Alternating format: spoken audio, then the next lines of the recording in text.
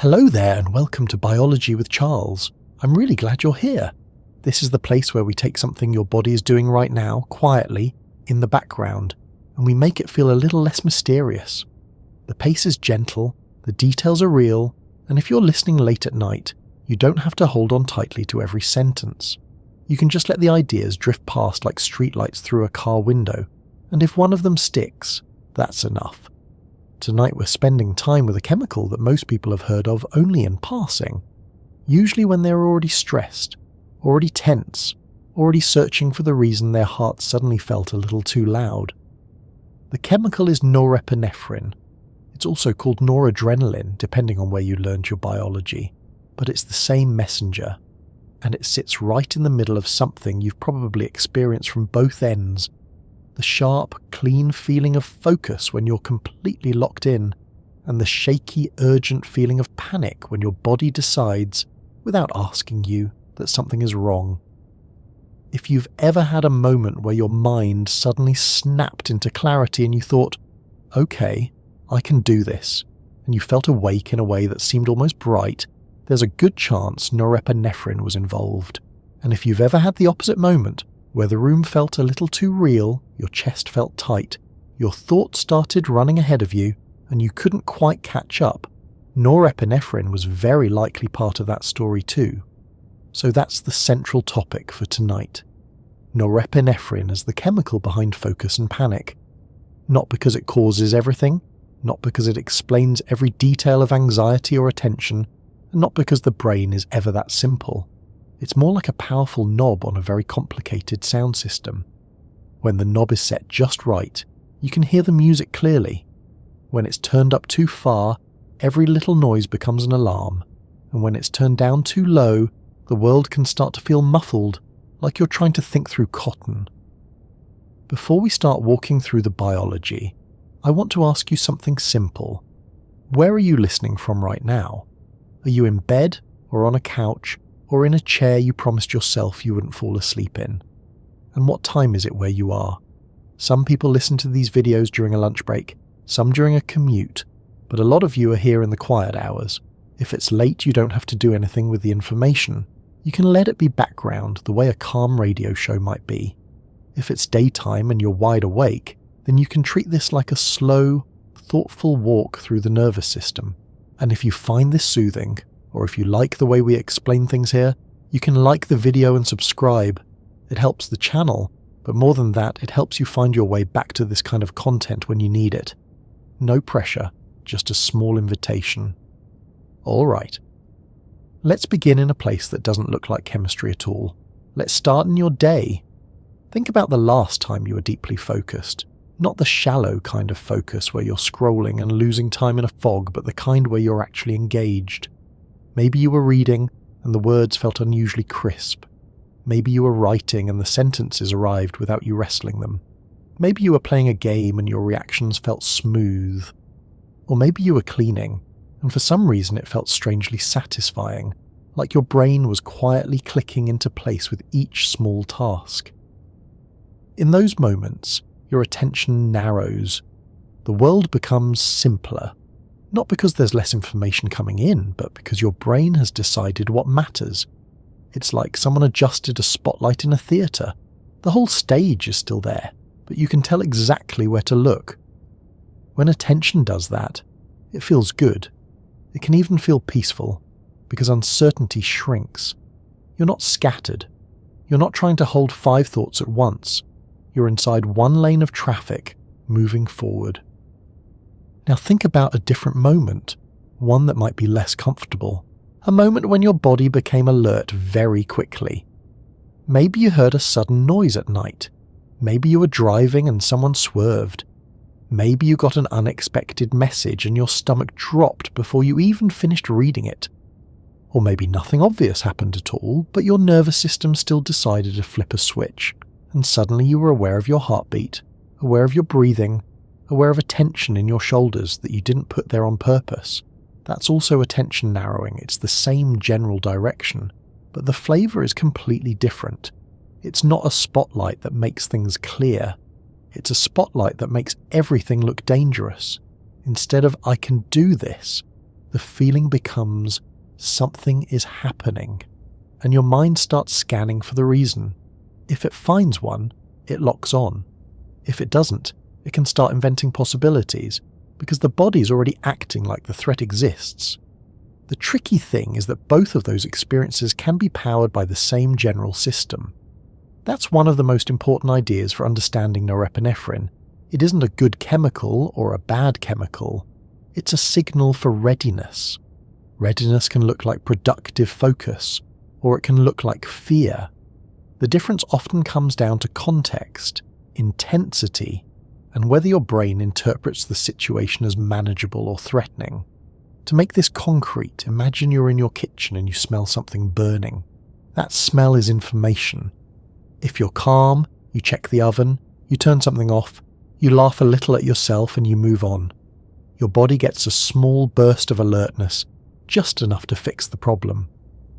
Now imagine you smell something burning and you're already exhausted, already stressed, already running late, and you've had one of those days where everything feels one step away from falling apart. That same smell can hit like a punch. Suddenly your mind is racing, you feel irritated, your chest tightens, you start moving too fast, you bump into things, and you're annoyed at yourself for being annoyed. The kitchen didn't change, the information didn't change, the internal readiness system changed, and it changed how the moment felt. Norepinephrine is one of the main chemical levers behind that readiness system. So where does it come from? People often imagine chemicals in the brain like little drops that appear everywhere at once, like dye spreading through water. It's not like that. The brain is organized, and it uses specific clusters of neurons to send broad signals. One of the most famous clusters involved in norepinephrine is a small region in the brainstem called the locus coeruleus. The locus coeruleus is tiny, but it has a big influence.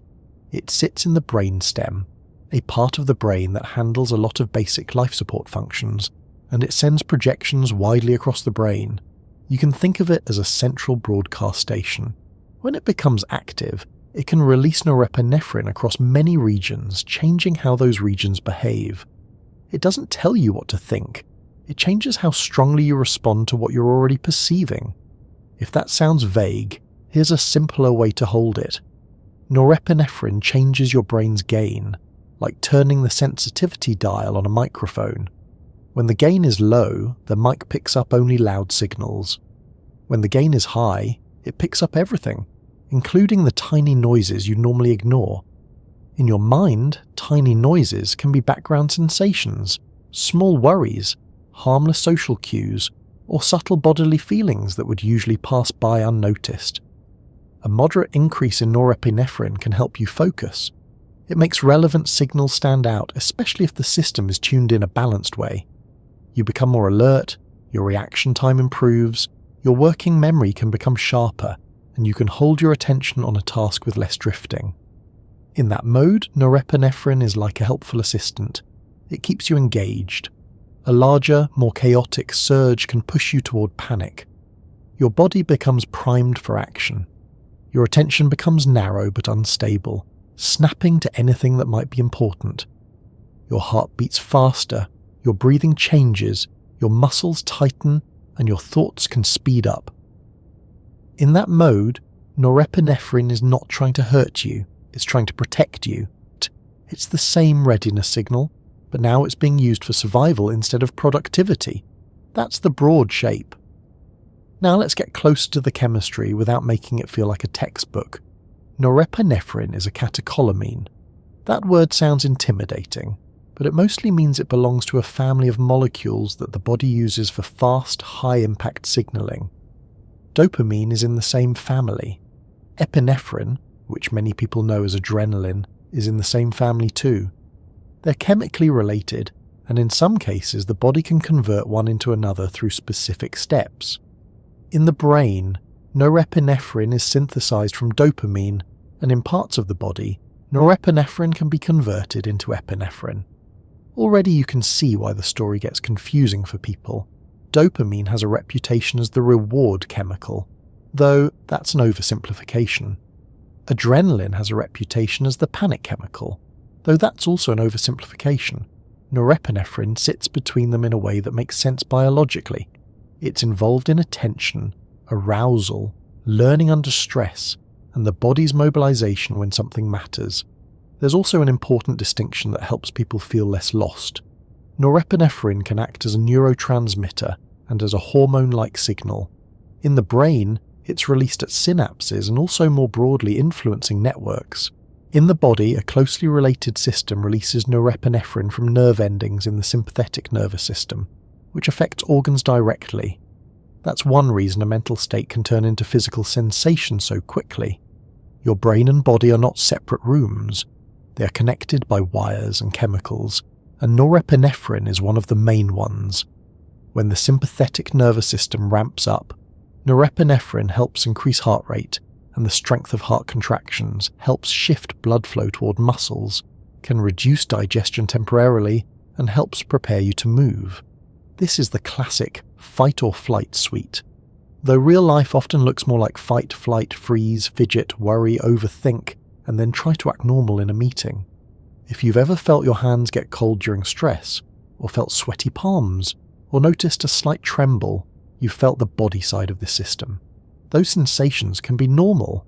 They're signs that your nervous system is doing what it evolved to do, mobilize resources quickly.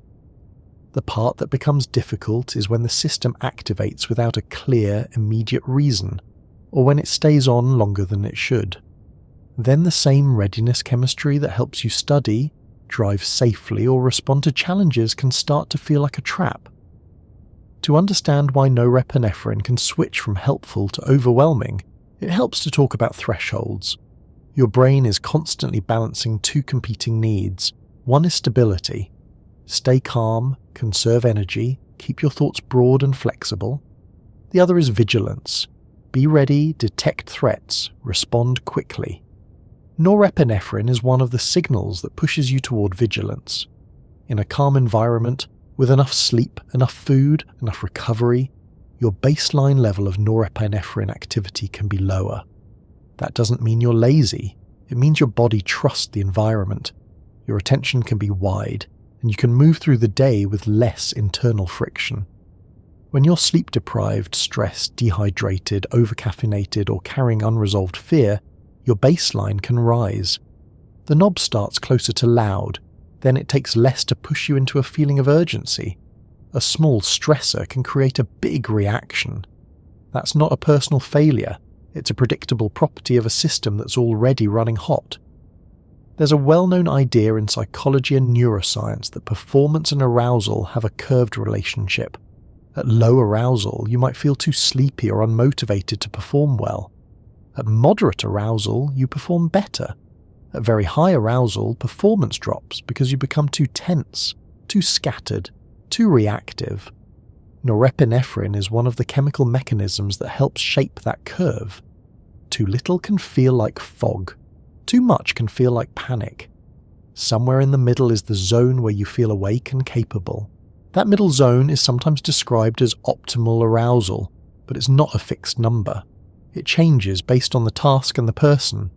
A professional athlete might need a higher state of arousal to perform well in competition than they do to read a book. Someone with chronic anxiety might have a higher baseline than someone without it, so their optimal zone might be narrower, or it might require different tools to reach. The goal isn't to turn norepinephrine off. The goal is to help the system respond in proportion. Now, because this is biology with Charles and not biology with panic, we're going to keep the tone calm even while we talk about panic. There's no need to make any of this scary. The body's emergency signals can feel frightening, but understanding them can take away some of their power. A lot of panic is amplified by the feeling that something strange is happening inside you. When the sensations become familiar, they often become less commanding. So let's name a few of the sensations norepinephrine can contribute to when the system is high. You might feel a sudden alertness that doesn't match the situation. You might feel restless, like you can't get comfortable. You might feel your heart pounding or fluttering. You might notice that your breathing becomes shallow or fast. You might feel tightness in the throat or chest. You might feel jittery, like your muscles are ready to move.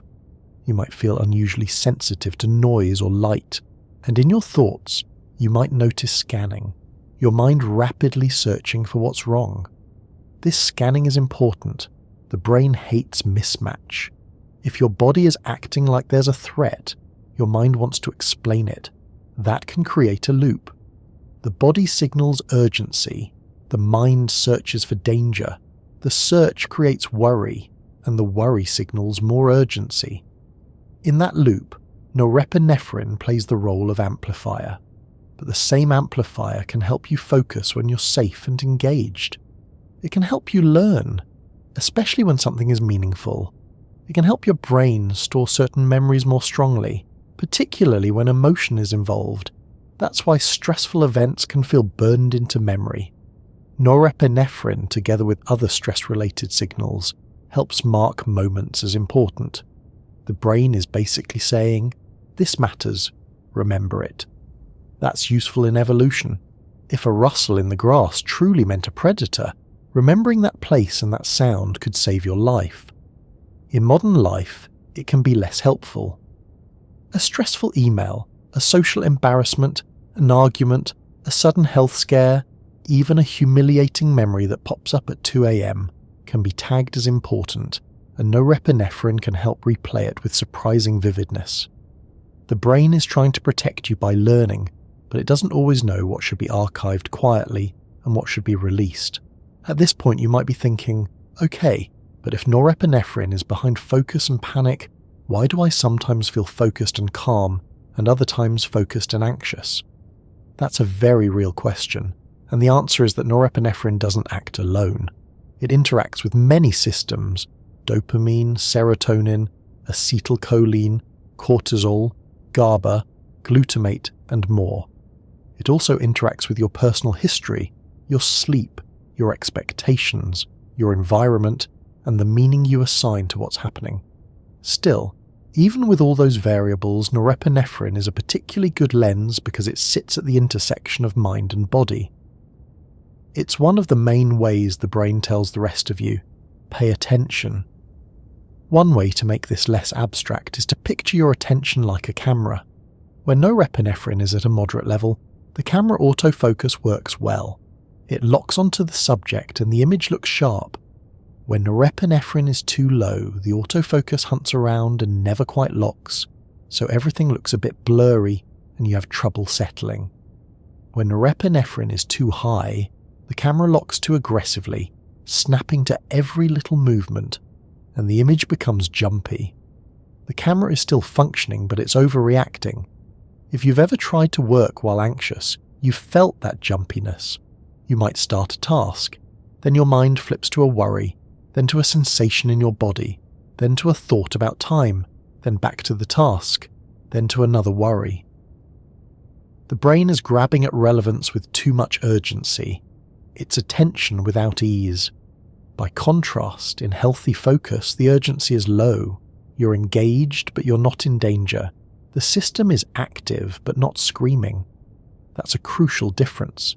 Focus can be energized without being threatened. There's also a social side to this. Norepinephrine can rise when you're being observed, evaluated, or exposed.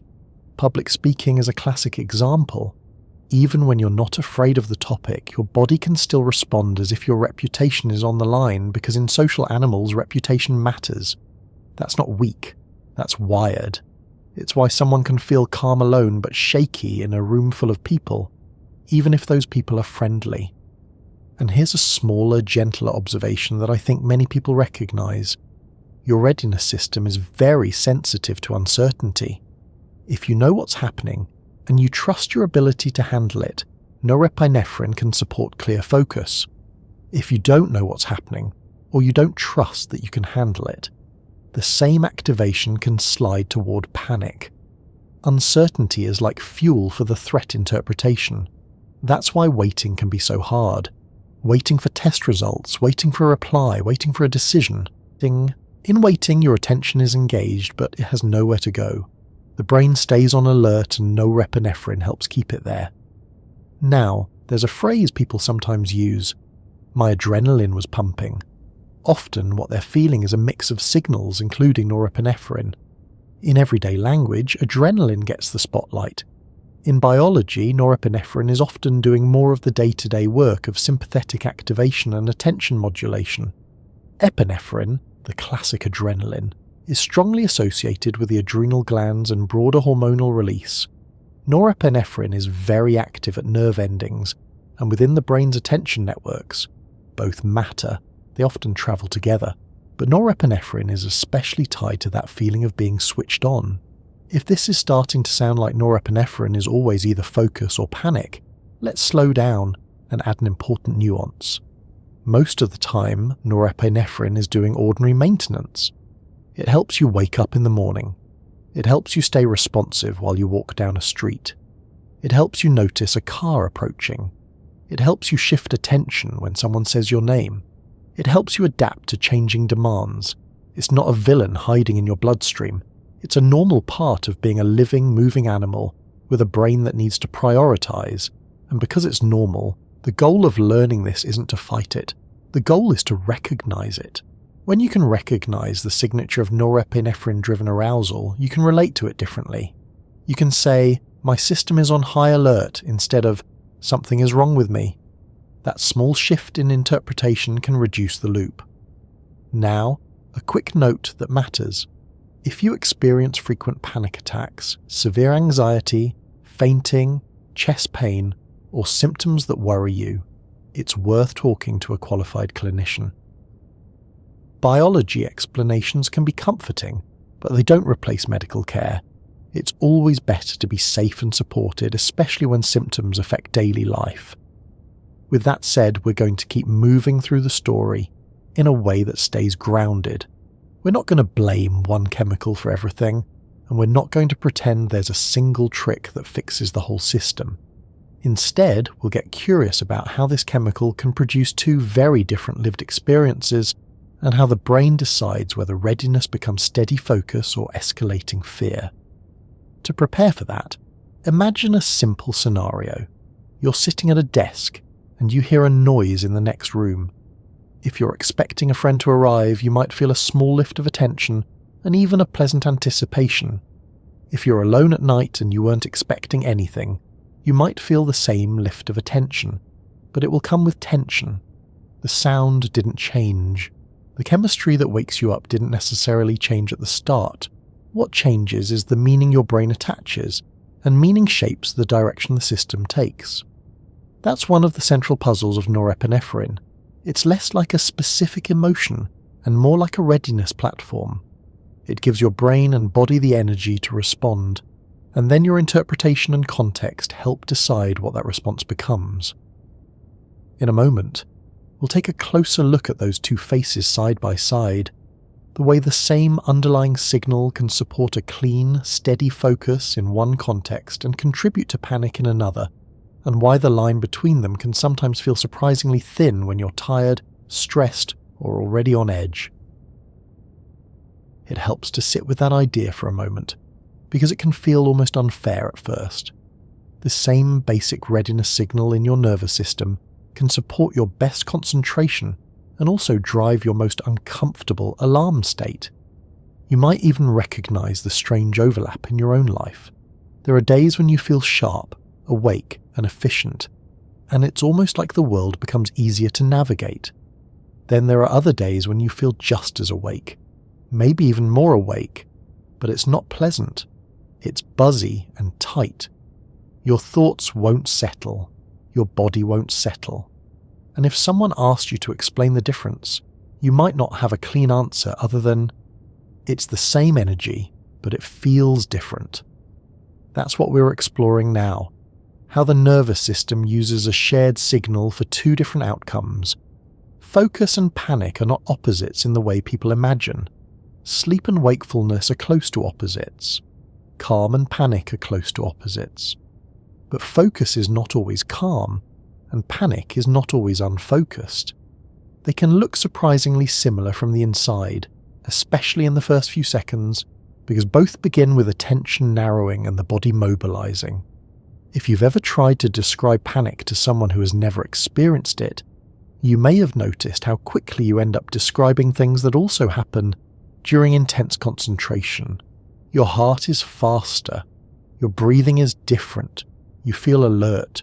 You feel like time has changed. Your senses feel sharper. That sounds like someone about to do something important, not necessarily someone in distress.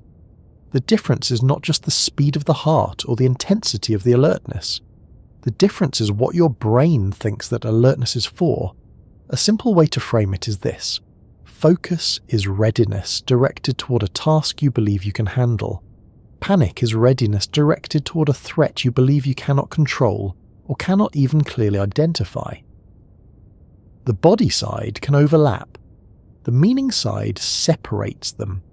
Now, meaning sounds like a soft word, but in neuroscience it has very practical consequences.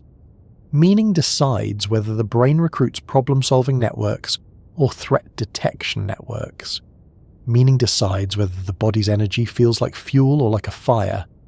Meaning changes what you pay attention to and how you interpret what you feel. And norepinephrine is one of the chemicals that makes those shifts more intense, because it increases responsiveness. Let's take a very ordinary example. Suppose you're about to give a presentation. You're standing backstage or sitting at your desk waiting for your turn. Your heart rate rises. Your palms may get slightly sweaty. Your stomach might feel a bit hollow. You're definitely more awake than you were 10 minutes ago. For some people, that state is exciting. They think, good, I'm energized, I'm ready. For other people, the same sensations are interpreted as danger. They think, this is going badly, I'm going to panic, I'm going to mess up. The physical signals may be similar, but the interpretation changes the trajectory. And here's the unpleasant trick. Once you label the sensations as danger, the body tends to respond as if danger is real. Your nervous system doesn't wait for a committee meeting. It doesn't say, we'll hold off on the full alarm until we verify. It leans toward caution, because in nature, false alarms are cheaper than missed alarms. If you mistake a shadow for a predator, you waste some energy. If you mistake a predator for a shadow, you don't get a second opinion. That evolutionary logic is one reason panic exists at all. Panic is not your body malfunctioning in the way a broken appliance malfunctions. Panic is a protective response that has gone off at the wrong time or at the wrong intensity. It's a smoke alarm that's doing its job, but it's reacting to toast. Focus, on the other hand, is also protective in its own way. It helps you solve problems efficiently. It helps you avoid mistakes. It helps you drive safely, learn, build, create, respond. It's readiness used for precision rather than escape. So how does norepinephrine push toward one face or the other? A big part of the answer lies in intensity and pattern. The brain doesn't just release a fixed amount of norepinephrine like a faucet you turn on. The neurons involved can fire in different modes, and those modes influence how the rest of the brain behaves. When norepinephrine signaling is moderate and well-timed, it tends to improve what you could call signal quality. The brain becomes better at distinguishing what matters from what doesn't. Your attention is guided rather than yanked. You can stay on one thing with fewer random interruptions. You might still feel energized, but it's steady energy. When norepinephrine signaling is high and erratic, it tends to create scanning behavior. The brain becomes more likely to treat many things as potentially important. Your attention is pulled from one cue to another. Your body sensations become louder. Your thoughts become more urgent, more repetitive, and often less useful. It can feel like your mind is stuck in check again mode. You can even see this difference in everyday performance. In focused readiness, you can do tasks that require detail. You can read, write, solve, plan, speak. In panic readiness, fine detail can fall apart. People stumble over words. They lose track of what they were saying. They check the same thing repeatedly. They feel clumsy. The system is optimized for quick survival actions, not delicate cognitive work. It's hard to thread a needle while your body is preparing to sprint. This is also why people often say panic feels embarrassing. In a panic state, you can know intellectually that you are safe, and yet your body's acting like you are not. That mismatch can feel humiliating, because it makes you doubt your own control. But again, it's not a moral failure. It's a nervous system choosing the survival mode that it was designed to choose under uncertainty. There's another layer to this, and it matters for focus as well. Norepinephrine doesn't just affect alertness, it affects how your brain learns what to pay attention to. Over time, repeated patterns of arousal can teach your attention system what kinds of cues deserve rapid, intense focus. If you spend weeks in a stressful environment where surprises are often negative, your nervous system can become more sensitive to uncertainty. A new email notification becomes a threat cue. A phone call becomes a threat cue. A knock at the door becomes a threat cue. Your attention snaps to these signals quickly because your brain has learned this kind of thing often matters in a bad way. Norepinephrine helps stamp those learning patterns in because it increases the weight of certain experiences.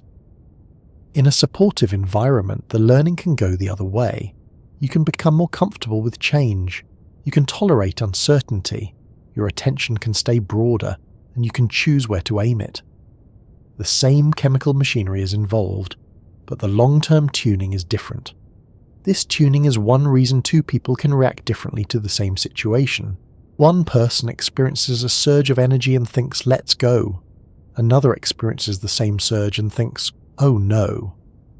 Their nervous systems have different calibration based on genes, development, sleep, stress history, and current context. The system is not just a simple dial, it's a dial with a memory.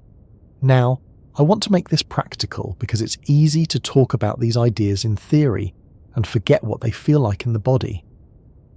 If you're listening and you've experienced both focused flow and panic, you can probably recognize how similar the beginning can be. In both states, you may notice a shift in your eyes. You look more directly. You blink differently. In both states, your posture can change. Your shoulders may rise, your jaw may tighten. In both states, your mind becomes less interested in background thoughts. It feels like something is pulling you into the present moment. That's attention narrowing. The difference shows up in what happens next. In focused flow, narrowing becomes stable. You stay with the task. Your breathing may deepen after the initial alertness. Your movements become efficient. Your mind stops arguing. There's a quiet sense of this is the thing I'm doing. In panic, narrowing becomes unstable. You stay with the feeling of urgency itself. You focus on your heart, then your breathing, then your dizziness, then your thoughts about what those sensations mean, then your environment for confirmation. You might start checking your pulse or scanning faces or trying to figure out what's happening. You're still focused, but the focus is on threat detection and self-monitoring rather than on a task. Self-monitoring is one of the biggest drivers of panic. When norepinephrine is high, your interoception, your sense of internal body signals, can become more prominent. You notice sensations that are always there, but usually quiet. The movement of your diaphragm, the sensation of your heart beating, the tension in your stomach, tiny fluctuations in temperature. In a calm state, those sensations are just part of being alive. In a threat state, they can be interpreted as evidence of danger. That interpretation can create a spiral because it increases vigilance further. If you think my heart is racing, something is wrong, your body responds to the thought as another stress cue. The system ramps up more. The heart races more. The thought seems more justified. That loop is not imaginary. It's a real feedback loop between brain and body. If you're hearing this and thinking, yes, that's exactly what happens, the important thing to remember is that loops can be interrupted. Not by forcing your body to calm down instantly, because that can backfire, but by changing what you do with the sensations. If you can label them as my nervous system is activated instead of something is wrong, you remove some fuel, you're not denying the sensations, you're changing their meaning. That's one of the gentlest forms of control, and it's not just cognitive, it's also physical. In a panic state, breathing often becomes fast and shallow. That changes carbon dioxide levels, which can create sensations like tingling, lightheadedness, and chest discomfort. Those sensations can then be interpreted as danger, increasing panic. It's another loop. So slow breathing can help, not because it's a magic trick, but because it changes inputs to the system. We'll talk more about those practical tools later, but it's worth mentioning now because it ties directly into the idea of two faces. Focus also involves loops, but they're supportive loops. When you're focused and making progress, the brain receives evidence that the situation is manageable. That evidence lowers threat interpretation. That keeps arousal in the optimal zone. You focus better. You make more progress. It reinforces itself. Panic loops are reinforcing in the opposite direction. The brain receives evidence that the situation is not manageable, either from sensations or thoughts.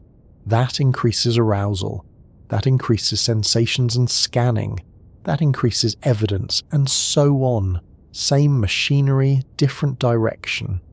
Another helpful distinction is the difference between external focus and internal focus. In healthy focus, attention is often directed outward, toward a task or a stimulus. You're reading the page, you're listening to someone, you're building something, you're watching the road. Even if you're thinking deeply, the thinking is directed at a problem outside the body. In panic, attention turns inward. The body becomes the main object of attention. Even if the trigger was external, the sensations become the focus. The brain starts treating internal cues like they are the environment. That's why panic can feel so consuming. You can't walk away from your own heartbeat. Norepinephrine supports both external and internal attention shifts. It doesn't care which direction you look. It cares that you look somewhere with intensity. This brings us to a question that often comes up. Why can caffeine feel like focus for some people, and like anxiety for others? The answer again is not moral and not mysterious. Caffeine increases arousal by blocking adenosine receptors, which reduces the sense of sleep pressure, and it indirectly influences catecholamine signaling, including norepinephrine. For someone with low baseline arousal, caffeine can move them closer to the optimal focus zone. For someone with high baseline arousal, caffeine can push them over the edge. It's the same chemical nudge, but the starting point is different. The same is true for sleep deprivation. Sleep loss tends to make the nervous system less stable. It can increase stress hormone activity and reduce the brain's ability to regulate emotional responses. If you've ever noticed that you're more anxious after a bad night's sleep, that's not in your head in the dismissive sense. It's in your head in the biological sense. The balance between focus-ready arousal and panic-ready arousal becomes easier to tip. Food also plays a role. Low blood sugar can make the body feel threatened because the brain depends on glucose. Hunger and dehydration can increase irritability and stress responses. Sometimes what feels like anxiety is partly a body state that needs basics. That doesn't mean anxiety is always solved by a snack, but it does mean the nervous system is influenced by simple physiology. Now, one of the most confusing experiences for people is the sudden panic that seems to come from nowhere. You might be sitting quietly, even relaxed, and then your heart jumps, your body gets hot, your breathing changes, and the panic wave arrives. That can feel especially frightening because there's no obvious cause to explain it. There are several possibilities, and they can overlap. Sometimes a small internal cue triggers the threat system. A skipped heartbeat, a stomach sensation, a momentary dizziness from standing up, a shift in breathing. Sometimes an unconscious association triggers it. A smell, a song, a location, a time of day that your brain has linked to a previous stressful event.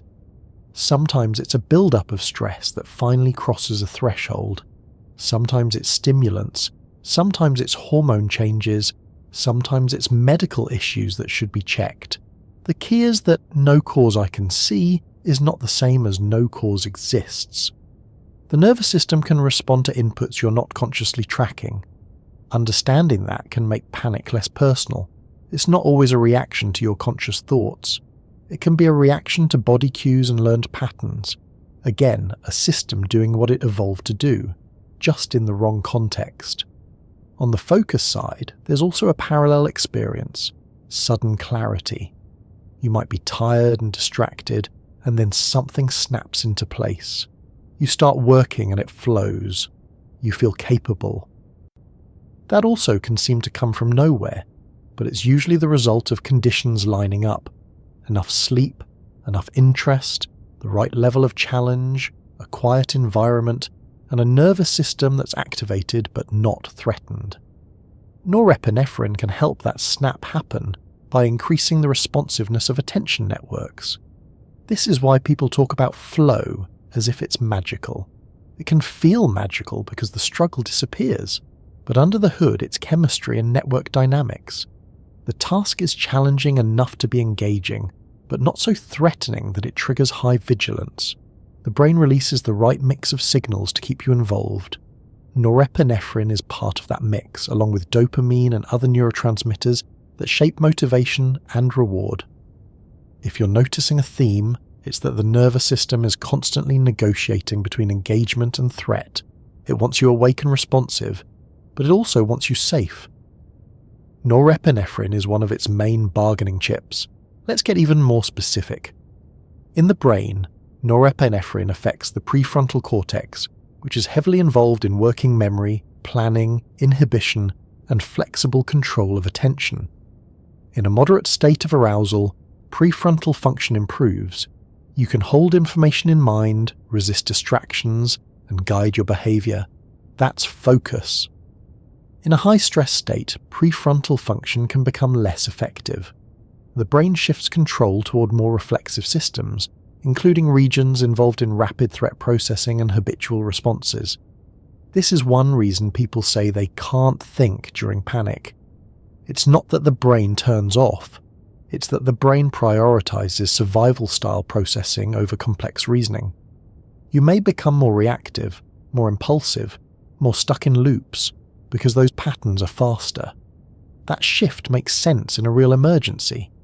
If you're truly in danger, you don't want to sit down and calmly weigh options like you're choosing a new sofa. You want quick action. The cost is that in a false alarm, you lose access to your usual cognitive tools, which makes the false alarm feel more convincing. It's hard to reason your way out of a state that reduces reasoning. So if you're listening to this at night, and you've ever been trapped in anxious thinking, I want you to take one small comfort from that. The reason it feels hard to just relax is that the chemistry makes it hard. You're not failing at something simple. You're dealing with a state change in the nervous system. At the same time, the nervous system is not a locked box. It responds to inputs. It adapts. It can be trained and supported. The two faces are not fixed identities. They are states that come and go, shaped by sleep, stress, habits, environment, and sometimes medication or therapy when needed. And if you're someone who mostly experiences the focus face and rarely the panic face, it's still useful to understand the connection, because it helps you protect your focus. It helps you recognize when you're pushing too hard, when caffeine is not helping anymore, when you're trying to concentrate in a body that's already threatened. Sometimes the best productivity move is to lower threat signals before you try to force attention. Now, because this topic touches mental health, one quick grounding note. If panic is frequent or severe, if it's interfering with your life, or if you're concerned about symptoms like chest pain, fainting, or shortness of breath, it's important to seek professional evaluation. There are many causes for these experiences, and it's always better to have support. What we're doing here is understanding biology, not diagnosing anyone. With that settled, we can move toward the part of the story where things get wonderfully specific. We've talked about norepinephrine as a readiness signal, and we've seen how its effects depend on intensity, context, and interpretation. The next step is to meet one of the key structures that helps control the whole system, a small cluster of cells with a big reach. It sits deep in the brainstem, and when it becomes active, it can shift the tone of your entire brain in seconds, like a quiet hand turning that sensitivity knob. Somewhere deep inside your head, below the places you normally imagine when you think about thinking, there's a small region that behaves a bit like a night watchman. It doesn't write your plans. It doesn't invent your worries. It doesn't choose your goals. But it decides.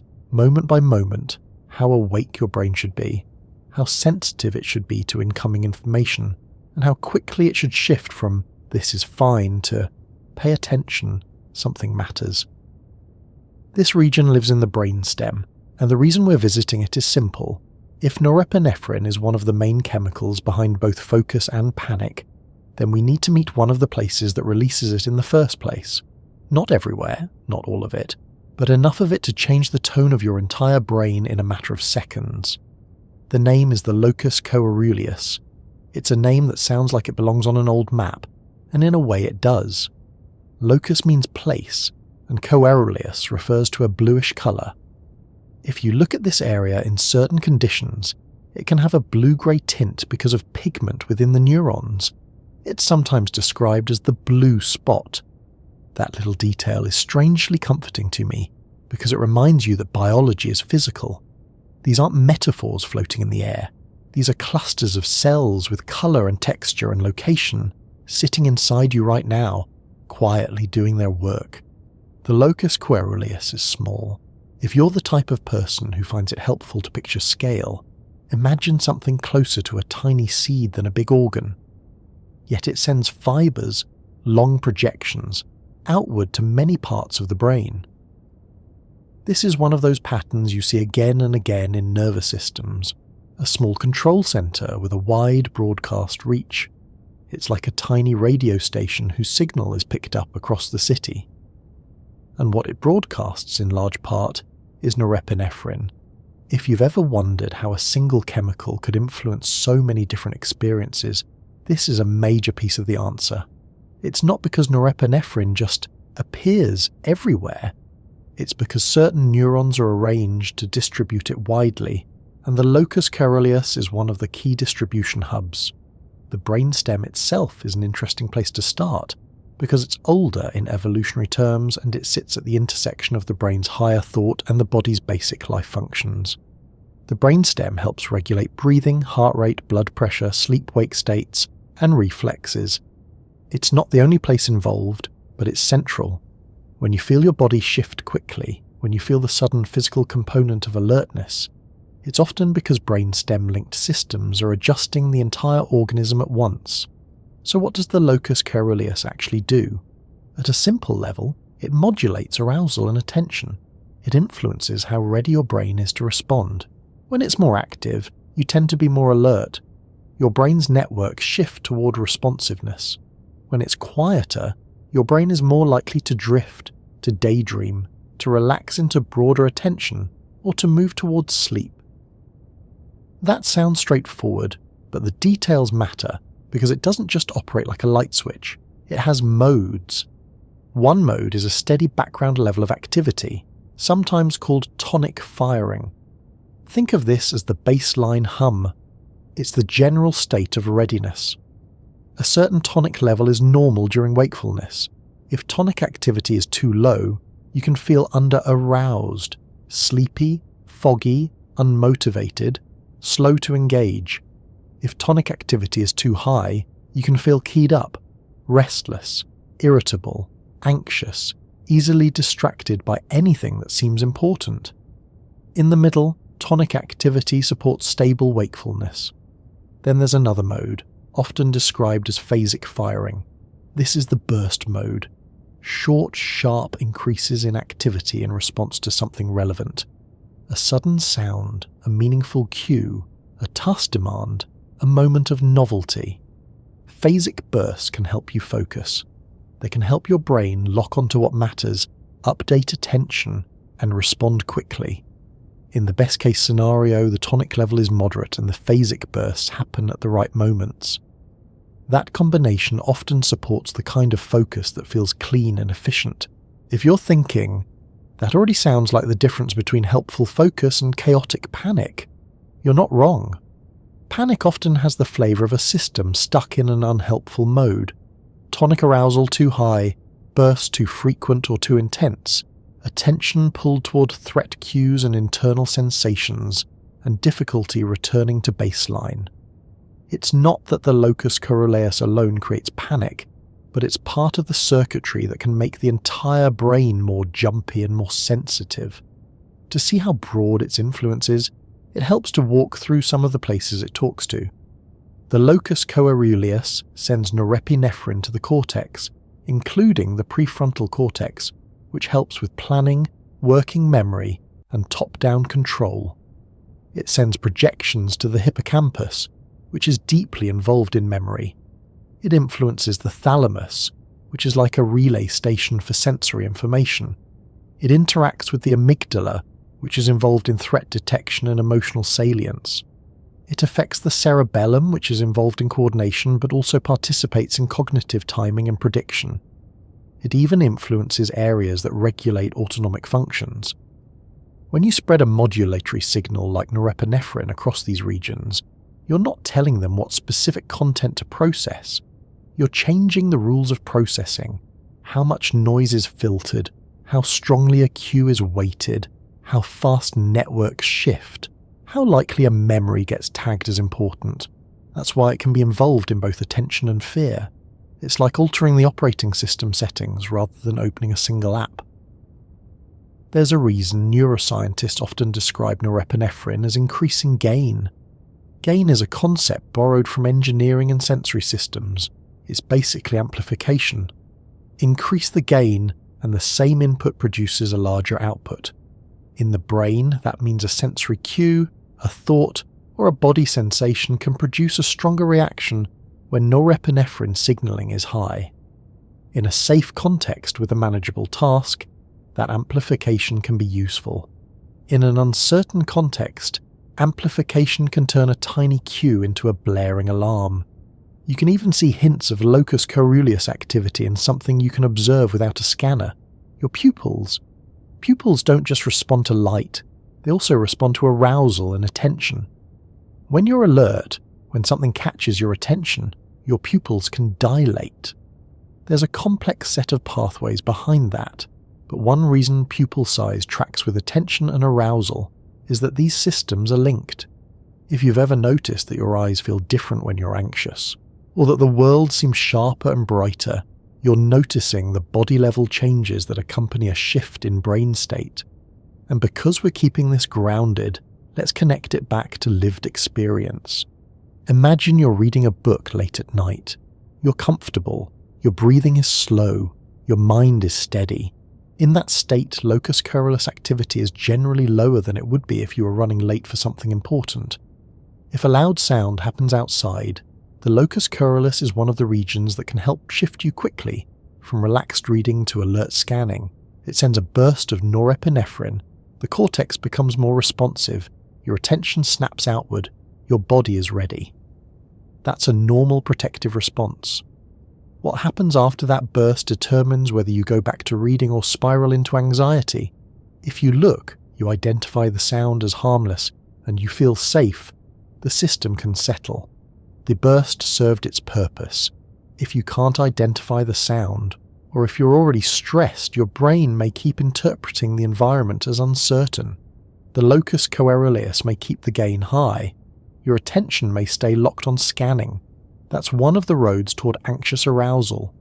The locus coeruleus doesn't make those interpretations by itself.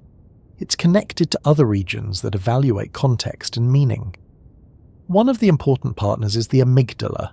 The amygdala is sometimes simplified as a fear center, but it's more accurate to say it helps detect salience, especially potential threats. If the amygdala flags something as important, it can influence systems that increase arousal, including the locus coeruleus. And the locus coeruleus, by broadcasting norepinephrine, can make the amygdala's signal feel more urgent. That can become a loop. Threat evaluation increases arousal. Arousal amplifies threat evaluation. In a real danger, that loop is protective. In a false alarm, it's exhausting. On the focus side, there's a different kind of loop. When you're engaged in a task that matters and feels doable, the prefrontal cortex can help guide attention. It can suppress irrelevant distractions and keep you on track. Moderate norepinephrine helps that process by improving signal quality and readiness. Then, as you make progress, your brain gets evidence that you're in control, which reduces threat interpretation, which helps keep arousal in a workable range. The loop supports productive engagement instead of anxious scanning. This might be a good moment to gently correct a common misunderstanding. People sometimes talk about chemical imbalance, as if the brain is like a bathtub with the wrong amount of a substance poured in. What we're really dealing with is dynamic regulation. The locus coeruleus is not just dumping norepinephrine, it's responding to inputs, adjusting firing patterns, and coordinating with other systems. The imbalance, when it exists, is often in timing, sensitivity, or feedback loops, not simply in total amount. So what tells the locus coeruleus when to wake up? A lot of things. Sensory input can do it, novelty can do it, task demands can do it, stress can do it, hormones and internal body states can do it. In particular, it responds strongly to uncertainty and unexpected events. The nervous system likes predictability because predictability is easier to manage. Unexpected changes get priority because they might signal danger or opportunity. That's why a sudden noise grabs you. That's why an unexpected message can make your stomach drop. That's why walking into a room and seeing an unfamiliar face can subtly change your body state. Your brain is constantly predicting what will happen next, and when reality deviates from prediction, it triggers an update. The locus coeruleus is one of the systems that helps your brain switch into update mode. In everyday life, that update mode can be useful. It helps you learn. It helps you adapt. It helps you notice when something changes. It's part of why you can walk into a room and sense that something is different even before you can say what it is. Your body shifts first. Your mind catches up. When the system is overactive, update mode can become exhausting because everything feels like it requires an update. Small cues, harmless changes, normal body sensations all get treated as important. That's one of the reasons anxiety can feel like being unable to relax. It's not simply worrying about a particular thing. It's being stuck in a nervous system state that keeps declaring, "Pay attention, pay attention, pay attention." And there's another subtle feature of locus coeruleus activity that matters for both focus and panic. It affects exploration versus exploitation. This is a concept from decision science, but it maps nicely onto attention. Exploitation is when you stick with a strategy that works. Exploration is when you search for alternatives.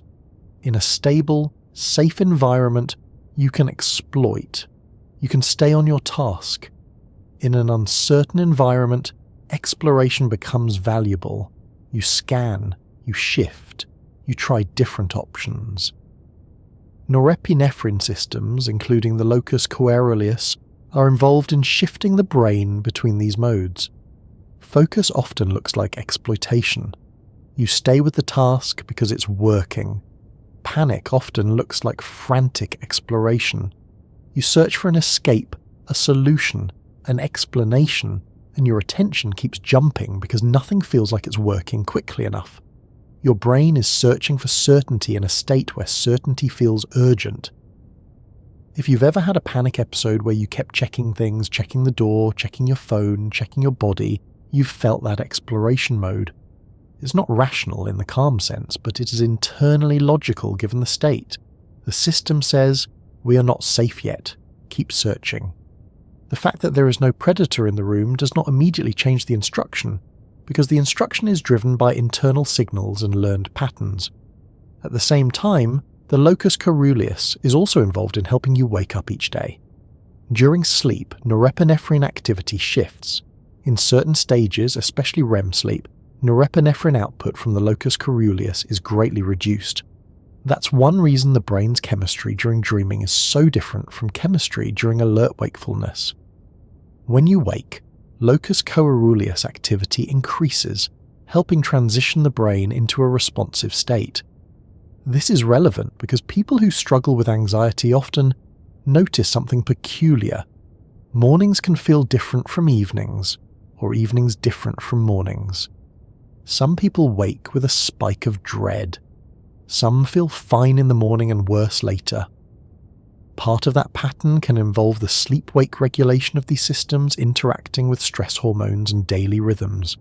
It's not only psychological, it's physiological timing layered onto psychological meaning.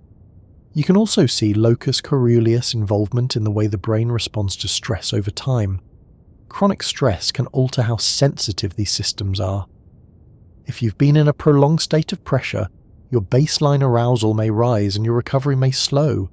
Then the locus coeruleus may fire more readily, even to minor cues. That doesn't mean you're permanently broken. It means the system has learned that the environment is demanding and it's adjusting to meet that demand. Sometimes that adjustment is helpful, short-term. It keeps you functioning when you have to. But if it persists, it can lead to that feeling of being constantly on edge. And when you're constantly on edge, the line between focused alertness and anxious alertness becomes thinner. The same burst that would normally help you concentrate can tip into jitters. The same attention narrowing that would normally help you do a task can lock onto your heartbeat instead. It's worth mentioning too that the locus coeruleus is not just a one-way broadcaster. It receives feedback from many regions. The cortex can influence it. The amygdala can influence it. The hypothalamus, which helps coordinate stress responses and body regulation, can influence it. Even signals from your body, like inflammation and metabolic state, can indirectly influence brainstem arousal systems. That's part of why mental states are affected by physical health. When you're sick, your brain feels different. When you're inflamed, your mood can shift. When you're sleep deprived, your anxiety can climb. All of this flows through connected circuits. One small, practical implication of this is that there are multiple doors into the same room. If someone tells you, just think positive, that's one door, and it's not always the easiest one to open. There are other doors: sleep, nutrition, hydration, reducing stimulant load, gentle exercise, breathing patterns, exposure to safe experiences, therapy, medication when appropriate. Each of these changes inputs to the same arousal system. The locus coeruleus responds to inputs, so even if you can't control it directly, you can influence it indirectly by changing the signals it receives. And if you're someone who values focus and wants more of it, this is also encouraging, because it explains why focus is not just a willpower issue. You can't reliably force the locus coeruleus into the perfect mode by grit alone. You can create conditions that make that mode more likely. Consistent sleep, manageable stress, a task that's challenging but not threatening, fewer interruptions, and a relationship with your own body sensations that doesn't turn every fluctuation into a crisis. Let's also be honest about something else. The locus coeruleus can make life feel intense, not just scary. High arousal states can feel like urgency, but they can also feel like excitement. They can feel like, I'm alive. That's one reason people sometimes seek stimulation even when it stresses them. Social drama, extreme sports, thrillers, high-stakes games, even constant notifications. The arousal system can become familiar, even addictive in a psychological sense, because it creates a strong sense of presence. The problem is that when presence is driven by high arousal, it comes at a cost. Recovery becomes harder, sleep quality can decline, the nervous system can become less flexible, and over time you can end up with a body that doesn't know how to be quietly alert without being tense. So if we put it all together, the locus coeruleus is like a central arousal and attention regulator. It sits in the brainstem, it sends norepinephrine widely, and it helps your brain decide how sensitive to be. It can support clean focus when its baseline is moderate and its bursts are well timed. It can contribute to panic when baseline arousal is high, bursts are frequent or intense, and the broader network interprets uncertainty as threat. What's particularly striking is how fast it can all happen. You don't need minutes for the state to change. Sometimes you only need a second. That speed is part of what makes panic feel like it comes out of nowhere, and it's also part of what makes sudden focus feel like a switch flipping on. In the next stretch of our conversation, we're going to take this understanding and apply it to the sensation many people know intimately. That feeling of being turned up, like someone raised the volume on the world. we'll look at how arousal becomes a continuum, how the same system can sharpen you or overwhelm you, and why the edge between helpful alertness and too much can move depending on sleep, stress, and the demands of the moment. If you've ever had a day where everything felt just a little too loud, not only in your ears but inside your mind, then you already know what it feels like when arousal is turned up. The lights feel brighter, small problems feel bigger, your thoughts move faster than usual. Even pleasant things can feel slightly irritating, like your brain is running a little hot and it doesn't want extra input. And the strange part is that, on paper, arousal is supposed to be helpful. It's the thing that wakes you up, keeps you attentive, and makes you responsive. It's the reason you don't drift off while driving or miss a question someone asks you directly. So why does the same system that helps you stay sharp sometimes make you feel like you're right on the edge of too much? A good way to picture it is exactly the way our title suggests. A volume knob. Not a switch, not an on or off button, but a dial you can turn slowly. At a low volume, the sound is quiet, and you might miss details. At a moderate volume, the sound is clear and balanced. At a high volume, the sound stops being more and starts being distorted. It doesn't feel richer. It feels harsh. The signal you wanted gets drowned in its own intensity, and every little imperfection becomes impossible to ignore. Arousal works like that. There's a range where it supports focus, learning, and performance. Then there's a range where it starts to break those same things apart. The tricky part is that the boundary between useful and too much isn't fixed. It shifts based on sleep, stress, caffeine, your environment, and what your brain thinks is happening. You can have the exact same level of outward demand, the exact same task, and the dial can land in a different place depending on what's already going on in your body. When neuroscientists and psychologists talk about arousal, they're often talking about a whole collection of changes. It's not only a mental feeling, it's a body state, heart rate, breathing patterns, muscle tone, attention narrowing, sensory sensitivity, and the activity of certain brain networks all change together. Norepinephrine is one of the chemicals that helps coordinate this bundle, especially the parts that involve alertness and attention. It doesn't single-handedly create arousal, but it's a major player in how arousal feels and how it affects what you can do. Here's something that can make this topic feel less confusing. Arousal is not automatically anxiety. Many people mix those up because they overlap and because the body sensations can be similar. But arousal is the basic readiness state. Anxiety is what happens when that readiness is interpreted as preparation for threat, or when it becomes tangled with worry, uncertainty, and anticipation of something negative. You can be highly aroused and not anxious, like when you're excited at a concert or deeply engaged in a competitive game. You can also be anxious without feeling dramatically aroused, like a quiet, persistent worry that sits in the background. Still, when anxiety spikes, arousal often spikes with it, and that's why learning the difference matters. If you can tell yourself, this is arousal, you sometimes prevent the mind from automatically converting it into this must be danger. The volume knob metaphor also helps with another important point. Turning the dial up is not always under conscious control, and turning it down is not always immediate. Your brainstem systems can raise arousal in a fraction of a second. They do it because speed matters for survival, but lowering arousal often takes longer because it depends on feedback that the environment is safe, that the body is stable, and that nothing urgent needs immediate action. That asymmetry can be annoying in modern life. You can get pulled into alertness because of a harmless cue, and then it takes a while to settle even after you've told yourself everything is fine. The system is built to be cautious. There's a classic idea in the science of performance that describes this curve. At low arousal, performance can be poor because you're too sleepy or unengaged. As arousal rises, performance improves up to a point. Beyond that point, performance drops again because you become too tense, too reactive, too scattered. This applies to many tasks, but not all tasks in the same way. For a simple, repetitive task, higher arousal might be fine or even helpful.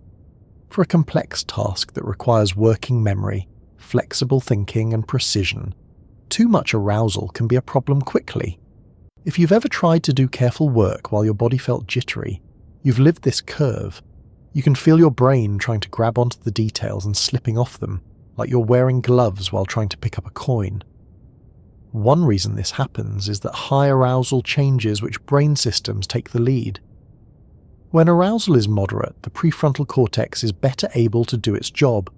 It can hold information in mind, inhibit impulsive reactions, plan, and keep attention aligned with your goals. Norepinephrine at moderate levels can support this by improving signal quality and keeping you engaged. But when arousal climbs too high, the brain begins to favour faster, more reflexive processing. Threat detection becomes prioritised. Habit patterns can become stronger. Attention becomes more jumpy. The prefrontal cortex is still there, but it's trying to steer a car while someone else is stomping on the accelerator. That's why people often say they feel not like themselves during intense anxiety or panic. The control style has shifted. This is also where the idea of gain becomes practical. Increasing norepinephrine signaling can increase the gain in neural circuits, meaning inputs produce stronger responses. Again, that can be good when you want sharper attention. It can help your brain notice the relevant cue, lock onto the right part of a task and respond quickly. But high gain can also amplify noise. In a busy environment, or in a body that's already tense, the noise includes irrelevant sensory details, random thoughts, and internal sensations. High gain makes those feel meaningful. That's when the dial starts to feel like it's gone past clarity into distortion. Think about the difference between listening to music at a comfortable volume and listening to it too loud through cheap speakers. When it's comfortable, you notice melody and rhythm. When it's too loud and distorted, you notice harshness. You notice the parts that hurt. The song becomes less of a song and more of a stressor. High arousal can do that to your perception of life. It's not that the world is objectively worse, it's that your brain is sampling it with a setting that emphasizes intensity over nuance. If you're someone who tends toward anxious arousal, you might have noticed that your threshold for too much changes depending on the day. A day after good sleep, you can handle more. You can tolerate noise, handle social situations, solve problems. A day after poor sleep, the same demands can feel impossible.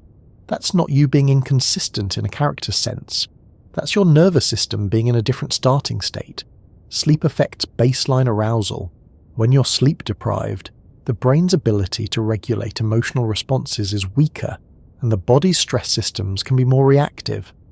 Your volume knob starts higher, and it takes less to push it into distortion. Caffeine is another everyday factor that moves the dial. Caffeine reduces the sense of sleep pressure by blocking adenosine receptors, and that can make you feel more awake. It can also indirectly push the arousal system upward. For someone who starts low, that can be helpful. For someone who starts high, it can be the nudge that turns focused and alert into wired and uneasy. Many people learn this the hard way, and then keep learning it, because caffeine is socially acceptable, widely available, and sometimes the only thing standing between you and a meeting you cannot reschedule. The biology doesn't judge you for that. It just responds. Food and hydration also matter more than people like to admit. The brain is expensive tissue. It uses a lot of energy. If blood sugar is low, or if you're dehydrated, your body can interpret that as stress. The sensation might not show up as hunger. It might show up as irritability, restlessness, or a vague sense of unease. In that state, turning the volume knob down becomes harder because the body is sending "we're not in optimal condition" signals.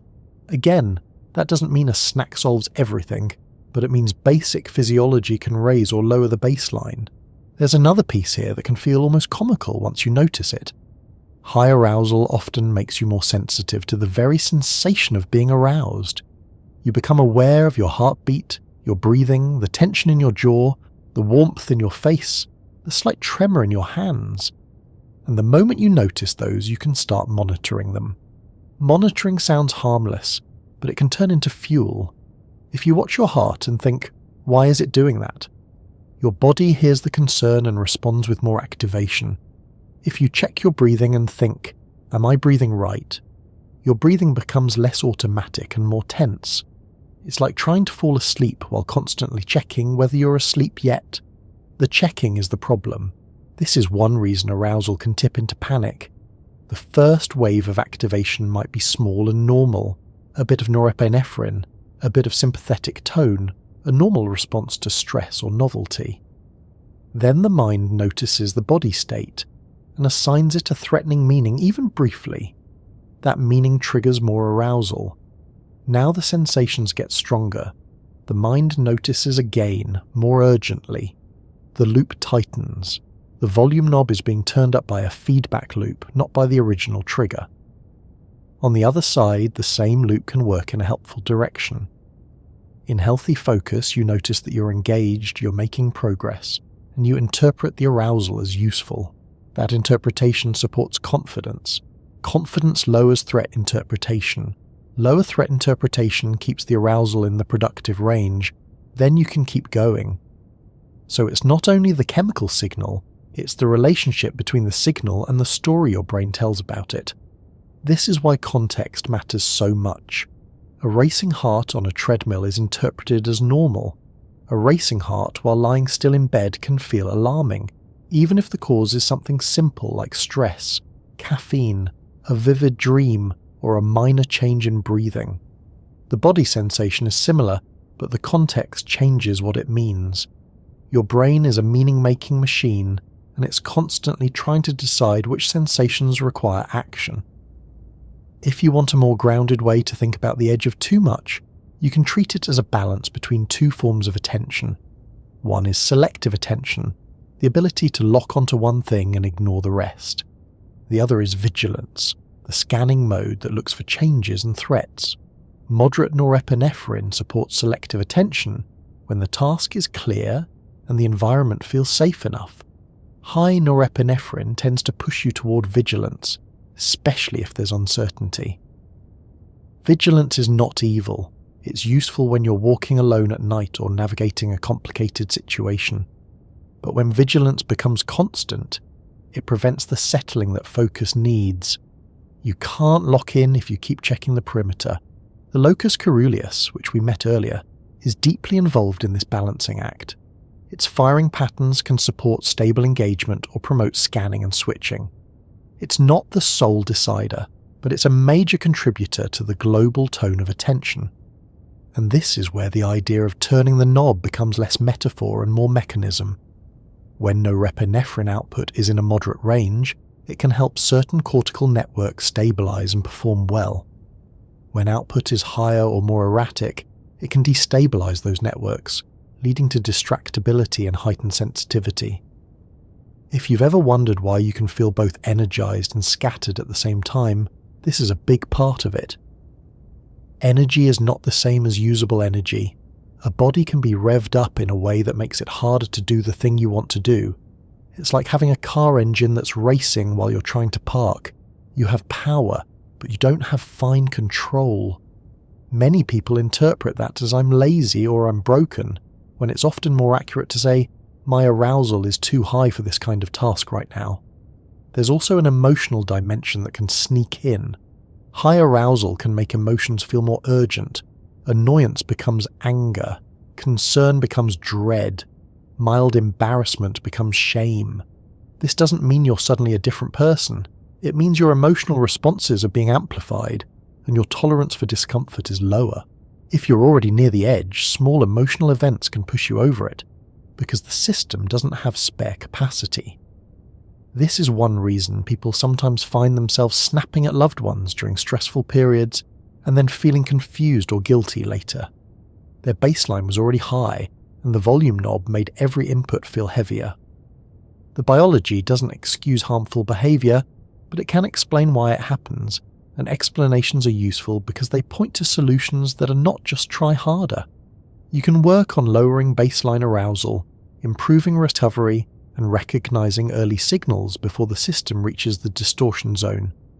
Recovery is a big word here, and it often gets treated like a luxury. In biology, recovery is part of regulation. If you never allow your arousal to come down, your nervous system learns a new normal. It starts to treat the high setting as baseline. Then it takes more effort to calm down, and calm can even feel unfamiliar. Some people describe this as feeling restless when things are quiet, as if quiet itself is suspicious. That's not imagination. That's conditioning and physiology working together. So what lowers the dial in a reliable way? There isn't one trick, but the nervous system listens to certain kinds of input. Slow, steady breathing can matter because it changes carbon dioxide levels and signals safety through vagal pathways. Gentle movement can matter because it uses the energy the body has prepared and provides feedback that you're not trapped. Warmth can matter because it reduces certain threat signals and relaxes muscle tone. Predictability can matter because uncertainty drives vigilance. Social safety can matter because humans regulate each other's nervous systems more than we like to admit. A calm voice, a familiar presence, even a kind message can shift the state. It's also worth noting that trying to force the dial down aggressively can backfire. If you tell yourself, "I must calm down right now," and you monitor your body for proof, you can accidentally turn the dial up. A gentler approach is often more effective. Acknowledge the arousal, allow it to be present, and add inputs that encourage settling without demanding it. That might sound soft, but it's practical. You're working with feedback loops instead of fighting them. Now, because our topic is norepinephrine, it's helpful to connect these strategies to what's happening chemically. When the nervous system receives cues of safety and predictability, the arousal systems can reduce their output. The locus coeruleus can shift away from high tonic firing. The balance between alertness and calm can normalize.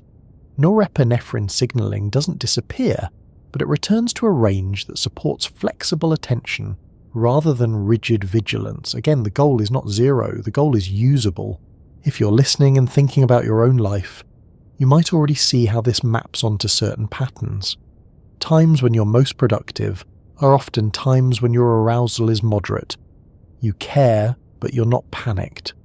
Times when you're least productive can be times when arousal is too low, like fatigue, or too high, like anxiety. And because the too high state can feel like energy, it can be confusing. You can feel like you should be able to use it, and then you can't, which can create frustration, which increases arousal further. That's another loop, and it's incredibly common. What helps is learning to notice the early signs that the knob is climbing past the useful range. Maybe for you it's jaw tension, maybe it's shallow breathing, maybe it's checking your phone repeatedly, maybe it's a feeling of pressure in your chest, or a sense that you can't tolerate small delays. Those are not personality flaws, they're signals, and signals are useful because they give you time to respond before the system fully tips into distortion. As we keep going, we're going to narrow in on something very specific: how norepinephrine helps you lock onto a target, how it shapes selective attention, and why it can make certain things feel impossible to ignore once the brain has decided they matter. That's where the focus side becomes clearer, and it also helps explain why anxious attention can get stuck, because the same locking mechanism can attach to the wrong target when the system is running hot. When people describe a good day of focus, they often talk about it as if it arrived from outside. They'll say they got in the zone, like the zone is a place you step into, or like someone opened a door and suddenly you were allowed to concentrate. And when they describe a bad day of focus, they'll say they just couldn't lock in, as if attention were a slippery object they couldn't hold. Both descriptions are honest, because attention really can feel like something that happens to you rather than something you control. The biological reality is that attention is not one thing. It's a set of processes that decide what information gets priority, what gets ignored, what gets stored, and what gets acted on. And norepinephrine sits right in the middle of that decision-making, not by choosing the content of your thoughts, but by changing how strongly your brain responds to the content that's available. A simple way to start is to imagine your brain as a room full of people talking at once. Some of those voices are sensory input, sounds, sights, sensations from your body. Some are memories, things you've experienced before. Some are plans, what you want to do next. Some are worries, what might go wrong. If you tried to hear all of them clearly at the same time, you'd feel overwhelmed. The brain prevents that by constantly prioritizing. Attention is the brain's prioritization system. Now imagine a literal spotlight in that room. Wherever the spotlight points, that person's voice becomes louder and clearer, and the others fade into the background. The spotlight can shift quickly, and it can also hold steady. When it holds steady on something useful, you experience that as concentration. When it holds steady on something unhelpful, like a worry or a sensation you can't stop monitoring, you experience that as being stuck. Norepinephrine is one of the chemicals that helps control the spotlight's brightness and the ease with which it moves. To understand how that works, it helps to think in terms of two qualities: selection and stability. Selection means choosing the right thing to focus on. Stability means staying with it long enough to do something meaningful. A healthy focus state usually has both. You select something relevant and you stay. When focus fails, it can fail on either side. Sometimes selection fails and you keep picking the wrong thing, like checking your phone or drifting into unrelated thoughts. Sometimes stability fails and you can't stay with any one thing, even if you keep choosing the right task.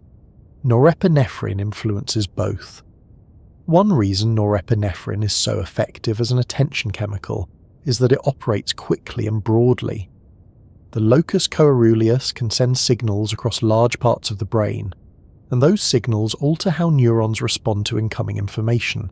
This doesn't create a specific thought like read the paragraph.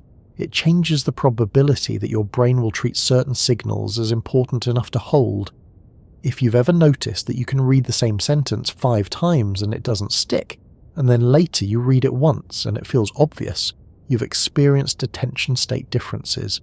The sentence is the same, the page is the same, your eyes are still receiving the same light patterns. The difference is how the brain is processing those signals. In one state, the brain doesn't tag the information as worth holding. In another state, the brain tags it as relevant and integrates it. Norepinephrine helps with that tagging. At the circuit level, one of the most useful concepts is signal-to-noise ratio. Signal means the information you want to process. Noise means everything else that might interfere: irrelevant sensory details, random internal thoughts, background sensations, competing tasks, emotional distractions. The brain is always trying to maximize signal-to-noise. When signal-to-noise is high, focus feels easy. When it's low, focus feels like trying to hear someone whisper in a crowded cafe. Moderate norepinephrine can improve signal-to-noise by increasing the responsiveness of circuits to relevant inputs, while also helping suppress irrelevant ones. In many regions, norepinephrine influences inhibitory interneurons and network dynamics in ways that can sharpen representations. In plain language, it can make important information stand out and make unimportant information less sticky. But that sharpening depends on timing and intensity. This is where the difference between steady baseline and bursts becomes more than a detail. When norepinephrine arrives in well-timed bursts in response to something relevant, it acts like a quick highlight function. It tells the brain, this bit matters, give it priority. That can help you lock onto a key detail in a conversation, notice a hazard while driving, or shift from drifting to engagement when a task suddenly becomes important. You can feel those bursts sometimes, not in an obvious way like a jolt of electricity, but as a subtle snap into clarity. You might be daydreaming, then someone says your name, and instantly you're there. That's attention shifting and narrowing. Norepinephrine isn't the only chemical involved, but it's a key part of the mechanism that makes the shift fast and effective. Another way norepinephrine supports locking in is by affecting what the brain considers salient, meaning worth paying attention to. Salience is not only about danger, it's about relevance. Food is salient when you're hungry. A baby's cry is salient to a caregiver. A deadline is salient when it's close. A strange sound is salient when it's unexpected. Norepinephrine helps increase the impact of salient signals on your attention networks, which is useful because the world is full of information and you need a filtering system that adapts to your needs. One of the core hubs in filtering is the thalamus. The thalamus is sometimes described as a relay station for sensory information, and that's accurate as a first approximation. Many sensory pathways pass through it before reaching the cortex. The thalamus doesn't simply pass signals along like a wire. It participates in gating, deciding what gets amplified and what gets dampened. Norepinephrine influences thalamic processing, which can change how much sensory information reaches conscious attention and how it's prioritized. In a focused state, gating can become more selective. In a hypervigilant state, gating can loosen, letting more sensory detail through, which can feel like the world is too stimulating. In the cortex, norepinephrine affects how strongly neurons respond to inputs and how stable network states are. If you picture attention as a pattern of activity that needs to hold steady on a task-relevant representation, norepinephrine can help stabilize that pattern when it's within the right range. It's a bit like tightening the grip on the steering wheel just enough to keep the car straight on a windy road. Too loose and you drift. Too tight and you overcorrect. The same chemical can help you hold your course or make you jerk the wheel depending on the setting. The prefrontal cortex is especially important here because it contributes to top-down control. Top-down control is your brain's ability to use goals, rules, and plans to guide attention. It's why you can decide to keep reading even when a notification appears, or decide to keep listening even when you're bored, or decide to follow a recipe step by step. Top-down control is not unlimited, and it depends on brain state. Norepinephrine at moderate levels can support prefrontal function by keeping you alert and engaged. At higher levels, especially under stress, prefrontal function can degrade, and attention becomes more bottom-up, meaning guided by whatever stimulus is most intense or whatever thought is most urgent. That shift from top-down to bottom-up is one of the big reasons focus and anxiety can blend. In a calm focus state, you can choose what matters and stay with it. In a stress state, your attention is chosen for you by intensity, novelty, and perceived threat. It's still attention, but it's not under the same kind of guidance. That's why someone can feel stuck, focusing on a worry even while begging themselves to focus on something else. The system is prioritizing different criteria. It also helps to know that attention isn't only about staying on one thing. Sometimes good attention is the ability to switch quickly and appropriately. If you're cooking, you need to monitor multiple things: a pot, a timer, a cutting board, a recipe. Good attention there isn't rigid. It's flexible and organized. Norepinephrine supports that flexibility by helping you shift to relevant cues when needed. But again, too much flexibility becomes distractibility. Too much switching becomes scattered thinking. You end up reacting to every cue instead of choosing the right ones. A useful way to put this is that norepinephrine helps your brain find the balance between staying and shifting. When the task and environment are stable and safe, staying is valuable. When something changes that matters, shifting is valuable. A well-regulated norepinephrine system supports both, adjusting the balance based on context. There's an idea some researchers use called adaptive gain, which basically means the system adjusts how strongly it responds based on what's needed. In a stable situation, it can support exploitation, staying with what works. In a changing or uncertain situation, it can support exploration, scanning for new information. You don't need to remember those labels, you've lived them. Exploitation is when you're locked into a task and it's going well. Exploration is when you're scanning your environment because you need to update your plan. Norepinephrine is one of the signals that helps switch between those modes. In a healthy focus state, exploration is low and selective. You're not ignoring the world entirely, but you're not constantly checking. You're staying on course. In a hyper-aroused state, exploration can become high and frantic, which is one of the reasons concentration becomes difficult. Your brain is constantly sampling for something important, and it becomes hard to commit to any one stream of information long enough for deep processing. You can see this in something simple: rereading. In a distracted state, you reread because you didn't process the sentence the first time. You might blame yourself, but what's happening is that the attentional system didn't hold stable enough to encode.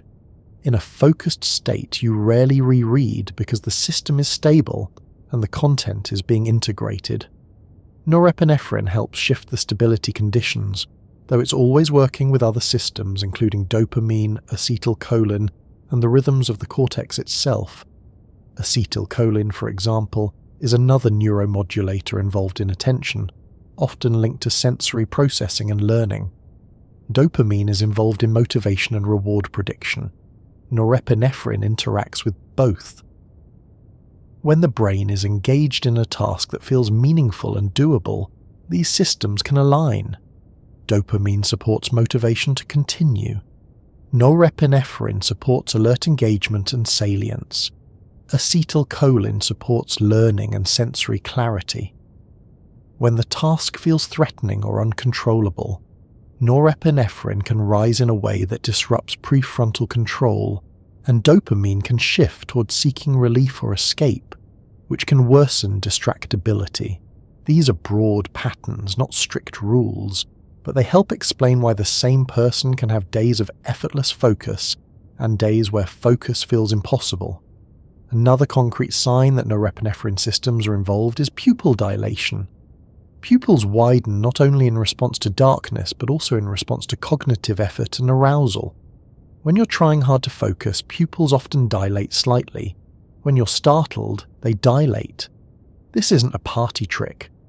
It reflects the fact that arousal systems are coordinating sensory readiness and brain state. If your attention locks onto something important, your body prepares to gather information more effectively. It's part of the same global shift. Now, lock-in can sound like a purely mental phenomenon, but it has a body signature too. When you're focused, muscle tone often changes. Your posture becomes a bit more stable. Your breathing may become slightly more regular.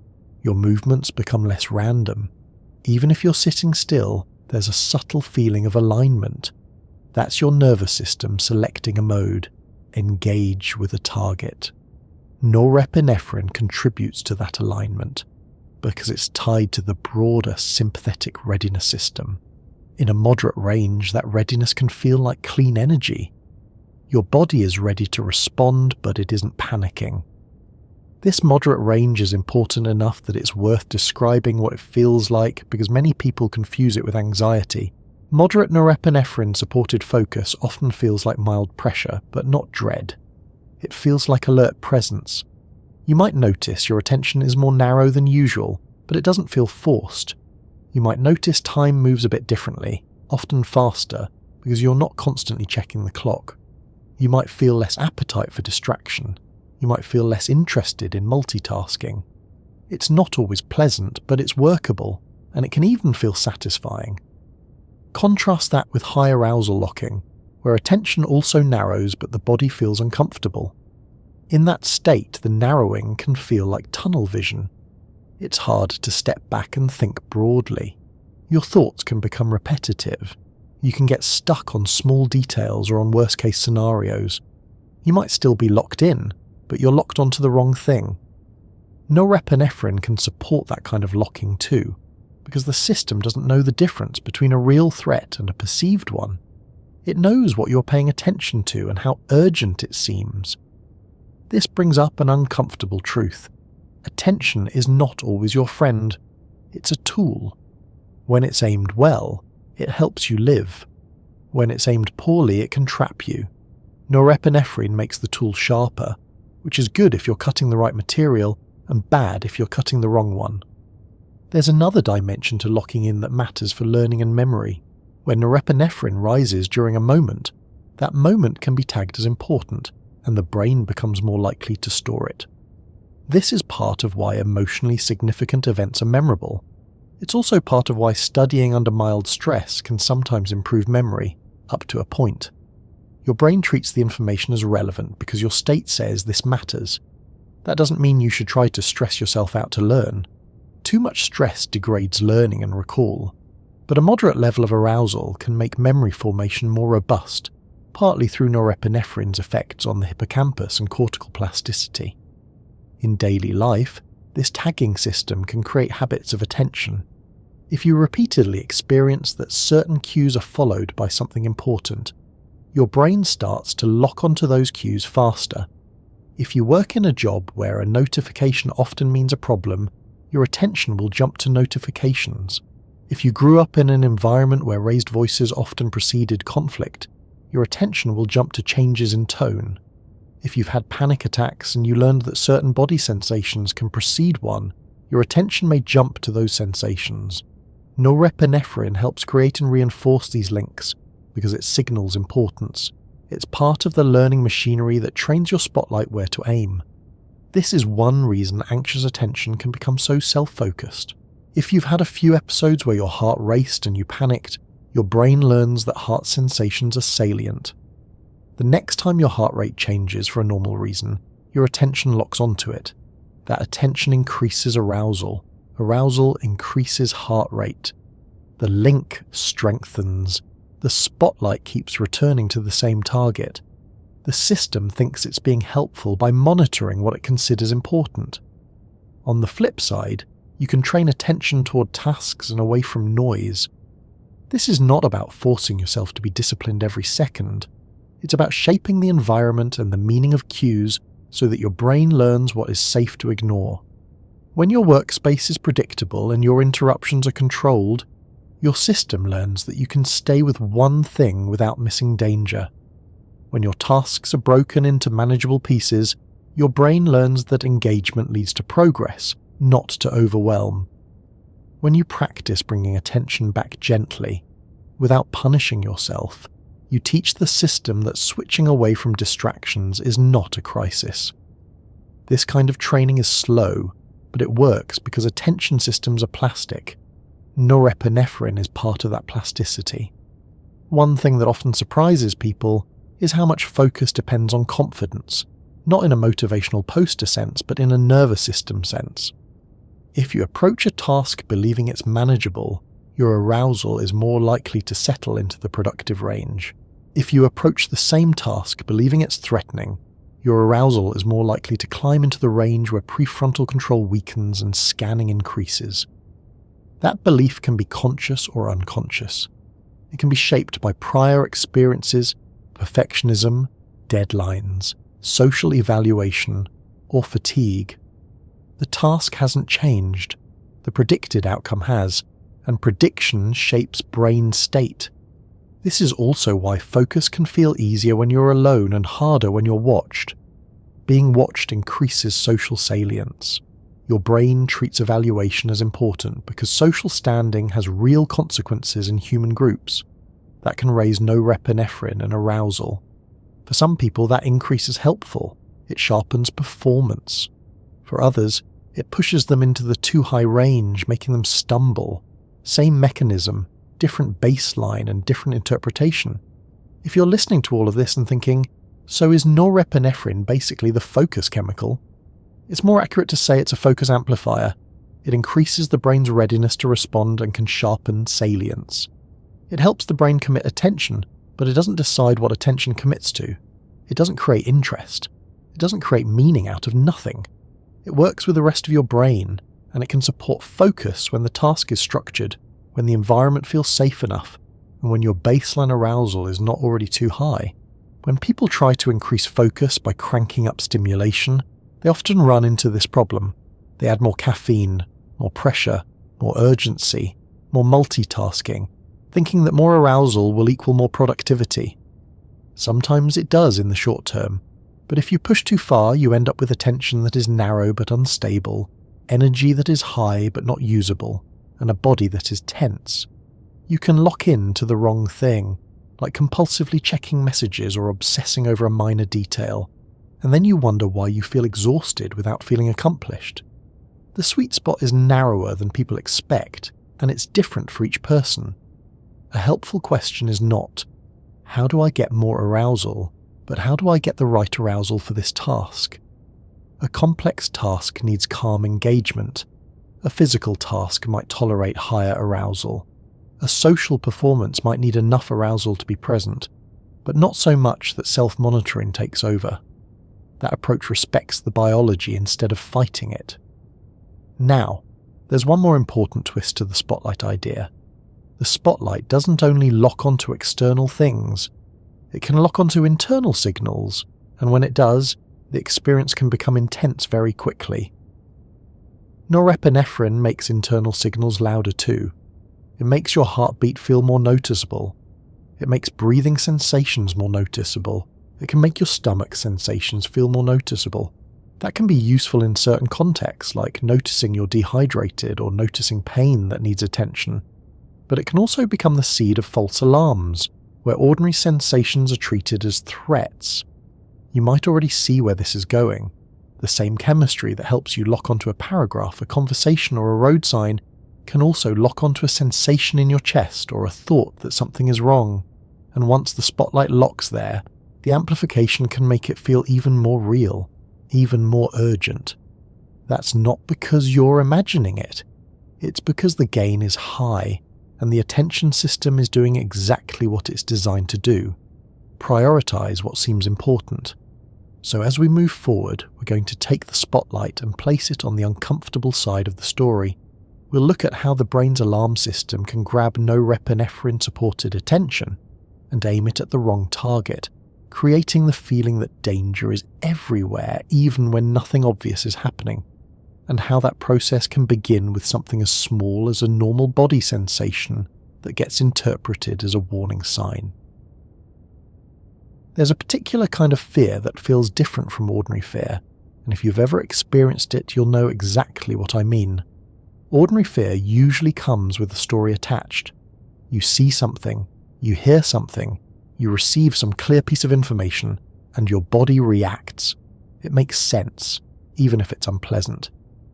But a false alarm is stranger. A false alarm is when your body reacts first, strongly, and then your mind scrambles to find the story afterward. It's that moment where your heart kicks up, your chest feels tight, your stomach drops, your skin feels hot or prickly, and you think, almost automatically, what is happening? The body is already acting as if danger is present, and your awareness arrives a beat later, like a person running into a room and trying to figure out why everyone is already moving. That gap between body and explanation is where the sense of danger can spread. When the brain doesn't have a clear external threat to point to, it often turns its attention inward. It begins scanning your own sensations as if they are clues. And because norepinephrine raises the gain, those sensations can feel unusually vivid, unusually urgent, and unusually meaningful. That's one of the reasons false alarms can feel as if danger is everywhere. It isn't that the world suddenly became unsafe, it's that the brain's threshold for this matters dropped, and it started treating ordinary signals like warnings. If you're listening right now, take a quick inventory without trying to change anything. Notice what your body's doing. Is your jaw relaxed or clenched? Is your breath deep or shallow? Are your shoulders resting or lifted? You don't have to fix any of it. Just notice. This gentle noticing is the opposite of the frantic scanning that happens during a false alarm, and that contrast is useful. False alarms involve noticing, but in a tense, urgent way, like a detective who assumes a crime has already happened. So why does the body do this? Why does a nervous system that is usually so good at keeping you alive sometimes trigger a full readiness response when there's no clear danger at all? A good starting point is to remember what the readiness system is built for. It evolved in a world where missing a real threat could be fatal. That means it is biased toward caution. It would rather make 10 false alarms than miss one real predator. You can argue with that logic all you like, but it's built into the machinery. Your brain and body are designed to treat uncertainty as potentially serious, and in modern life, uncertainty is everywhere. Messages arrive without context, news headlines flash, Deadlines loom. Social cues are ambiguous. Health information is confusing. The nervous system is trying to do an ancient job in a modern environment, and sometimes it pulls the alarm too quickly. Another piece is prediction. Your brain is constantly predicting what will happen next, not in a conscious way most of the time, but as a basic function. It predicts what your body will feel like. It predicts how fast your heart should beat. It predicts what your breathing should feel like. It predicts what your environment should sound like. When reality deviates from prediction, the brain flags it. That flag is a kind of something changed signal. The locus coeruleus is very interested in something changed signals. If something changes unexpectedly, norepinephrine can rise, attention narrows, and the system prepares to respond. Here's the important detail. The something changed can be internal. It can be a small shift in your heart rhythm. It can be a shallow breath you didn't notice. It can be a stomach gurgle. It can be a brief lightheaded feeling when you stand up. It can be a rush of warmth. It can be a muscle twitch. These are normal events in a living body. But if they occur when your baseline arousal is already high, or if your brain has learned to treat those sensations as warnings, then the something changed flag can trigger an outsized response. That's the first step in a false alarm. A small internal cue is treated as a meaningful change.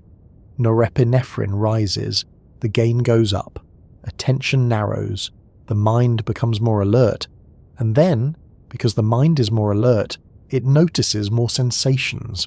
Those sensations become louder because the gain is higher, and now you have a perfect setup for a loop. The loop often looks like this. A sensation appears. Your brain says, "Pay attention." You pay attention. The sensation becomes more vivid. You interpret it as possibly dangerous. Your body responds to the interpretation. The body response creates more sensations. You notice those. The brain says, "See, this is important." That's how a false alarm can grow from a tiny spark into a full-blown fire. If you've ever had a panic episode that began with one small sensation, this will sound familiar. The most frustrating part is that the process can feel unavoidable in the moment. People often say, "It came out of nowhere." In a way it did, because you didn't choose it, but it didn't come from nowhere in a biological sense. It came from a sensitive protective system responding to inputs that your conscious mind wasn't tracking closely. Now there's an emotional layer that makes false alarms more likely. Stress and exhaustion. When you've been under stress for a long time, your nervous system can become less flexible. It can become more reactive. It can also become more vigilant because it has learned, through repetition, that demands are high and surprises are often unpleasant. In that state, your threshold for alarm is already lowered. Your baseline norepinephrine activity can be higher. Your sleep might be lighter. Your muscles might hold more tension. Your breathing might be more shallow. That means the body is already sending small signals that could be interpreted as something is off, and the brain is already primed to respond. This is one reason false alarms often show up during life transitions or periods of chronic pressure. It's not that you're weak, it's that the system is tired, and tired systems have less margin. They're easier to tip. It can also show up during quiet moments, which seems unfair but makes sense when you look closely. When things finally get quiet, your brain has more room to notice internal sensations. If you've been busy all day, distracted by tasks and social input, you might not notice the subtle tension in your chest or the irregularity in your breathing. When you lie down at night, that background noise drops. The internal signals become more noticeable. If your brain has a habit of scanning for problems, night can become a perfect stage for false alarms. You're alone with your heartbeat, and your attention has nowhere else to go. Sometimes people describe this as their anxiety getting worse at night, but it's often more accurate to say the scanning becomes louder at night. The inputs didn't necessarily intensify. The environment got quieter, so the internal signals became easier to detect. If your nervous system is in a vigilant state, it will detect them and treat them as relevant. There's also conditioning, which is one of the most practical explanations for why false alarms repeat. If you've had a panic attack in a particular place, your brain can learn that the place is linked to danger. The next time you enter that place, your body may start preparing even before you consciously think about it. If you've had a panic attack with a particular sensation, like dizziness or a racing heart, your brain can learn that sensation as a warning sign. Then the next time you feel even a mild version of it, attention locks on. This is not a flaw in your character, this is basic learning. Norepinephrine plays a role because it helps tag experiences as important and strengthens memory under arousal. The brain's logic is straightforward. Last time this sensation happened, something terrifying followed. I should watch for it. The problem is that the sensation might be common and harmless. A normal heartbeat change becomes a trigger. A normal breath change becomes a trigger. A normal lightheaded moment becomes a trigger. The brain is trying to protect you by predicting danger early. It's just overgeneralizing. Overgeneralization is a good word to keep in mind. It's what happens when the brain takes a protective lesson and applies it too broadly. It's a bit like learning that one stove burner is hot and then deciding the entire kitchen is lava. In a strict survival environment, being overly cautious might not be a bad strategy. In daily life, it becomes limiting. And the more you fear the false alarm itself, the more likely it becomes. That's another loop, and it's a particularly frustrating one. If you become afraid of panic, your brain treats the possibility of panic as a threat. That increases baseline arousal. Then a small sensation is more likely to trigger the alarm because the system is already close to the edge. People sometimes call this fear of fear, and it's a real phenomenon. It can make life feel as if you're walking around carrying a smoke alarm in your pocket, waiting for it to start screaming. It's also worth noting that many false alarms are fueled by normal body chemistry interacting with attention. Caffeine is an easy example. Caffeine can increase arousal and produce sensations like a faster heartbeat, mild tremor, or stomach activity. If you interpret those sensations as evidence of danger, you can slide into a panic loop. Alcohol is another example in a different direction. Alcohol can reduce anxiety short term, but withdrawal effects, even mild ones, can increase arousal and disturb sleep, making false alarms more likely the next day. Nicotine, certain decongestants, and some supplements can also increase sympathetic tone. Again, the point isn't to scare anyone, it's to recognize that chemicals change baseline arousal, and baseline arousal changes the threshold for alarms. Breathing patterns can do it too, and this one is especially common because it's so easy to miss. If you start breathing a bit too shallowly or a bit too quickly, carbon dioxide levels can drop. That can produce tingling, lightheadedness, chest discomfort, a sense of unreality, or a feeling of not getting a full breath. Those sensations can be terrifying if you don't know what they are. And then you breathe faster because you're scared, which drops carbon dioxide further, which intensifies sensations, which scares you more. That's not imagination. It's physiology plus interpretation. Norepinephrine contributes by increasing vigilance and making the sensations feel more urgent and prominent. The vestibular system, the balance system in the inner ear, can also play a role. Slight dizziness can occur for many harmless reasons. Standing up quickly, mild dehydration, sinus issues, fatigue, and so on. If your brain interprets dizziness as danger, it can trigger arousal, and arousal can make dizziness feel worse. The body tries to stabilize by tightening muscles and changing breathing, which can further alter sensation. Suddenly, a mild wobble becomes a major alarm. Health anxiety can amplify false alarms in a particular way. If you're already worried about health, your attention naturally monitors the body more closely. You may check symptoms, search for explanations, and scan for changes. That monitoring increases the probability that you will notice normal fluctuations. Normal fluctuations then become evidence. Evidence increases worry. Worry increases arousal. Arousal increases sensations. Sensations increase monitoring. The loop becomes self-sustaining. This is why reassurance sometimes doesn't work the way people expect. If you reassure someone in a false alarm loop, you may calm them briefly, but if the underlying scanning behavior continues, they'll quickly find a new sensation to worry about.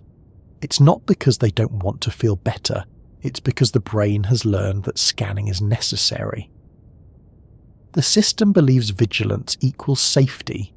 From the inside, letting go of vigilance can feel like being careless. One of the most helpful shifts for many people is learning that safety does not require constant monitoring. Safety requires a nervous system that can respond when needed and recover when not. Recovery is part of the design. The problem with false alarms is not the ability to activate, it's the inability to deactivate. Now, because we're talking about the nervous system, it's important to include one plain practical note. Sometimes physical symptoms really do need medical evaluation. Chest pain, fainting, severe shortness of breath, or new concerning symptoms should be checked. Understanding false alarm should not be used to dismiss real health issues. The useful middle ground is this. You can respect your body enough to get things evaluated when needed, and also respect your nervous system enough to understand that many sensations are normal and don't require emergency interpretation every time they show up. If we return to norepinephrine, one of the clearest ways it contributes to danger everywhere is by narrowing attention toward threat cues and increasing the weight those cues receive. It's like your brain's prioritization system moves into a mode where possible threat outranks everything else. In that mode, neutral cues can be reclassified as suspicious. A pause in a conversation becomes rejection. A delayed reply becomes abandonment. A tight chest becomes a heart problem. A warm face becomes embarrassment. A ringing phone becomes bad news. None of these interpretations are guaranteed, but the system becomes biased toward them because it believes it is protecting you. This bias is not random. It's tied to the amygdala and related circuits that detect salience and potential danger. When those circuits are active, they can influence the locus coeruleus to increase norepinephrine output. Increased norepinephrine makes the cortex more responsive. That makes salient signals feel stronger. The whole brain becomes more tuned to something might be wrong. In real danger, this is life-saving. In everyday uncertainty, it becomes exhausting. And this is where people often get angry at themselves. They'll say, "I know logically I'm safe, so why can't I stop?" That conflict between logic and body is one of the most painful aspects of anxiety. Logic happens in networks that can be partially sidelined when arousal is high. The body's readiness systems are faster. They don't wait for logic. You can use logic to guide recovery, but it often can't prevent the first wave. Knowing that can reduce self-blame. You didn't choose the wave. What you can influence is what happens after it arrives. A common mistake people make, and it's an understandable one, is trying to fight the sensations as if they were an intruder. They clamp down, they tense up, they check, they force themselves to breathe correctly. They demand that the body calm down right now. Sometimes that struggle increases the alarm because it communicates to the brain that the sensation really is dangerous. The body reads your struggle as confirmation. A gentler approach is often more effective. Acknowledge the alarm as a state, not as a verdict. Something like, "My system is activated," rather than, "Something terrible is happening." That subtle change in framing can reduce the escalation because it reduces catastrophic meaning. You're not denying the sensations, you're interpreting them in a way that doesn't add fuel. You can also do something that sounds almost too simple to mention, but it matters. Widen attention outward. In a false alarm, attention collapses inward. If you can broaden it slightly, you break the tunnel. Notice the feel of the sheets, the sound of the room, the weight of your hands. Not as a distraction in a desperate sense, but as a reminder to the brain that the environment is not an emergency. In a high norepinephrine state, widening attention can be hard, but even small shifts can reduce the sense that the body is the only important object. Another useful idea is to separate sensation from interpretation. A racing heart is a sensation. I'm in danger is an interpretation. The sensation can be real without the interpretation being accurate. The body can be activated without the situation being dangerous. That separation is one of the key skills in reducing false alarms over time. It doesn't mean you never listen to your body, it means you listen without assuming the most catastrophic story first. If you're listening and you've struggled with this, it might also help to know that false alarms can become less frequent when the nervous system is given consistent evidence of safety and recovery. That evidence can come from sleep, from routine, from gentle exposure to feared sensations, from therapy, from supportive relationships, from reducing stimulants, and from learning to respond to activation without panic about the activation. It's not a quick fix, but it's direction. The brain learns from repetition. If your brain repeatedly experiences, "I felt the sensation and it passed and I was okay," it begins to downgrade the sensation's importance. Norepinephrine tags importance, but importance can be updated downward as well as upward. All of this leads to a practical understanding of why false alarms feel like danger everywhere. The alarm system is not only reacting to the world, it is reacting to the body, to memory, to prediction errors, and to learned associations. Norepinephrine increases the intensity of attention and salience, so once the alarm starts, everything can look like a potential threat cue. The world hasn't changed, the filtering system has changed. And there's one last point that I think deserves a quiet moment because it explains a lot of the lived experience. When norepinephrine is high, uncertainty becomes harder to tolerate. The brain wants closure, it wants certainty, it wants an answer right now. That's why anxious thinking can feel like a constant need to solve something. It's not only that you're worried, it's that the brain is in a state where not knowing feels unsafe. So it searches, it checks, it replays, it tries to force certainty out of a situation that may not provide it. That's how false alarms can spread across topics: health, relationships, work, the future, the past. The same state makes all uncertainty feel sharp. Once you recognize that, you can treat uncertainty as a signal to soften, rather than a problem to solve immediately. That doesn't mean you ignore real issues. It means you notice when the urgency is coming from the body state, rather than from the actual situation. Sometimes the most helpful move is to let the state settle first and then think. In a moment, we're going to get even more concrete, because the body has a characteristic signature when the alarm system ramps up. The heart changes, the breath changes, sweat and tremor can appear, digestion shifts, the muscles prepare to move. When people say, "my body took over," these are often the exact sensations they mean, and norepinephrine is one of the key messengers that helps drive that whole surge. When the alarm system in your body ramps up, it doesn't do it in a subtle, academic way. It does it in a loud, physical way that's hard to ignore. Your heart becomes more noticeable, your breathing changes, your skin can get damp, your hands can tremble, your stomach can feel strange, either hollow or tight or suddenly active. And even if your mind is telling you very reasonably that nothing in the room is attacking you, your body can still act as if it needs to be ready to run, fight, or at the very least move quickly. That whole wave is often called a sympathetic surge. Sympathetic here doesn't mean kind or understanding, unfortunately. It refers to the sympathetic branch of the autonomic nervous system, the part that helps mobilize you. The autonomic nervous system runs without you having to consciously manage it, which is helpful most of the time. You don't want to manually control your heart rate every time you stand up. You don't want to negotiate with your pupils about whether they should widen in the dark. The system is automatic for a reason.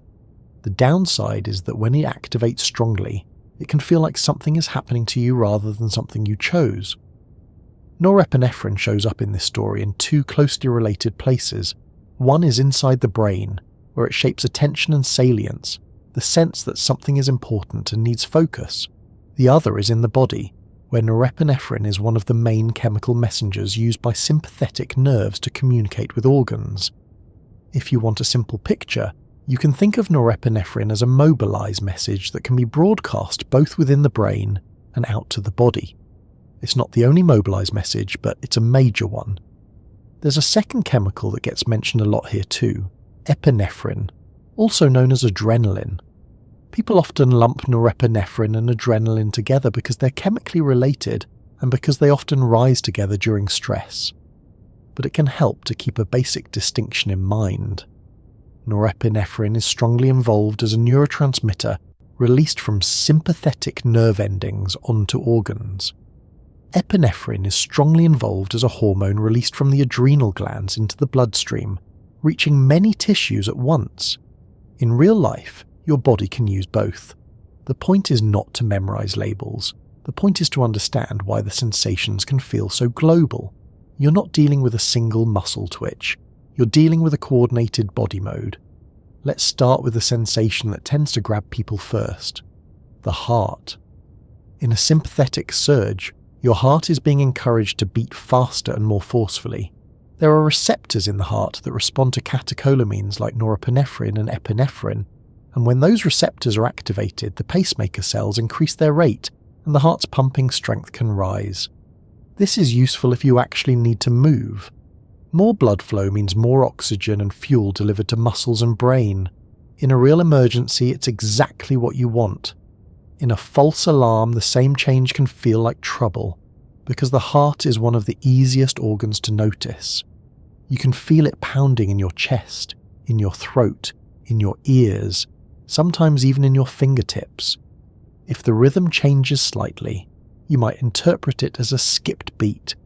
If the force increases, you might interpret it as a sign that something is wrong. And because attention is narrowed during arousal, you start monitoring it. Monitoring can make the sensation feel louder, and the worry about the sensation can increase the surge further. That's not a personality flaw. That's a feedback loop between physiology and interpretation. It's also worth saying something that many people find reassuring once they truly believe it. A pounding heart during a sympathetic surge is usually a sign of a normal heart doing what it's designed to do under stress. It's uncomfortable, but in many cases it's not dangerous by itself. Of course, chest pain, fainting, or concerning symptoms should be evaluated by a clinician, because there are real medical conditions that deserve attention, even before you notice the heart. The sympathetic system can increase respiratory rate and can also influence airway tone. In a mobilized state, your body wants to take in more oxygen and blow off carbon dioxide efficiently. That makes sense if you're sprinting. It can feel strange if you're sitting still. A very common experience in anxious arousal is air hunger, the feeling that you can't get a satisfying breath. People sometimes interpret this as not getting enough oxygen. Often the opposite is closer to the truth. You're getting plenty of oxygen, but you may be breathing a little faster or shallower than usual, which changes carbon dioxide levels in the blood. Carbon dioxide is not just waste gas. It is one of the main signals that regulates breathing. When carbon dioxide drops too low, it can create sensations like tingling, lightheadedness, tightness, and a sense of unreality. Those sensations are deeply unsettling, and the natural response is to try to breathe more, which can make the pattern worse. The body is again caught in a loop. Arousal changes breathing. Breathing changes chemistry. Chemistry creates sensations. Sensations increase arousal. This is one reason slow, steady breathing is often recommended, not as a magic trick, but as a way to adjust the inputs to the system. If you slow the breath and make it a bit deeper, carbon dioxide can rise back toward normal and some of those sensations ease. That doesn't instantly shut off the sympathetic system, but it can reduce one of the amplifiers. It's also why trying to take giant, desperate gulps of air can backfire. The goal isn't more air, the goal is more stable breathing. Now let's talk about sweat, because sweat is one of those features that makes stress feel visible, even when you wish it weren't. Sweating during arousal is a cooling mechanism and also part of the body's readiness pattern. Palms and soles can become damp. The skin can feel clammy. You may feel a sudden warmth in your face or chest. From the outside, sweat can look like nervousness, which can make people self-conscious. From the inside, it can feel like your body has turned on a sprinkler system without asking. There's a detail here that's oddly interesting. Many sweat glands, especially the eccrine glands involved in stress sweating, are controlled by sympathetic nerves that use acetylcholine at the final connection, rather than norepinephrine. So even within the sympathetic label, different chemical messengers are used depending on the tissue. The practical meaning is still the same. When your body mobilizes, your skin can change. You might sweat more, you might get goosebumps, blood flow patterns shift, and your skin temperature can change. You can get cold hands because blood vessels in the skin constrict, shifting blood toward deeper tissues and muscles. Or you can feel flushed if blood flow in certain areas increases. None of that requires you to be in actual danger. It only requires your nervous system to believe that mobilization is useful. Trembling is another classic feature, and it can be particularly unnerving because it feels like loss of control. Why would a body preparing for action choose to shake? Part of it is simply increased activation of muscles and motor units. When sympathetic tone rises, the nervous system increases readiness in the muscle system. Muscle spindles, which help regulate tension and movement, become more sensitive. The motor system becomes more excitable. The body is also mobilizing glucose and fatty acids for fuel. All of this creates a state where small muscle contractions are more likely to show up as visible tremor. Another contributor is that, in a high arousal state, you're often holding tension in muscles you don't need to hold. Jaw, neck, shoulders, hands, abdomen. That constant tension can create fatigue, and fatigue can make fine control worse. You end up with a combination of increased motor drive and reduced finesse.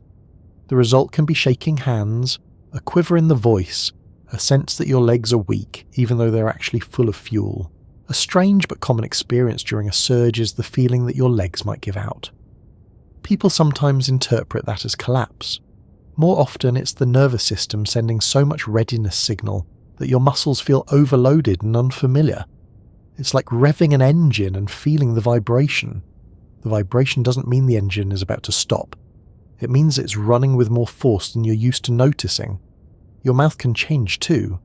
Dry mouth is common during sympathetic activation because saliva production can decrease. Digestion shifts into a lower priority mode. That's why stress can make it hard to swallow comfortably, and why some people feel a tight throat, sometimes described as a lump sensation. Muscles in the neck and throat can also tighten under stress, adding to that feeling. It can be alarming, especially if you interpret it as choking. In most cases, it's a combination of dryness and tension. Digestion itself often becomes strange during arousal. The sympathetic system tends to reduce gastrointestinal motility and secretion in the short term, because digestion is not urgent during a perceived emergency. Some people feel nausea, some feel a fluttery stomach, some feel sudden urgency to use the bathroom, some feel bloated later. The gut is heavily innervated and deeply connected to emotional state, so it's not surprising that it reacts. If you've ever had butterflies before an exam or felt your stomach drop during bad news, you've felt the gut respond to arousal chemistry. Norepinephrine influences this indirectly through sympathetic tone and through brain-gut connections. Vision and hearing can shift as well. Pupils can dilate during arousal, letting in more light. This can make the world feel sharper, sometimes almost too sharp. Some people describe a slight tunnel effect, where attention narrows and peripheral details feel less important. Hearing can become more sensitive to sudden sounds. The startle response becomes easier to trigger. These are all features of a brain and body preparing to respond quickly. And then there's the sense of time. During strong arousal, time can feel distorted. Sometimes it feels like things are happening too fast, like you can't catch up. Sometimes it feels like a moment stretches out, especially if there's a sudden scare. That time distortion is not mystical. It's linked to attention and memory. When attention is sharply focused and the brain is tagging information as important, your perception of time changes. Your brain is sampling the moment differently. All of these sensations together can create the feeling that your body has become a problem to solve. That's where people often get stuck. They start trying to manage every symptom at once. They try to slow the heart, deepen the breath, stop the sweat, steady the hands, calm the stomach, relax the jaw, all while telling themselves to act normal. That is a lot to ask of anyone in a high arousal state. The gentler truth is that these sensations are coordinated outputs of one mode. You don't have to fight each output as if it's independent. Often the most effective approach is to recognize the mode and then provide the system with cues that help it shift. Not instant commands, but cues. Breathing that is slower and steadier, movement that is controlled and not frantic. Warmth, which can relax muscle tone. Hydration, if you can take a sip. A posture change. A grounded focus on external details rather than internal monitoring. And perhaps most importantly, a change in meaning. My sympathetic system is active, rather than something is catastrophically wrong. Meaning matters because the sympathetic system is tightly tied to appraisal. If your brain concludes the situation is safe enough, the system can downshift. If your brain concludes the situation is dangerous, it will keep sending norepinephrine and related signals. You can't always change that conclusion with logic alone, but you can influence it through repeated experiences of "I felt the surge and it passed." That's how the nervous system learns safety. It learns through prediction updating, not through scolding. There's also something comforting in remembering that the sympathetic system was never designed for modern types of threats. Social embarrassment, financial uncertainty, unread emails, long-term health worries, and ambiguous relationship dynamics are not threats you can sprint away from. Yet your body sometimes responds as if sprinting is required. That mismatch is why the sensations can feel absurd. You're sitting in a chair, and your body's acting like it's about to climb a fence. The system isn't stupid, it's just using the only mobilization package it has. If you've ever tried to do something delicate during a surge, like type a careful message or speak calmly in a tense conversation, you've seen how the sympathetic state changes behavior. The voice can tighten, words can come out faster or get stuck, hands can shake, you might feel clumsy. This can create secondary anxiety, because now you're worried about how you appear, which adds another stressor and pushes the system higher. It becomes a social version of the same feedback loop. Arousal changes performance, performance changes interpretation, interpretation increases arousal. One practical way to reduce that secondary loop is to lower the demand you're placing on yourself in that moment. Instead of aiming for perfect calm, aim for good enough. Instead of trying to hide every sign of activation, aim for steadiness in one area you can influence, like your breath or your posture. The nervous system is more likely to settle when it's not being treated like an enemy. And if you're with someone you trust, even naming it simply can help. I'm a bit activated right now. That can reduce the pressure to perform. Another important piece in the sympathetic surge is energy mobilization. Under stress, the body releases glucose into the bloodstream and shifts metabolism so that you have fuel available quickly. This is part of why people sometimes feel a burst of energy during anxiety. It can also contribute to the shaky feeling, because high arousal plus available fuel can create a sense of internal buzzing. Again, it's useful if you're running. It feels strange if you're trying to sit still. Over longer periods, frequent sympathetic activation can be tiring. Being on all the time consumes resources. Sleep becomes harder because the body doesn't want to fully downshift. Muscles stay tense, digestion stays unsettled, the baseline creeps up. This is how someone can end up feeling constantly keyed up even when nothing dramatic is happening. The body learns that activation is the norm. It's not a conscious choice, it's adaptation. At this point, it might help to connect the body surge back to norepinephrine directly, because it can otherwise sound like norepinephrine is only a brain chemical. In the sympathetic nerves, Norepinephrine released at organ targets binds to receptors that change how those organs function. In the heart, it increases rate and force. In blood vessels, it can cause constriction in certain areas, shifting blood distribution. In the lungs, related signals help support airflow. In the eyes, it supports dilation. In the liver and fat tissue, stress signaling supports fuel mobilization. The result is a body optimized for immediate action. Meanwhile, in the brain, norepinephrine increases alertness and salience. That means your mind is more likely to notice the body changes and treat them as important. So the same chemical family is acting on both sides, creating the physical sensations and making your brain pay more attention to them. That's why the experience can feel so intense and so self-reinforcing. Your body changes, and your attention is drawn toward the changes. This is also why reassurance can feel incomplete if it only addresses thoughts and not sensations. If someone tells you, "You're fine," but your heart is pounding and your hands are shaking, your brain may not fully accept the message because the body is still broadcasting urgency. The system often needs both, cognitive framing and physiological settling. One without the other can help, but together they're stronger. If you're listening and you recognize these sensations, one quiet goal is to become familiar with them without treating them as evidence of catastrophe. Familiarity changes meaning. A sensation that is familiar is less likely to be interpreted as danger. Less danger interpretation means less arousal. Less arousal means less sensation intensity. That's how the loop can weaken over time. And there's a final detail about sympathetic surges that matters for what comes next in our discussion. When your body goes into this mobilized state, it doesn't just change heart rate and breathing. It also changes what your brain stores.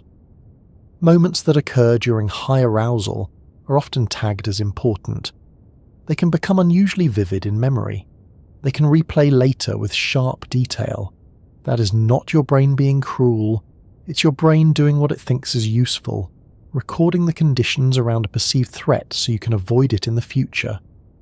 So as we keep going, we're going to look at how norepinephrine and related stress signals interact with memory systems, why certain anxious moments feel burned into the mind, and why pressure can sometimes sharpen memory, while at other times it makes your mind go blank. There's a particular kind of memory that doesn't behave like the others. It doesn't fade politely.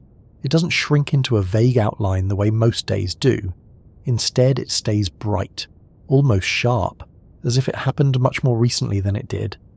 You can remember where you were standing, what the air felt like, what someone's voice sounded like. You might even remember small details that, in a calm moment, you wouldn't normally keep at all. And when that memory returns, it can bring the body with it. Your stomach tightens, your heart rate shifts, your shoulders tense. It's as if the brain didn't just store the event, it stored the state. That's what we're talking about tonight. Memory under pressure and why stress can burn moments into the mind. Most of the time, memory is not a recording. It's a reconstruction. You don't keep every detail of your day the way a camera keeps every frame. Your brain doesn't have the storage space, and even if it did, it would be a waste. Instead, it keeps what seems useful. It keeps patterns. It keeps summaries. It keeps meaning. If you try to remember what you ate 3 Tuesdays ago, it may feel like trying to reach into fog. But if you try to remember something that scared you or embarrassed you, or made you feel helpless, it can come back with an intensity that seems unfair. From the brain's perspective, it's not unfair. It's a strategy. Stress is one of the brain's strongest signals that something matters. When a moment is tagged as important, the brain invests more energy into storing it and linking it to other information. Where it happened, what led up to it, what it felt like, what you did, what you should do next time. Norepinephrine is one of the chemical messengers that helps place that tag. To make this feel less mysterious, it helps to separate memory into a few different jobs. One job is registration, noticing what's happening right now. Another is encoding, turning that moment into something that can be stored. Another is consolidation, stabilizing the memory over time, often during rest and sleep. and another job is retrieval, bringing the memory back later when it's needed. Stress affects all of these jobs, but not in the same direction. That's why pressure can sometimes make memory sharper and sometimes make it worse. You can remember the worst sentence someone said to you 10 years ago, but forget what you walked into the kitchen for 10 minutes ago. The same brain can do both because different memory systems are being influenced in different ways. Let's start with the basic principle. When norepinephrine rises, attention narrows and the gain increases. The brain becomes more responsive to what it considers relevant. That matters for memory because the first gatekeeper of memory is attention. If you didn't attend to it, you're less likely to store it. When something stressful happens, your attention locks in. You don't casually glance at it. You focus on it. That alone increases the chance that the moment will be encoded strongly. But the story goes deeper than you paid attention. Stress changes the chemistry of the brain in a way that strengthens certain pathways for learning. In particular, norepinephrine interacts with the amygdala and the hippocampus. Those names get used a lot, so let's keep them practical.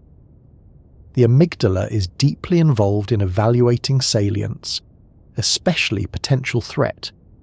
It doesn't generate your full emotional life by itself, and it doesn't mean fear center in a cartoonish way. It's more like a fast evaluator that says, is this important? Is this dangerous? Should we take this seriously? When the amygdala is active, it can influence the rest of the brain to treat the moment as high priority. The hippocampus is crucial for forming certain kinds of memories, especially memories that involve context. Where you were, what happened in what order, what was connected to what. It helps build the episode of an event. If the amygdala says this matters, and the hippocampus is building the record of what happened, you can see why stress can create powerful episodic memories. The system is saying, store this carefully. Norepinephrine helps coordinate that. When arousal is moderate to high, norepinephrine release can enhance the way the amygdala influences memory systems. It's as if norepinephrine hands the amygdala a megaphone. The amygdala's important signal becomes louder, and the hippocampus and cortex are more likely to encode strongly and consolidate later. This is one reason a stressful event can feel like it has a high-resolution snapshot quality. The brain is allocating resources to it. It's also one reason the memory can be emotionally sticky. The emotional tagging becomes part of the memory trace, so when you retrieve it later, you don't retrieve only the facts. You retrieve the body state, or at least a version of it. That said, the relationship between stress and memory is not a simple, more stress equals better memory. There's a curve. Mild to moderate stress can improve certain kinds of encoding and consolidation. Very high stress, especially when it becomes overwhelming, can disrupt the hippocampus and the prefrontal cortex. That can lead to a very specific pattern. You remember certain fragments vividly, but you lose the coherent narrative. You remember the tone of a voice, the look on someone's face, the sound of a door, the feeling in your chest. But you might have trouble placing the event in order, or recalling details that aren't directly tied to threat. That's not you being dramatic. That's what happens when the brain prioritizes survival processing over organized storytelling. You can see this in how people describe intense moments. They'll say, it's like time slowed down, or I remember it in pieces, or I only remember certain parts. Under very high arousal, attention can narrow so strongly that peripheral information is not encoded well. The spotlight is so bright on one target that the rest of the room is dim. This is useful if the target is a real threat you must respond to quickly. It's less useful later when you want a coherent memory that makes sense. There's also the question of working memory, the short-term mental space you use to hold information in mind. Working memory depends heavily on the prefrontal cortex. Moderate norepinephrine can support prefrontal function by keeping you alert and engaged, but high levels, especially combined with other stress signals like cortisol, can reduce prefrontal stability. That's why someone can blank on a simple fact during a panic wave or during a high-pressure moment. the memory isn't necessarily gone. The retrieval system and the working memory system are disrupted. You can know your own phone number and still struggle to say it if your nervous system is screaming. People sometimes describe this as, "my mind went empty." Biologically, that's not emptiness. It's a shift in control. The brain has decided that fine reasoning and detailed recall are not the priority. The priority is to react. That can be protective in a real emergency. In a modern stressor like an exam or a public speech, it's inconvenient. So stress can do two things at once. It can increase the strength of memory encoding for the central emotional features, and it can impair the ability to hold and manipulate information in the moment. That's why someone can later remember how humiliating something felt, but forget what they said in response. The event was tagged as important, but the cognitive tools for organizing it were reduced during the peak of arousal. There's another layer, consolidation, the process of stabilizing memories over time. A memory isn't fully written the moment it happens. The brain continues to process it afterward, especially during sleep. Stress can influence consolidation as well. Norepinephrine and stress hormones can strengthen consolidation for emotionally salient memories. But chronic stress can impair hippocampal function over time and disturb sleep, which in turn affects consolidation. This is one reason long periods of stress can lead to a strange mix of symptoms. Some moments become unforgettable, while everything else becomes fuzzy. Your brain becomes excellent at storing threat-related information, and less consistent at storing everyday detail, partly because the system is constantly prioritizing survival. If you've lived through a period like that, you might have noticed that you can recall arguments and crises clearly, but you struggle to remember ordinary pleasant days. That doesn't mean you didn't have pleasant days. It can mean your brain's storage priority system was skewed. This brings up a concept that can be helpful without being abstract. The brain is not trying to make you happy. It's trying to keep you alive. Happiness is a nice side effect when conditions are safe. Under stress, the brain invests in what it believes will prevent future harm. It stores warnings. It stores patterns. It stores what went wrong. That bias can make your inner world feel pessimistic, but it's often a normal result of a protective system working over time. Now, it's important to mention something people often misunderstand. Vivid memory does not always mean accurate memory. A memory can feel detailed and certain, and still contain distortions. Stress increases confidence and emotional intensity, but it can also narrow attention and reduce the encoding of peripheral details. This is why eyewitness testimony can be unreliable, even when the witness feels sure. Their brain stored the central threat cues strongly, but the rest can be reconstructed later, sometimes incorrectly. This is not about lying. It's about how the brain builds memories under pressure. Another practical phenomenon is what people sometimes call flashbulb memories, the strong memories of where you were and what you were doing when you heard big news or experienced a shocking event. These memories feel like photographs. They often involve emotional arousal, social sharing, and repeated rehearsal. Each time you tell the story, you strengthen and reshape it. That's a key point. Retrieval is not passive. When you retrieve a memory, you reactivate it, and then you store it again. That process is called reconsolidation. During reconsolidation, the memory can be modified slightly. It can become stronger, it can become more linked to other cues, and it can also pick up new emotional colouring. Norepinephrine matters here because it is involved not only in the initial encoding, but also in the arousal that accompanies retrieval. If you recall a stressful memory and you become activated while recalling it, the brain may retag it as important, strengthening its grip. This can happen unintentionally. Someone lies in bed and begins replaying a painful moment, and the body responds. The heart rate rises, the muscles tense. Now the recollection itself becomes a new stress event, reinforcing the memory network. That is one reason rumination can make certain memories feel worse over time. It's not just that you keep thinking about it. It's that the state you're in while thinking about it tells the brain, yes, this still matters. This is also why certain therapeutic approaches focus on changing the emotional context of memory retrieval. If you can recall a memory while staying relatively grounded, the brain can update the memory with a new state. This can be remembered without danger. Over time, that can reduce reactivity.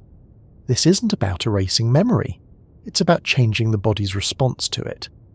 If you've ever wondered why some memories intrude, like they show up without permission, norepinephrine and salience systems are part of the explanation. When the brain tags something as high priority, it creates strong associations.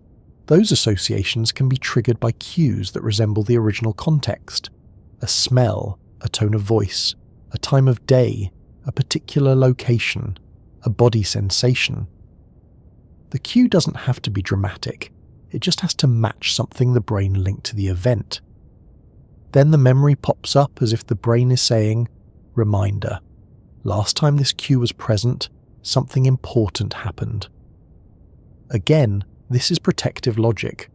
The brain is trying to prevent surprises. The problem is that the cue may now be harmless. The memory becomes a false alarm of its own, and when it arrives, it can trigger the same sympathetic surge we talked about earlier. That turns memory into a body event, and the body event then reinforces the memory. Another loop. It might help to look at a calmer version of this process, because the same mechanisms are not only for trauma, they're for learning in general. If you study for an exam and you feel mild pressure, your brain may encode certain facts more strongly because you care. If you practice a skill and it's meaningful, arousal can support learning. Norepinephrine helps mark, "This is relevant." That's why interest is so important for memory. When you're interested, your arousal is naturally elevated in a moderate way. Your attention locks in. Your brain allocates resources. You remember. When you're bored and disengaged, the brain doesn't see a reason to store the details. That's not laziness. That's resource allocation. This is also why novelty can improve memory. A new place, a new experience, a new conversation can feel more memorable than routine days. Novelty triggers norepinephrine bursts and attention updates. The brain says, "This differs from the prediction. Store it." Routine days blur together because the brain says, "Nothing new here. Summarize it." That's how you can lose track of time in routine, and yet remember a single unusual afternoon for years. So norepinephrine is not only a stress chemical, it's a relevance chemical. It helps your brain decide what to keep. The problem arises when relevance is assigned too aggressively to threats, or when the system is stuck in a high arousal mode. Then the brain overstores negative cues. It learns fear quickly. It remembers pain quickly. It becomes sensitive to warning signals and less sensitive to ordinary neutral experiences. You can think of it as a library that keeps buying copies of the same scary book and has less room for everything else. If you've lived through that, you may have noticed how your attention becomes trained towards certain patterns. You remember the things that went wrong and forget the things that went right. You replay a conversation and fixate on one awkward sentence. You remember the look on someone's face and interpret it as rejection. The memory isn't only a record, it's a tool for prediction. Under stress, prediction becomes biased toward danger. One detail that often surprises people is how body posture and muscle tension can influence memory retrieval. When your body is tense, your breathing is shallow, and your sympathetic tone is elevated, you're more likely to retrieve anxious material. This is partly mood-congruent memory. Your brain tends to retrieve memories that match your current state because those memories seem relevant to the present. If you feel calm, you more easily remember calm times. If you feel stressed, you more easily remember stressful times. Norepinephrine helps drive state, and state guides retrieval. That's why a bad morning can make your mind suddenly remember every other bad morning you've ever had, as if the brain is building a case. If you're looking for something practical in this, one gentle implication is that changing state can change what comes to mind. You don't always have to argue with the content of your thoughts. Sometimes it's more effective to change the body state that is selecting the content. A steadier breath, a warmer posture, a small movement can shift the retrieval bias. This isn't instant, but it's real. There's also a relationship between stress, memory, and sleep that matters for the next direction we're heading. Sleep is when the brain does a lot of consolidation and sorting. Sleep is also when norepinephrine activity changes dramatically. In certain stages of sleep, norepinephrine output from the locus coeruleus drops to very low levels. That chemical quietness is part of what allows the brain to process memories differently, to integrate them, to reduce emotional charge, and to create the strange, sometimes fragmented experience of dreaming. When sleep is disrupted by chronic arousal, memory consolidation can be disrupted too. That can lead to more intrusive memories and less emotional processing, which makes the whole system feel stuck. You can see how the pieces connect. Norepinephrine drives alertness and tags moments as important. Under pressure, it helps the brain store intense experiences strongly, sometimes too strongly. Then if sleep is disturbed, the brain has fewer chances to downshift and reorganize those memories. The memories remain sharp and reactive, and because they remain sharp, they trigger arousal again when they appear. It becomes a cycle that can feel like a mine that won't let go. At the same time, the fact that sleep changes norepinephrine so dramatically is encouraging, because it means the brain has built-in chemistry for stepping away from alertness. There are times each night when the system naturally lowers the gain, not because you earned it, but because the brain needs it. That drop in norepinephrine is part of why sleep can feel like relief, and also why a restless night can make the next day feel emotionally louder. So as we ease forward, it makes sense to follow norepinephrine into the hours when you're not trying to focus and you're not trying to survive, when the body lies still and the brain shifts into different modes. The same chemical that sharpens your attention during the day behaves very differently at night, and that change helps explain not only why sleep feels the way it does, but why dreams can be strange and why emotional memories can soften over time when sleep is deep enough. At night, when the lights go off and the world stops asking you questions, your brain doesn't simply power down like a laptop. It changes mode, it shifts its priorities, it changes what it pays attention to, what it stores, what it ignores, and what it lets drift by. And one of the clearest signs that a new mode has begun is what happens to norepinephrine. During the day, norepinephrine is one of the chemicals that helps you stay alert, helps you lock on to what matters, and helps your body prepare for action when something feels important or uncertain. It supports that on feeling, but if the brain stayed in that same chemical posture all night, sleep would be shallow, jumpy, and not very restorative. You'd be half awake, scanning in the dark, responding to tiny sounds, reacting to every internal sensation. In other words, you'd be stuck with the volume knob turned up. So the brain does something very deliberate. As sleep deepens, it reduces norepinephrine signaling in key ways, especially from the locus coeruleus, the brainstem broadcaster we met earlier. This reduction is not a small tweak. It's a major shift in the chemical environment of the brain, and when you understand that, a lot of nighttime experiences start to make more sense. Why you can feel physically heavy, why your thoughts lose their sharp edges, why dreams can be so strange, and why a poor night's sleep can leave you emotionally raw the next day. Let's start with a simple observation that most people recognize. When you're about to fall asleep, your mind often changes texture. Thoughts become less organized. Images appear. You might think about a conversation, and suddenly it turns into a different memory, then a different one, with no clear reason. You might catch yourself in a half-dream where you're doing something ordinary, and then realize you're not actually doing it at all. This drifting is not a failure of concentration. It's your brain stepping away from the daytime rules of attention. Daytime attention depends on a certain level of arousal and a certain kind of network stability. Norepinephrine contributes to that stability by keeping your brain responsive and ready. When norepinephrine activity drops, it becomes easier for the mind to loosen its grip on a single thread. That's not always pleasant if you're trying to stay awake, but it's very helpful if you're trying to sleep. Sleep requires a reduction in monitoring. It requires less scanning. It requires the brain to stop treating every little change as a signal that needs immediate response.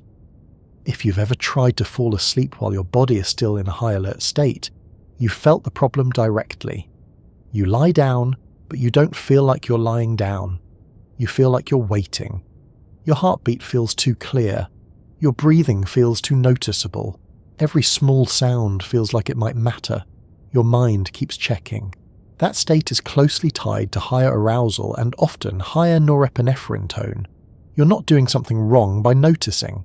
Your nervous system is simply in the wrong mode for sleep. Now, sleep itself isn't one uniform state. It comes in cycles, and within those cycles are different stages, each with its own patterns in brain activity and chemistry. The two broad categories are non-REM sleep and REM sleep. Non-REM includes lighter stages and deeper slow-wave sleep. REM is the stage most people associate with vivid dreaming, though dreams can occur in other stages too. Norepinephrine behaves differently across these stages, and this is where things get particularly interesting. As you move into non-REM sleep, especially deeper stages, norepinephrine output from the locus coeruleus generally decreases compared to wakefulness. The brain becomes less responsive to external stimuli. Your muscles relax. Your awareness of the environment fades. The watchman is still there, in the sense that the brain can still wake you if something important happens, but the sensitivity is lower. It's like the watchman sits down and keeps one ear open instead of pacing the halls with a flashlight. This lowered norepinephrine is one reason deep sleep can feel so heavy. When someone wakes you from deep sleep, you can feel disoriented and slow. Your brain isn't instantly ready to re-enter the daytime mode. It takes a moment to bring norepinephrine and other arousal systems back online. That groggy feeling is not your brain being lazy.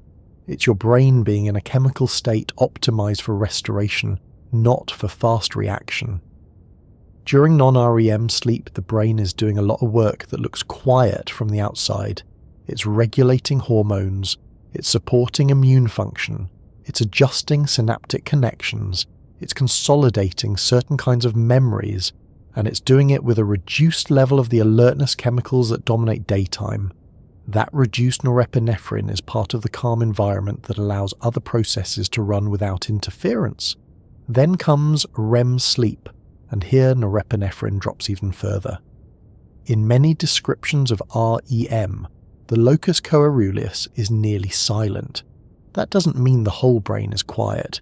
In fact, REM brain activity can look surprisingly awake in some ways. But it's awake without the usual norepinephrine tone. This combination is one reason dreams can feel vivid and emotionally loaded and yet disconnected from normal logic. If norepinephrine is one of the chemicals that supports focused attention, monitoring, and the sense that something is urgent, then a near absence of norepinephrine in REM is like removing the brain's strict supervisor. The brain can generate scenes, emotions, and narratives without the same level of reality checking. You can dream that you're late for a train that doesn't exist in a city you've never visited, and it makes perfect sense at the time. You can feel intense embarrassment in a dream because you showed up to work wearing something ridiculous, and the feeling is real even if the situation is absurd. In REM, the brain is generating experience while the chemical environment is different from waking. You don't have the same monitoring tone. You don't have the same steady norepinephrine-driven focus. The result is a kind of internal theatre where the audience is fully immersed. This helps explain a question people sometimes ask. Why can dreams feel so emotional? And yet when you wake up, the emotions often fade quickly. Part of it is that waking brings norepinephrine back. The brain returns to a state where it evaluates and filters differently.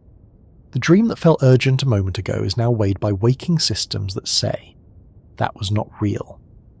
It doesn't always erase the emotion, especially after a nightmare, but it changes how the brain treats it. Nightmares are a special case worth mentioning, because they're one of the clearest moments when sleep and the arousal system collide. A nightmare can feel like a threat simulation that you can't exit, and when you wake from one, your sympathetic system can be active. Your heart may race, your breathing may be fast, you might feel sweaty or shaky. In that sense, a nightmare can produce the same body signature as a daytime alarm, even though no external danger occurred. What's interesting here is that the nightmare itself happens in a stage where norepinephrine is typically low, but the awakening can involve a rapid reactivation of arousal systems, including norepinephrine. The transition can be abrupt. You go from a chemically unusual dream mode to a chemically urgent wake mode in seconds, and that can feel like being thrown from one room into another with the lights suddenly on. If you've ever had that experience, you might also notice how long it can take to settle back down. The brain woke up because the content felt threatening, or because the body responded strongly, and once awake, the alertness system may stay on for a while. The watchman is pacing again. This is one reason people can struggle to return to sleep after a nightmare. It's not only the disturbing content, it's the chemical state shift. There's another detail about REM that matters for emotional processing. Many researchers have suggested that REM sleep, with its low norepinephrine environment, may allow the brain to revisit emotional memories with less of the same stress chemistry that was present during the original event. In simpler terms, it may allow you to replay emotional experiences while the brain is not fully bathed in the chemicals that make them feel like immediate threats. That could be part of how the emotional charge of memory softens over time. It's not that you forget what happened. It's that the body's reaction can become less intense when the memory is triggered. This idea fits with the everyday observation that a good night's sleep can make yesterday's problems feel less sharp. The facts haven't changed. The email is still in your inbox. The awkward conversation still happened.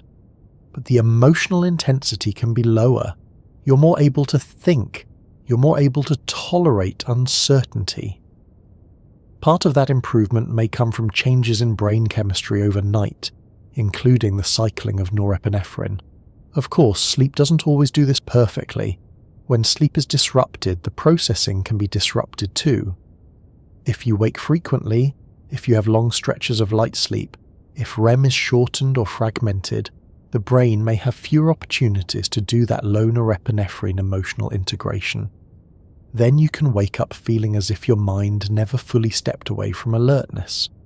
People often describe this as waking tired, waking anxious, or waking with the same stress they had the night before. It's also worth noting that certain substances and medications can alter sleep architecture and thus alter how norepinephrine-related systems behave overnight. Alcohol, for instance, can make people feel sleepy at first but can fragment sleep later, often reducing REM early and increasing rebound later. Stimulants can delay sleep onset and reduce deep sleep. Some antidepressants can suppress REM. None of this means these substances are good or bad in a moral sense.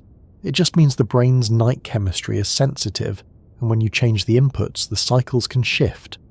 If you've ever noticed that your dreams change when you change your caffeine timing, your alcohol intake, your stress level, or your sleep schedule, you're observing the brain's chemistry in action. Dreams are not random decorations. They reflect the state of your nervous system and the stage of sleep you're in. Another angle that connects norepinephrine and night is the simple fact that sleep is when the brain reduces its external responsibilities.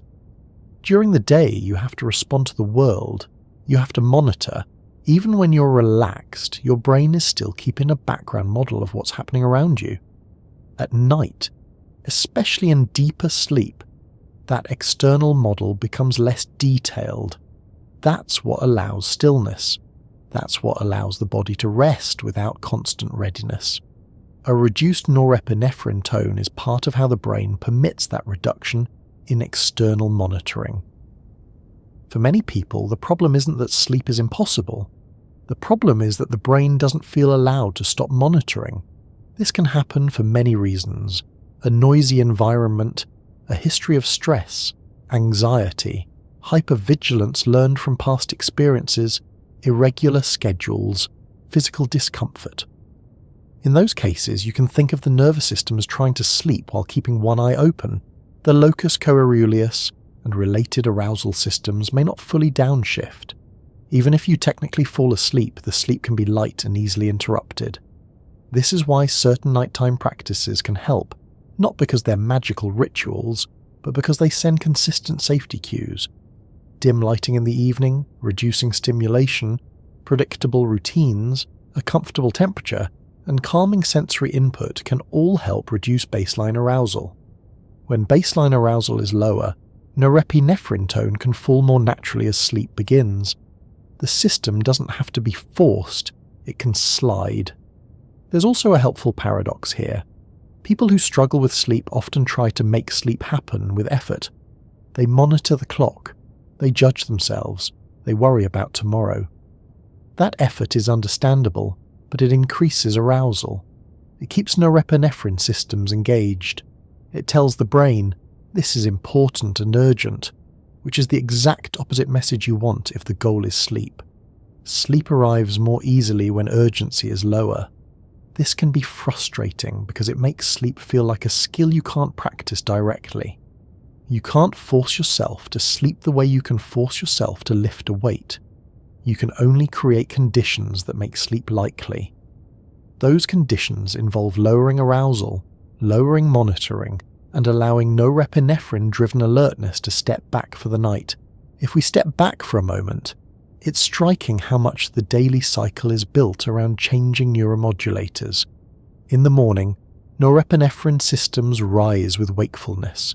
They support attention and readiness. In the evening, they should gradually decline. During deep sleep, they are lower. During REM, they can be extremely low. And then in the morning, they rise again. That rhythm is part of what it means to be a creature that alternates between engaging the world and restoring itself. When that rhythm is disrupted, the consequences show up everywhere. Because norepinephrine is connected to so many functions. If you don't get enough restorative sleep, your baseline arousal the next day may rise. Your attention may be less stable. Your threat threshold may be lower. Your body may feel more reactive. The same email that you could have handled calmly after a good night can feel like a catastrophe after a bad one. This is not because you lost your maturity overnight. It's because your brain's chemical starting point changed. There's another piece of the nighttime norepinephrine story that's subtle but important: muscle tone. During REM sleep, the body is largely paralyzed in the sense that skeletal muscles are inhibited. This is a protective feature that prevents you from acting out dreams. The brain is generating movement in the dream, but the body is kept mostly still. It's one of the reasons REM is such an odd combination of intense internal experience and external stillness. Norepinephrine is not the only chemical involved in that muscle inhibition, but it's part of the larger switch from action-ready mode to internal simulation mode. When that switch is imperfect, you can get unusual sleep behaviors. Some people talk in their sleep, move, or act out dreams.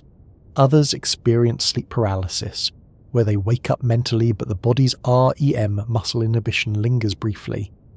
That can be terrifying if you don't know what it is, because you feel awake but unable to move. In those moments, the brain's arousal systems can surge as you realize you can't move, and you can end up with a mix of REM features and wake features at the same time. That mixture can produce vivid hallucinations and intense fear. Again, it's not supernatural. It's a state boundary problem. If you've ever had an experience like that, it's another example of how powerful these state shifts are. Norepinephrine isn't just a focus chemical. It's part of the switchboard that defines whether you're in a mode of external readiness, internal processing, or deep restoration. There's a gentle way to summarize all of this without flattening it. During sleep, especially during REM, the brain lowers norepinephrine to reduce monitoring, reduce external responsiveness, and allow different kinds of processing to occur. That chemical quietness helps stillness happen. It also helps create the unusual mental landscape of dreams, and it may help the brain revisit emotional material without the same immediate alarm tone, which can be part of how feelings soften with time. But there's a second truth sitting right beside that one. Norepinephrine systems don't only drop at night, they can also stay too active at night if the nervous system is under strain.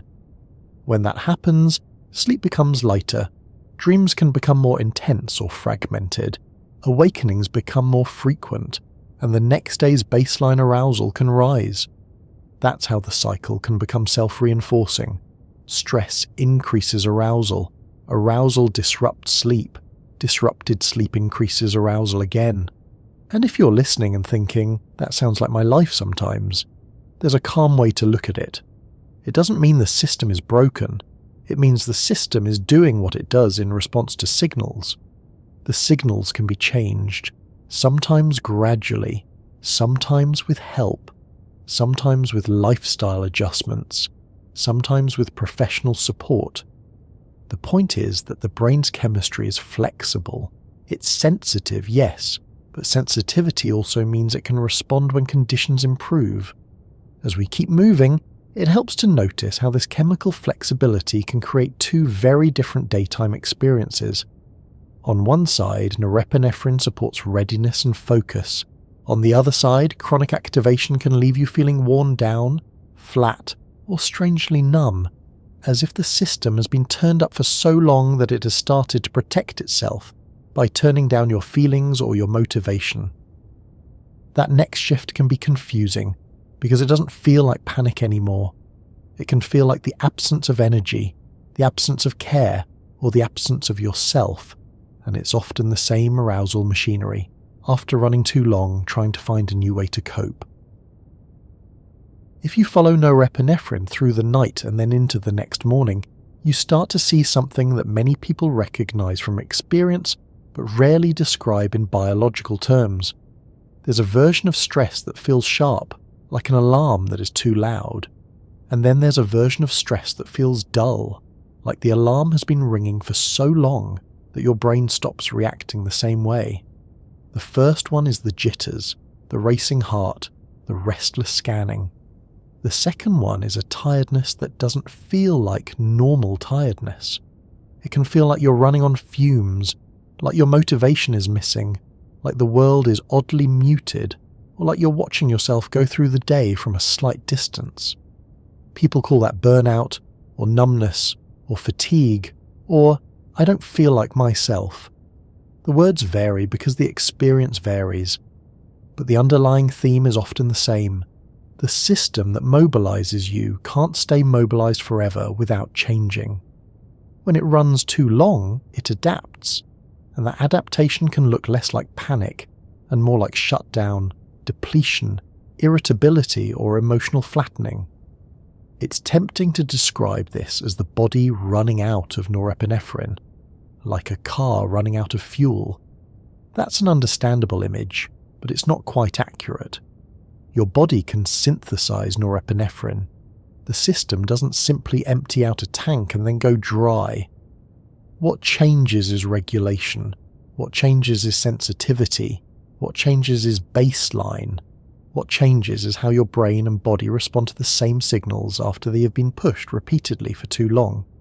A helpful concept here is allostatic load. You don't have to memorize the term, but the idea is simple. Your body maintains stability not by staying constant, but by adjusting. Heart rate goes up when you move and down when you rest. Blood pressure changes with posture. Stress responses rise when needed and fall when not. That flexibility is healthy. Allostatic load is what accumulates when the adjustment system is asked to work too hard for too long. If your nervous system is constantly making stress adjustments, raising arousal, tightening muscles, shifting digestion, changing sleep, maintaining vigilance, then the cost accumulates. Eventually the system changes its settings to cope. That can lead to the feeling of burnout. Burnout is sometimes described as too much work, but it's broader than that. It can be too much work, too much caregiving, too much uncertainty, too much conflict, too much responsibility without control, too many small stresses without recovery, too much life happening all at once. The key is not only intensity, it's duration and lack of downshift. If you keep the volume knob high all day, and then you keep it high at night because you can't settle, and then you wake up and do it again, the system learns that high is the new normal. It tries to protect you in whatever way it can. In the early phase of chronic stress, many people notice the wired feeling. They're tired but activated. They can't relax, but they're also not fully productive. Their mind keeps returning to problems. Their sleep becomes lighter or fragmented. Their body holds tension. In that phase, norepinephrine tone is often elevated along with other stress-related signals. The locus coeruleus and related networks may be more reactive. Your attention becomes more easily grabbed. Your startle response may be stronger. Your tolerance for uncertainty shrinks. You get that sense that you're always on, always ready, even when you don't want to be. If that goes on, a different phase can appear. People start saying things like, "I don't feel anxious anymore. I just feel nothing." Or, "I'm tired all the time." Or, "I'm not sad exactly, but I'm flat." Or, "I can't care the way I used to." Sometimes the word is numbness. Sometimes it's emptiness. Sometimes it's brain fog. Sometimes it's cynicism. Sometimes it's irritability, like the nervous system has lost the ability to respond gently. This can be confusing because it doesn't match the popular picture of stress. Stress is supposed to be butterflies and sweaty palms, but a long-running stress response doesn't always stay in the same form. The nervous system has multiple strategies. If constant mobilization isn't sustainable, it may shift toward conserving energy and reducing emotional intensity, not because it's giving up, but because it's trying to prevent further damage. There are several mechanisms that can contribute to this shift, and they can overlap. One is receptor and sensitivity changes. Norepinephrine works by binding to receptors, proteins on cells that translate chemical signals into changes in activity. If a system is bombarded by a signal repeatedly, cells can adjust. They can change receptor sensitivity, change receptor numbers, or change downstream signaling pathways. This is basic physiology. It's one reason people develop tolerance to certain drugs, and it's also a reason chronic stress can change how the nervous system responds. The exact details differ across tissues and brain regions, but the general principle holds. Sustained high signaling can lead to adaptive changes that alter responsiveness. In practical terms, you might see this as a loss of the crisp focus boost you used to get from pressure. Early on, a deadline might have sharpened you. Later, the same deadline might just make you feel heavy and avoidant. Or you might notice that caffeine no longer gives you clean energy. It gives you jittery discomfort, or it barely works at all. Or you might notice that you don't get the same emotional reaction to things, good or bad. The system is no longer responding in a fresh, flexible way.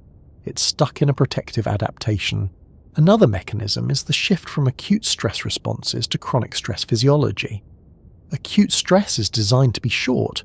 It mobilizes energy, increases arousal, and then ideally resolves. Chronic stress keeps the mobilization machinery engaged and other systems begin to suffer.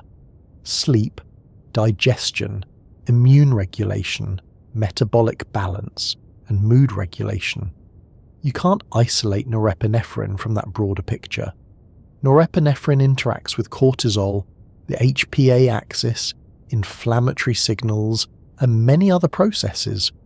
When those systems are dysregulated, you can get fatigue, cognitive slowing, and emotional blunting. It might help to put this into a day-in-the-life example. Imagine someone who's been under pressure for months. They wake up already tense, maybe because sleep was shallow. They drink caffeine to function. They push through tasks with a background hum of urgency. Their body spends hours in mild sympathetic activation. They don't move much except from chair to kitchen to chair. They eat quickly. They scroll at night to numb out, but the scrolling keeps the brain stimulated. They lie down and their thoughts keep going. They wake and do it again. In that pattern, the nervous system is not receiving clear, safe and recovered signals. It's receiving stay-ready signals all day, every day. At first, norepinephrine-driven vigilance might keep them afloat. It can provide the energy to meet demands, but it also creates wear. Over time, the brain may start protecting itself by reducing emotional responsiveness. The body may start sending stronger fatigue signals to force rest. Concentration can worsen, not because the person doesn't care, but because their attention systems are overloaded and their sleep-dependent recovery is impaired. That's burnout. Numbness, in this context, isn't always the absence of emotion. Sometimes it's the presence of emotion that's become inaccessible. People will say, I know I should feel something, but I don't. Or, I'm upset, but it's behind glass. That experience can be related to dissociation in some people, or to emotional blunting, or to a kind of protective distancing. It's not the same for everyone, and it can have different causes, including depression, trauma responses, medication effects, and medical issues. But in the burnout picture, numbness often appears as the nervous system trying to reduce load. There's also the phenomenon of anhedonia, the reduced ability to feel pleasure or interest. This is often discussed in relation to dopamine, but norepinephrine and dopamine systems are intertwined. When the brain is in a chronic stress posture, motivational systems can shift. Tasks that used to feel satisfying no longer give the same reward. Hobbies feel like work. Social interactions feel like effort. The world becomes less sticky in a positive way. That can be deeply unsettling because it feels like you've lost a part of yourself. In many cases, it's not lost, it's suppressed by a state. Cognitive changes are common too. People describe brain fog as if it's a mysterious cloud, but there are understandable contributors. Sleep disruption reduces attention stability and working memory. Chronic arousal increases distractibility and makes it harder for the prefrontal cortex to function smoothly. Inflammation and metabolic strain can affect cognition. Constant internal monitoring can consume attention. If your brain is spending energy scanning for threats, financial, social, health-related, future-related, it has less left for deep thinking. You may be mentally busy and mentally ineffective at the same time. That's a classic burnout combination. It's also common for the body to alternate between states.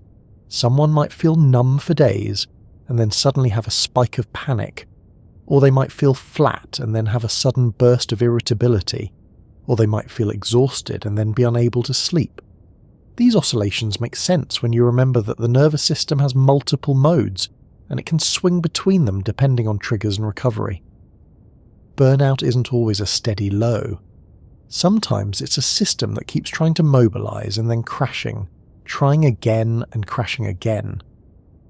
Another piece that deserves attention is the way burnout changes social behavior. When you're chronically stressed, social cues can feel heavier. Small conflicts feel threatening. You may withdraw because you don't have the energy to regulate, or you may become more blunt because the nervous system is prioritizing efficiency over nuance. People often interpret this as becoming a worse person. A kinder interpretation is that the nervous system is in a reduced capacity state. It doesn't excuse harmful behavior, but it explains why patience becomes harder when the system is overloaded. There's also a body component that can look like, I'm sick all the time. Chronic stress is linked to changes in immune function. Some people notice more frequent colds, slower recovery, or flare-ups of inflammatory conditions. The body's regulatory systems are interconnected, and when arousal and stress hormones are persistently elevated, other systems can shift. Again, this is not a diagnostic statement, it's a pattern seen in physiology. If someone has ongoing symptoms, medical evaluation is important. But it's useful to know that stress is not only in the mind, it can change the body's baseline function. Now, because our central chemical is norepinephrine, it's worth asking, what does chronic norepinephrine-related activation feel like specifically? And why does it sometimes turn into numbness rather than just staying as anxiety? One answer is that persistent high arousal is costly, so the brain looks for ways to reduce the subjective intensity. If everything feels urgent all the time, you can't live, you can't eat, sleep, or maintain relationships. So the nervous system may downregulate sensitivity, or shift attention away from emotional processing. You could think of it as turning down certain channels to keep the whole system from overheating. It's not elegant, and it can feel miserable, but it's protective in intent. Another answer is that chronic arousal can make the brain's reward and motivation systems less responsive. When you're constantly on alert, you're not in a state that encourages exploration, play, or enjoyment. You're in a state that encourages survival. Over time, that survival posture can become the default lens through which you view life. If your nervous system is repeatedly saying, handle the next thing, there's less room for enjoy the thing. Norepinephrine's role in salience and attention means the brain becomes very good at noticing problems and less able to rest in neutral or positive experiences. That can lead to a world that feels dull or heavy. A third answer involves sleep again. When sleep is fragmented, the brain gets fewer opportunities to cycle through the low norepinephrine states that support restoration and emotional processing. That doesn't only make you tired, it can change how you feel. After several nights of poor sleep, emotions can become either too intense or strangely absent. Some people become more reactive, others become flattened. Both are possible because sleep supports regulation. Without it, the system improvises. There's also a phenomenon that people sometimes call functional freeze. It's not the dramatic freeze you see in an acute threat where someone can't move. It's a subtle freeze. Procrastination, avoidance, a sense of being stuck, difficulty initiating tasks, scrolling without enjoyment, staring at a screen, feeling overwhelmed by simple decisions. From the outside, it can look like laziness. From the inside, it can feel like being pinned. Biologically, a stuck state can happen when the nervous system is simultaneously activated and threatened. Part of you is ready to act. Part of you anticipates danger or failure. The result is inhibition. In that state, norepinephrine may be high, but it's not producing effective action. It's producing vigilance and tension. The body's ready, but the brain doesn't see a safe path forward, so it holds back. That can be one of the most frustrating forms of burnout because you don't feel calm, but you also don't feel productive. You feel like an engine revving with the brakes on. This is also where self-criticism often enters, and self-criticism is not neutral. It adds threat. If you tell yourself, "What's wrong with me? Why can't I do this?" you're not only describing a problem, you're adding social evaluation and danger interpretation. The nervous system hears it as pressure. Pressure increases arousal. Arousal increases tension. Tension makes initiation harder. The loop tightens. That's why kindness, in the very practical sense of reducing threat signals, can be a genuine biological intervention. It lowers the stakes, and lower stakes make action more possible. Now, it's important to be careful and honest here. Burnout and numbness can overlap with depression, anxiety disorders, trauma responses, thyroid issues, anemia, sleep apnea, medication side effects, and many other conditions. Biology explanations are helpful, but they are not a substitute for evaluation if symptoms are persistent or severe. If someone is feeling numb, exhausted, unable to function, or hopeless, professional support matters. The reason to mention that here is not to interrupt the calm tone, but to respect the reality that these experiences can have multiple causes. With that said, within the frame of norepinephrine and long-running arousal, one of the most hopeful things to understand is that these states are reversible for many people because they are states, not identities. The system adapted into them. It can adapt out of them, especially when it receives consistent signals of safety, recovery, and manageable demand. Recovery, though, often doesn't look like collapsing into bed for one weekend and being fixed. It often looks like reteaching the nervous system that downshifting is allowed.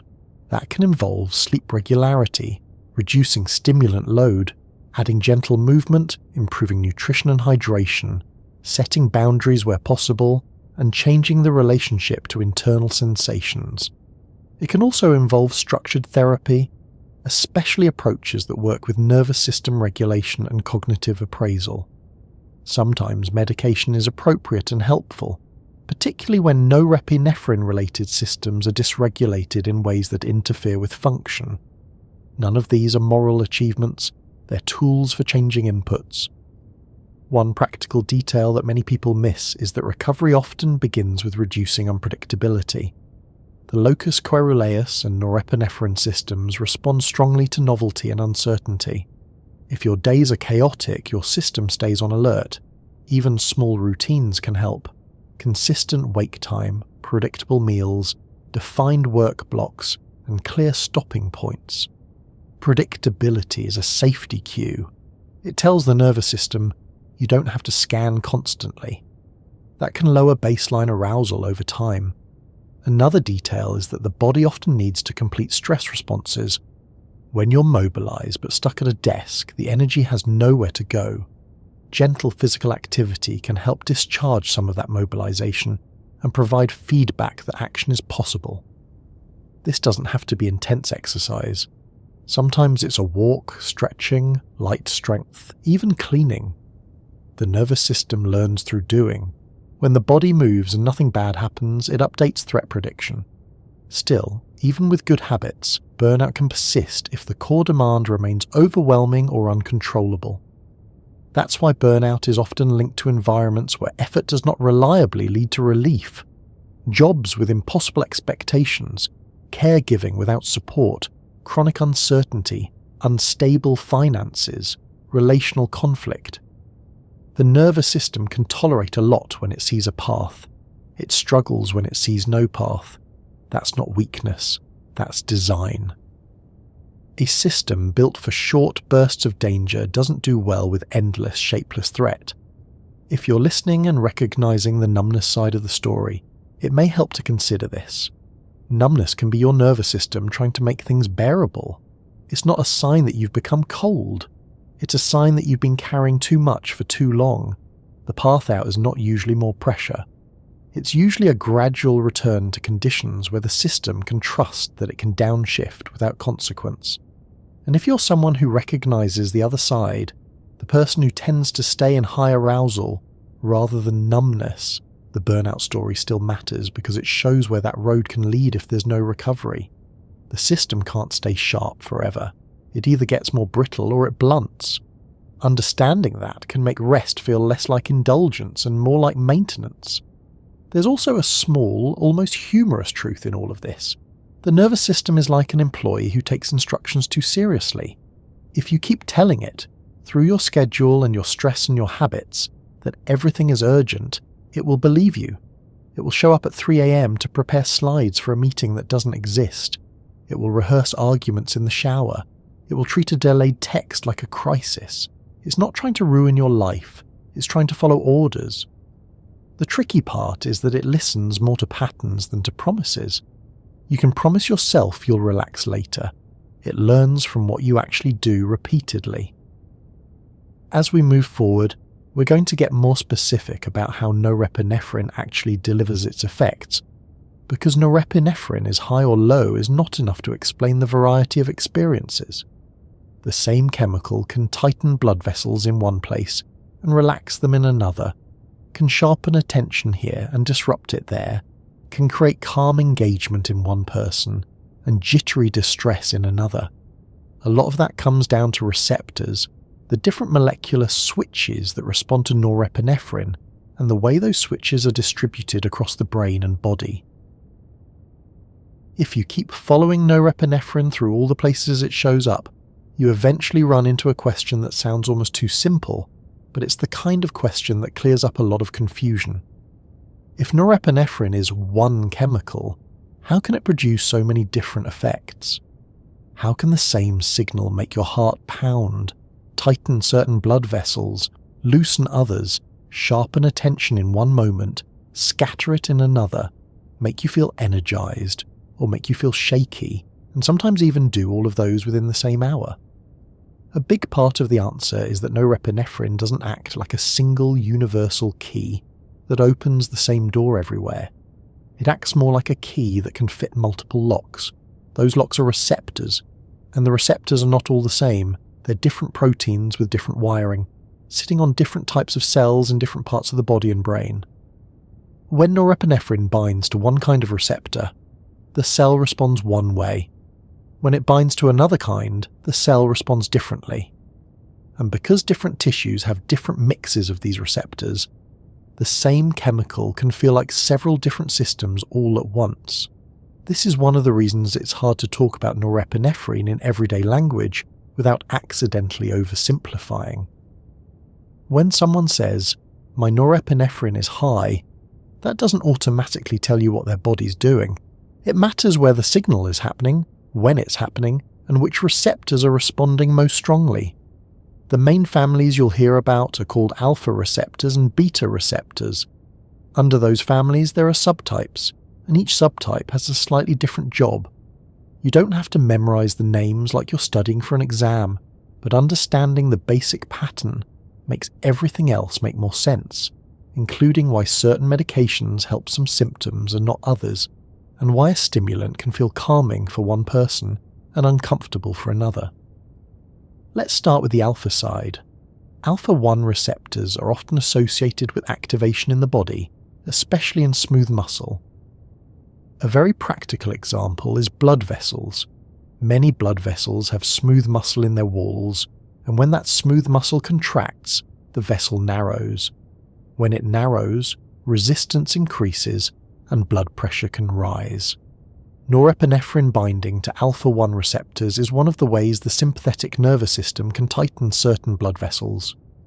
That tightening is useful in a threat situation because it helps maintain blood pressure and can redirect blood flow toward muscles and vital organs. If you've ever noticed your hands getting cold when you're stressed, that can be part of this pattern. Blood vessels in the skin can constrict, reducing blood flow to the surface. That conserves heat and supports central circulation. It's another example of a body preparing for action, even if the action is just you sitting in a chair worrying about an email. Alpha-1 receptors also show up in other places with smooth muscle, including in the eyes, where sympathetic activation can affect pupil size and in parts of the urinary system. This is why certain drugs that block alpha-1 receptors can affect blood pressure and also cause side effects like dizziness when standing up, because the body's ability to tighten vessels quickly is reduced. Alpha-2 receptors are a bit different, and they're extremely important for the way norepinephrine regulates itself. A lot of alpha-2 receptors act as autoreceptors, meaning they sit on norepinephrine-releasing neurons and provide feedback. When norepinephrine is released, it can bind to alpha-2 receptors on the presynaptic side and essentially tell the neuron, "That's enough, slow down." This is one of the built-in brakes of the system. If alpha-1 is often part of the push side in the body, alpha-2 is often part of the brake side in the nervous system. That's not an absolute rule, but it's a helpful mental handle. In the brain, alpha-2 receptors are particularly relevant to attention and regulation because they can reduce excessive norepinephrine release and can influence prefrontal cortex function. This is one reason certain medications that activate alpha-2 receptors, like clonidine and guanfacine, are used in some cases for ADHD, tics, and anxiety-related hyperarousal. They don't add energy. They tend to dampen overactivation by strengthening inhibitory control and reducing the firing intensity of certain arousal systems. People often describe the effect as being less keyed up, less reactive, or less driven by internal noise. That might sound counterintuitive at first. Why would stimulating a norepinephrine receptor reduce norepinephrine's effects? The answer is the autoreceptor logic. If you activate the brake, you reduce the system's output. This is a very common theme in biology. Sometimes the fastest way to reduce a signal is to stimulate the receptor that turns the signal down. Now let's move to beta receptors, which are often the ones people indirectly meet when they talk about adrenaline symptoms. Beta-1 receptors are strongly associated with the heart. When norepinephrine or epinephrine binds to beta-1 receptors in the heart, it tends to increase heart rate and the force of contraction. This makes the heart a more powerful pump. In a true emergency, that's exactly what you want. More blood flow supports rapid movement and rapid response. In a false alarm, beta-1 activation is part of why your heart can feel like it's trying to audition for a drum solo while you're doing nothing more dangerous than lying in bed. It's not that the heart is confused, it's that it's receiving a chemical instruction that says be ready. Beta-2 receptors are found in several places, and one of the most familiar is the lungs. Beta-2 activation tends to relax smooth muscle in the airways, which helps open them. That supports airflow, Again, if you're running from something, opening the airways is useful.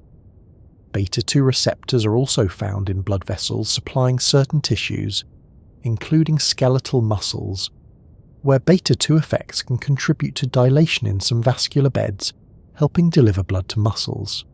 This is part of the reason the sympathetic system isn't simply constrict everything. It redistributes.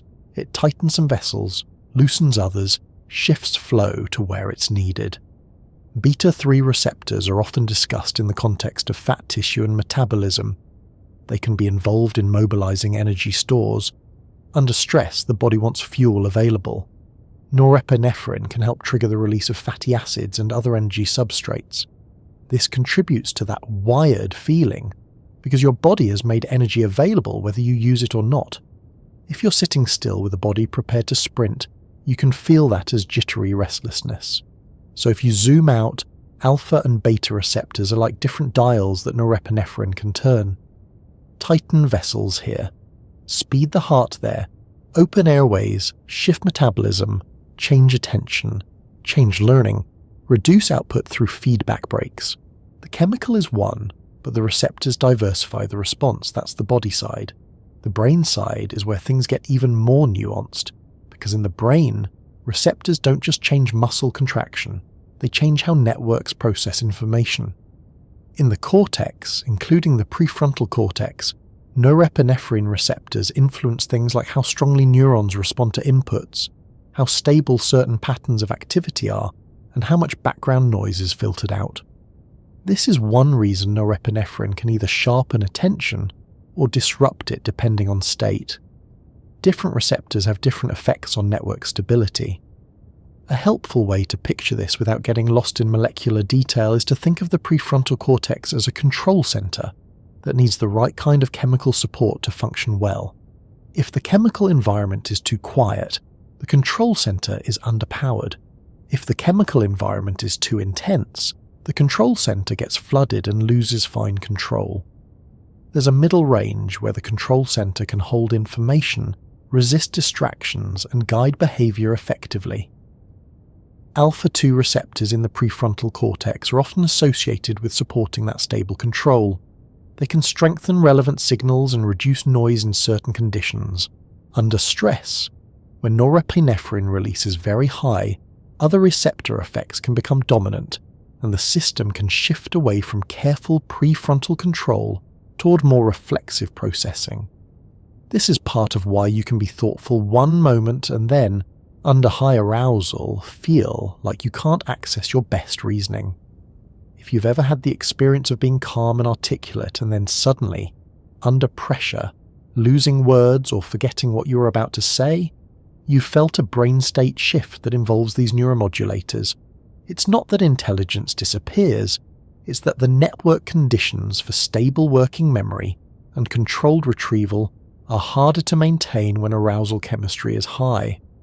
There's also an important detail about where norepinephrine receptors sit. Some are on the presynaptic neuron, some on the postsynaptic neuron, some on interneurons that provide inhibition, and some on glial cells that support overall brain function. The location matters because it changes what activation means. A receptor on a neuron that releases norepinephrine can reduce release, acting as a brake. A receptor on a target neuron can increase or decrease its activity depending on the receptor subtype and downstream pathway. And because different brain regions have different receptor densities, norepinephrine can make one region more responsive while making another region behave differently. This is one reason people sometimes feel like their body and mind are doing opposite things. Someone can be physically activated and mentally foggy, or physically tired and mentally racing. It's not always a contradiction. It can be the same chemical family acting through different receptors and different circuits. If we add another layer, the story gets even more personal. People differ in receptor genetics and receptor regulation.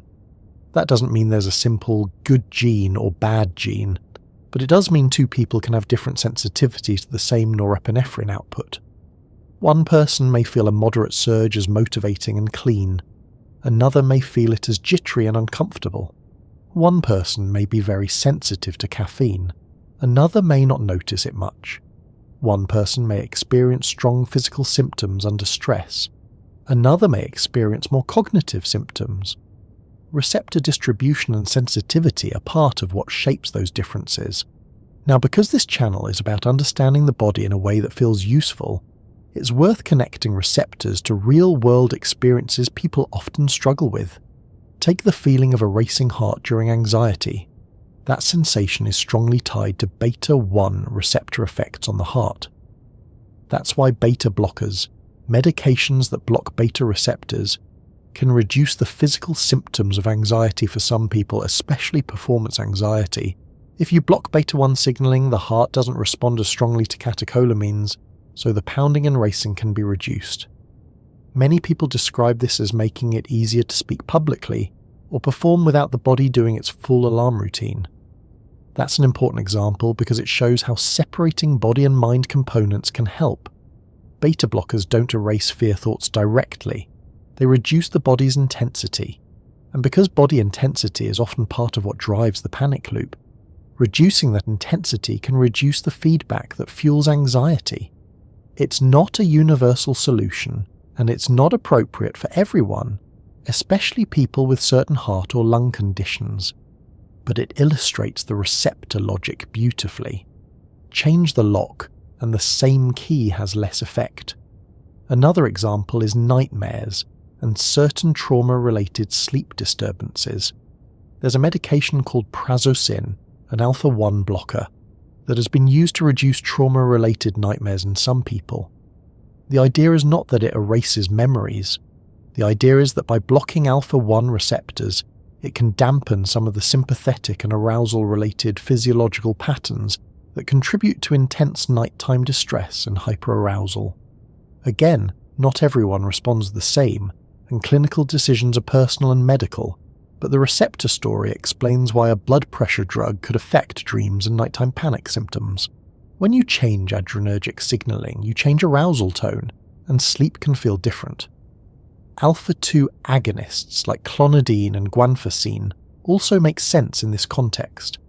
By stimulating alpha-2 receptors, you can reduce norepinephrine release in certain pathways and support calmer regulation.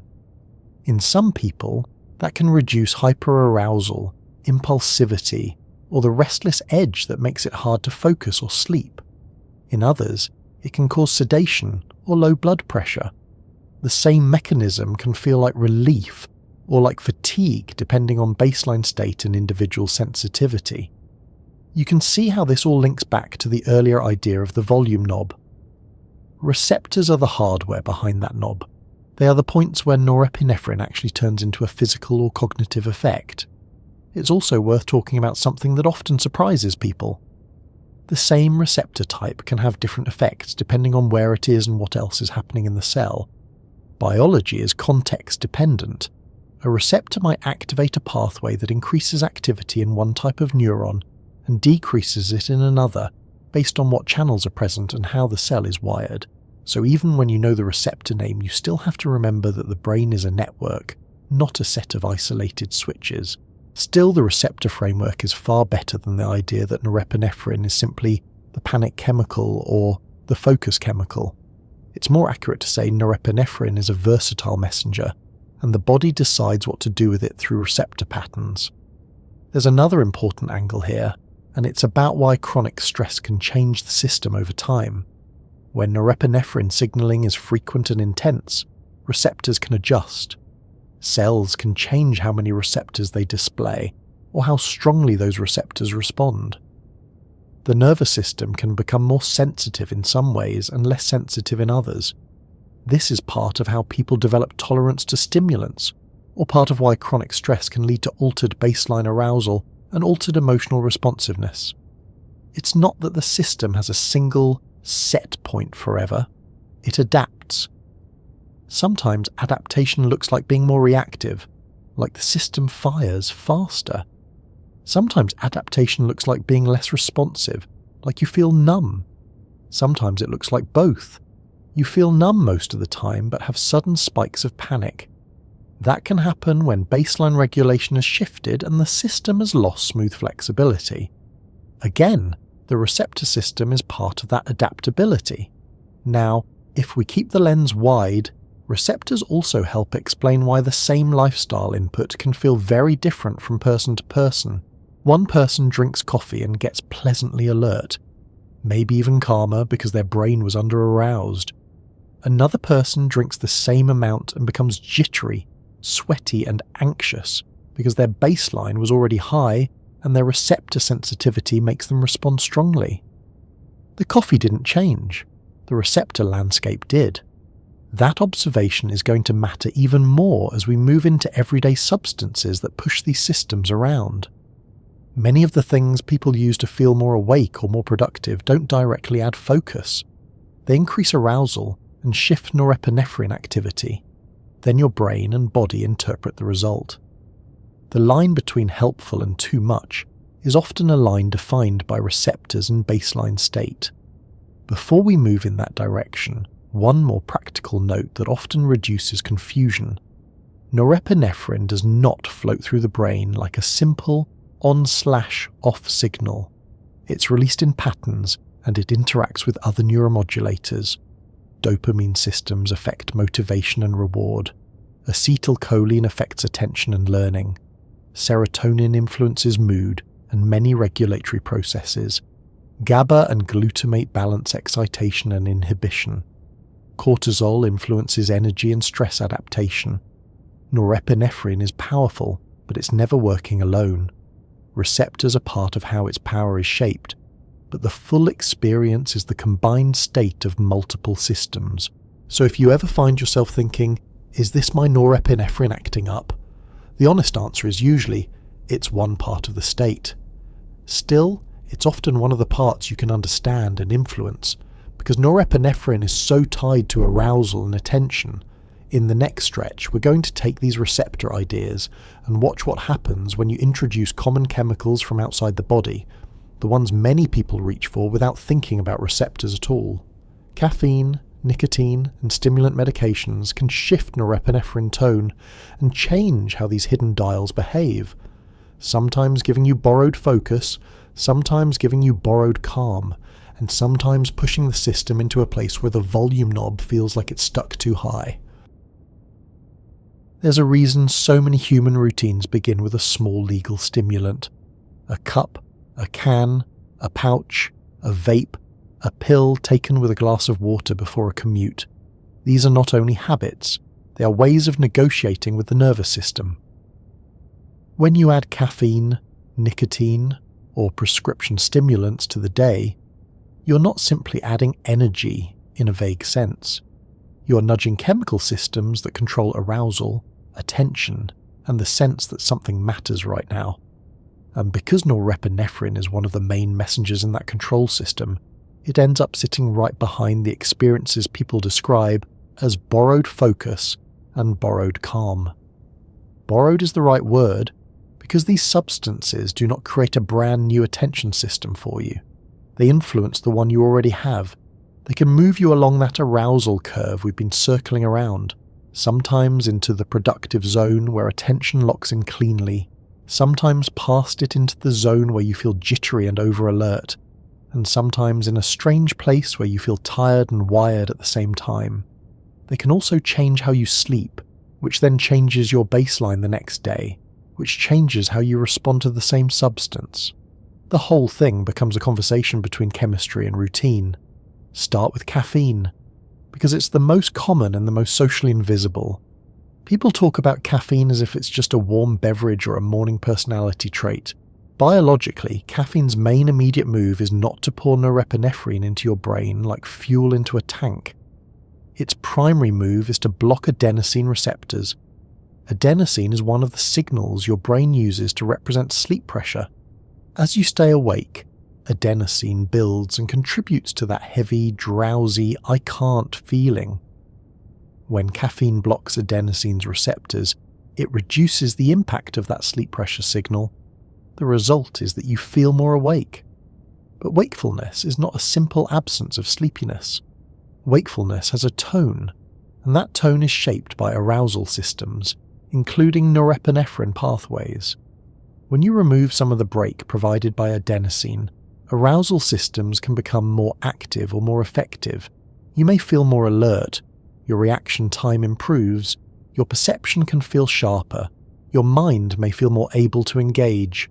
For many people, that's the whole point. The tricky part is that caffeine doesn't ask what kind of wakefulness you need. It pushes in the direction of wakefulness, and your current baseline determines what that feels like. If you start the morning under-aroused, sleepy and foggy, caffeine can move you closer to the sweet spot. The world becomes manageable. Your thoughts feel more organized. That's borrowed focus in the pleasant sense. If you start the morning already tense, already stressed, already running late, caffeine can push you over the edge. Your heart becomes more noticeable. Your hands may tremble. Your mind becomes more reactive. That's borrowed focus turning into borrowed panic. People sometimes find it confusing that caffeine can feel like motivation one day and like anxiety the next, even at the same dose. A big part of that is context and sleep. When you're sleep deprived, your nervous system is already in an unstable place. The brain has less ability to regulate emotional responses, and baseline arousal can be elevated in certain ways even while you still feel tired. You're not starting from calm. You're starting from a strange blend of fatigue and vigilance. Caffeine can make that blend louder. It can lift the sleepiness without restoring the stability. Then you end up awake, but not settled. Caffeine also has a body component that feeds back into the mind. It can increase heart rate in some people, increase gastrointestinal activity, and increase the sense of internal buzz.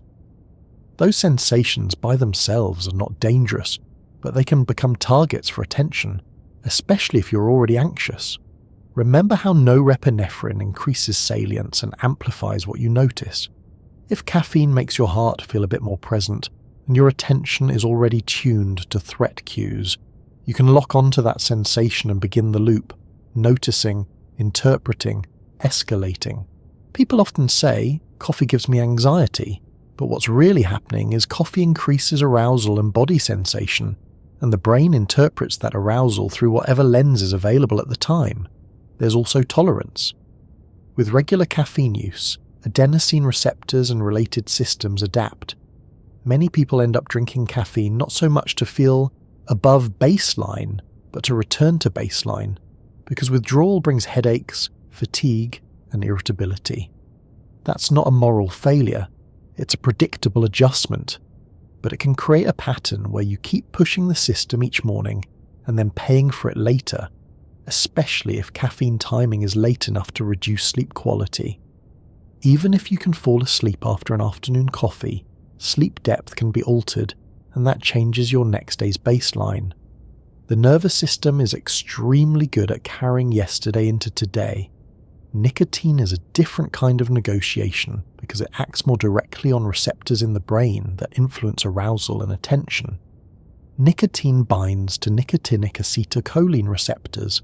Those receptors are found throughout the nervous system, including on neurons that release many different neurotransmitters. When nicotine activates them, it can increase the release of several signals, including dopamine and norepinephrine. That's part of why nicotine can feel like a quick, clean shift in state. People often describe it as sharpening, focusing, stabilizing, even calming. It can sound odd to say nicotine is calming, given its reputation, but many users describe exactly that.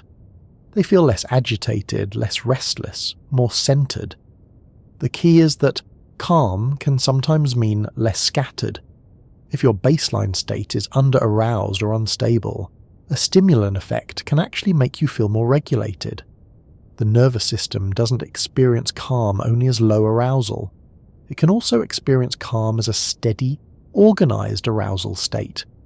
Nicotine can provide that steadiness temporarily by boosting attention and altering the balance of signals in networks that control focus and mood. That temporary steadiness is also part of why nicotine is so habit-forming. It doesn't just provide pleasure, it provides state control.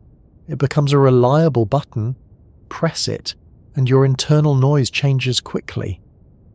The brain learns that relationship fast because the timing is tight. In reinforcement learning, timing matters. A reward that arrives immediately after an action is more strongly learned than a reward that arrives later. Nicotine's effects can arrive within seconds to minutes, depending on the delivery method, which makes the learning strong. There's a second layer that deepens the dependence cycle. Nicotine withdrawal can produce irritability, restlessness, difficulty concentrating, and a low mood. Those are, in many ways, the opposite of the nicotine effect. So a person can feel calm when they take nicotine, but part of that calm is relief from withdrawal-driven dysregulation. Over time, the borrowed calm becomes tied to the substance, not because the person lacked calm as a trait, but because the nervous system adapted and now expects the input. That's why people can feel like they need nicotine to be normal, even if nicotine was never truly providing a stable normal in the long run. Nicotine also interacts strongly with stress and attention. Under stress, norepinephrine systems are already active. Adding nicotine can further activate them. For some people, that feels like a useful sharpening. For others, it pushes into jittery territory. The same pattern appears again. Starting state matters. So does dosage and frequency. People who use nicotine often titrate it without consciously thinking about it, taking smaller or larger doses depending on stress, boredom, or fatigue, because they are trying to land in the zone where attention feels controlled. Now we come to prescription stimulants, the ones most people associate with ADHD treatment, and sometimes with misuse for productivity. These substances are not all the same, but many share a core mechanism. They increase the availability of dopamine and norepinephrine in key brain networks. Some do that primarily by blocking reuptake transporters, meaning they prevent the neuron from pulling the neurotransmitter back in as quickly, leaving more of it in the synapse. Others also increase release. The result is greater catecholamine signaling, especially in circuits that support attention and executive function. This is where the story gets misunderstood in public conversation. People sometimes imagine that stimulants give ADHD people what they lack and give non-ADHD people a high. Reality is more nuanced. Stimulants change signal conditions. They can improve signal to noise in certain networks. They can strengthen prefrontal control. They can reduce distractibility and increase task persistence. Whether that feels like calm or agitation depends on baseline and dose. In many people with ADHD, the attention system is less stable and less able to maintain goal-directed focus, especially on tasks that are not immediately rewarding. That doesn't mean they can't focus at all. It means focus is inconsistent and strongly dependent on interest and urgency. The nervous system may swing between under-arousal and hyperfocus, between drifting and locking in. In that context, increasing norepinephrine and dopamine signaling in the prefrontal cortex can support more consistent regulation. The person often reports feeling calmer, not because they are sedated, but because they can finally direct their attention rather than being pulled around by it. The internal sense of chaos decreases. That's borrowed calm, but it's borrowed in a way that can be therapeutic because it allows the person to practice functioning in a regulated state. If you're listening and that sounds paradoxical, it becomes less paradoxical when you remember that calm is not always low energy. Calm can be organized energy. A child with ADHD might be physically restless because their attention system is searching for stimulation. If a medication makes attention more stable, the searching can decrease. The child may sit more easily. From the outside, it looks like sedation. From the inside, it can feel like relief. Fewer urges to move, fewer impulses to chase novelty, fewer thoughts colliding at once. At the same time, stimulants can produce anxiety, insomnia, appetite suppression, and increased heart rate, especially at higher doses or in sensitive individuals. That's the same arousal curve again. A medication that helps one person land in the productive zone can push another person into the too high zone, particularly if their baseline is already high due to stress, sleep deprivation, or coexisting anxiety. It's also why timing matters. Taking a stimulant too late in the day can keep norepinephrine systems elevated into the evening, making it harder to downshift into sleep. Even if you feel tired, the brain may not be allowed to drift. Then sleep suffers, and the next day's baseline changes, and the medication can feel different again. These are not mysterious failures. They're predictable interactions between a chemical push and a rhythm-based nervous system. There are also non-stimulant medications that target norepinephrine in a different way, and they highlight the same principle: regulate the signal rather than simply increase arousal. Atomoxetine, for example, increases norepinephrine availability by blocking the norepinephrine transporter, and it can help attention and impulse control in some people without the same immediate stimulant push sensation. Bupropion influences norepinephrine and dopamine as well, and is sometimes used in depression and smoking cessation, sometimes also in attention-related contexts. The existence of these options is a reminder that norepinephrine is not only about being revved up, it's about tuning networks. Different tools tune differently. All of this brings us to the phrase borrowed focus. Borrowed focus often feels like a clean corridor opening in the mind. Distractions fall away. Task initiation becomes easier. The effort required to stay with a task decreases. You may feel more confident because you're not constantly losing the thread. For many people, that's why these substances are appealing. They make the world feel more navigable, but borrowed focus usually comes with a trade-off somewhere, and the trade-off is often paid later. With caffeine, the trade-off might be sleep quality, a midday crash, or a subtle increase in baseline anxiety. With nicotine, it might be dependence, withdrawal-driven irritability, and long-term health risks depending on the delivery method. With stimulants, it might be appetite changes, sleep disruption, or increased tension, and in misuse scenarios, it can include serious cardiovascular risks and mental health destabilization. The nervous system can be pushed, but it keeps track. There's also the quiet trade-off of interpretation. If you rely on a substance to feel focused, you may start believing you cannot focus without it. That belief itself becomes a stressor. It adds pressure. It makes the baseline state more anxious. Then you take the substance, it works, and the belief strengthens. This is not about willpower, it's about learning. The brain learns associations quickly, especially when the association solves a problem in the short term. A way to keep this grounded is to separate state support from identity. A substance can support a state. That doesn't mean you're incapable without it. It means your nervous system responds to inputs, and you found an input that produces a certain effect. The same nervous system can also be supported by other inputs: sleep, structure, exercise, therapy tools, environmental changes, and, when appropriate, medically supervised treatment. The more inputs you have, the less the system depends on one lever. Another factor that often gets ignored is dose shape. Many people assume the difference between helpful and too much is just a larger amount. Sometimes it is, but often it's also timing and pattern. A small amount early can be clean. The same total amount spread across the day can be jittery. A late dose can be fine on a day you're exhausted, and then disastrous on a day you're already on edge. The nervous system is not linear, it's state-dependent. A concept that ties this together is the inverted U relationship between norepinephrine and performance. If baseline arousal is low, increasing norepinephrine signaling can move you toward better focus. If baseline arousal is already moderate, the same increase might still help a bit or might do nothing. If baseline arousal is high, the same increase can push you into jittery vigilance.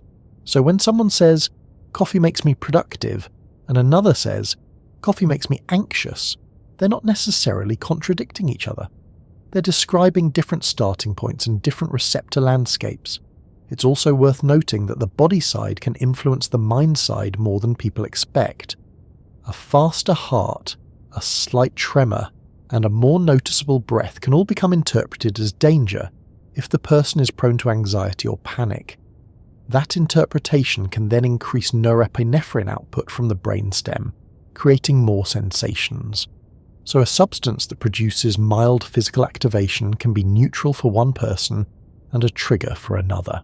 This is one reason performance anxiety can sometimes be helped by reducing peripheral symptoms with tools like beta blockers under medical guidance. If you reduce the body feedback, you reduce the loop that turns arousal into panic. Sleep is the other recurring theme that deserves to be taken seriously, because all of these substances can interfere with the night chemistry that restores regulation. Even if you feel you sleep fine, subtle changes in sleep depth and REM patterns can change emotional processing and baseline arousal. When baseline arousal rises, you reach for more stimulation the next day, which can raise arousal further.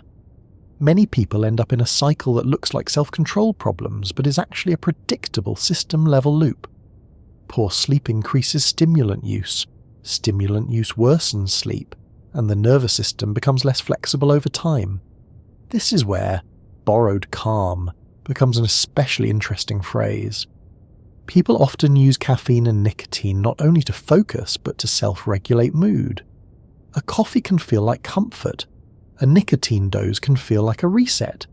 A stimulant can feel like the only way to begin. Sometimes these feelings are relief from fatigue. Sometimes they are relief from withdrawal.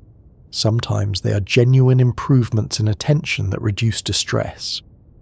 But in all cases, the calm is conditional. It lasts as long as the chemical state lasts. When it fades, the nervous system can swing the other way, either into fatigue or irritability or anxious restlessness, depending on the person and the pattern. None of this means these substances are inherently wrong to use.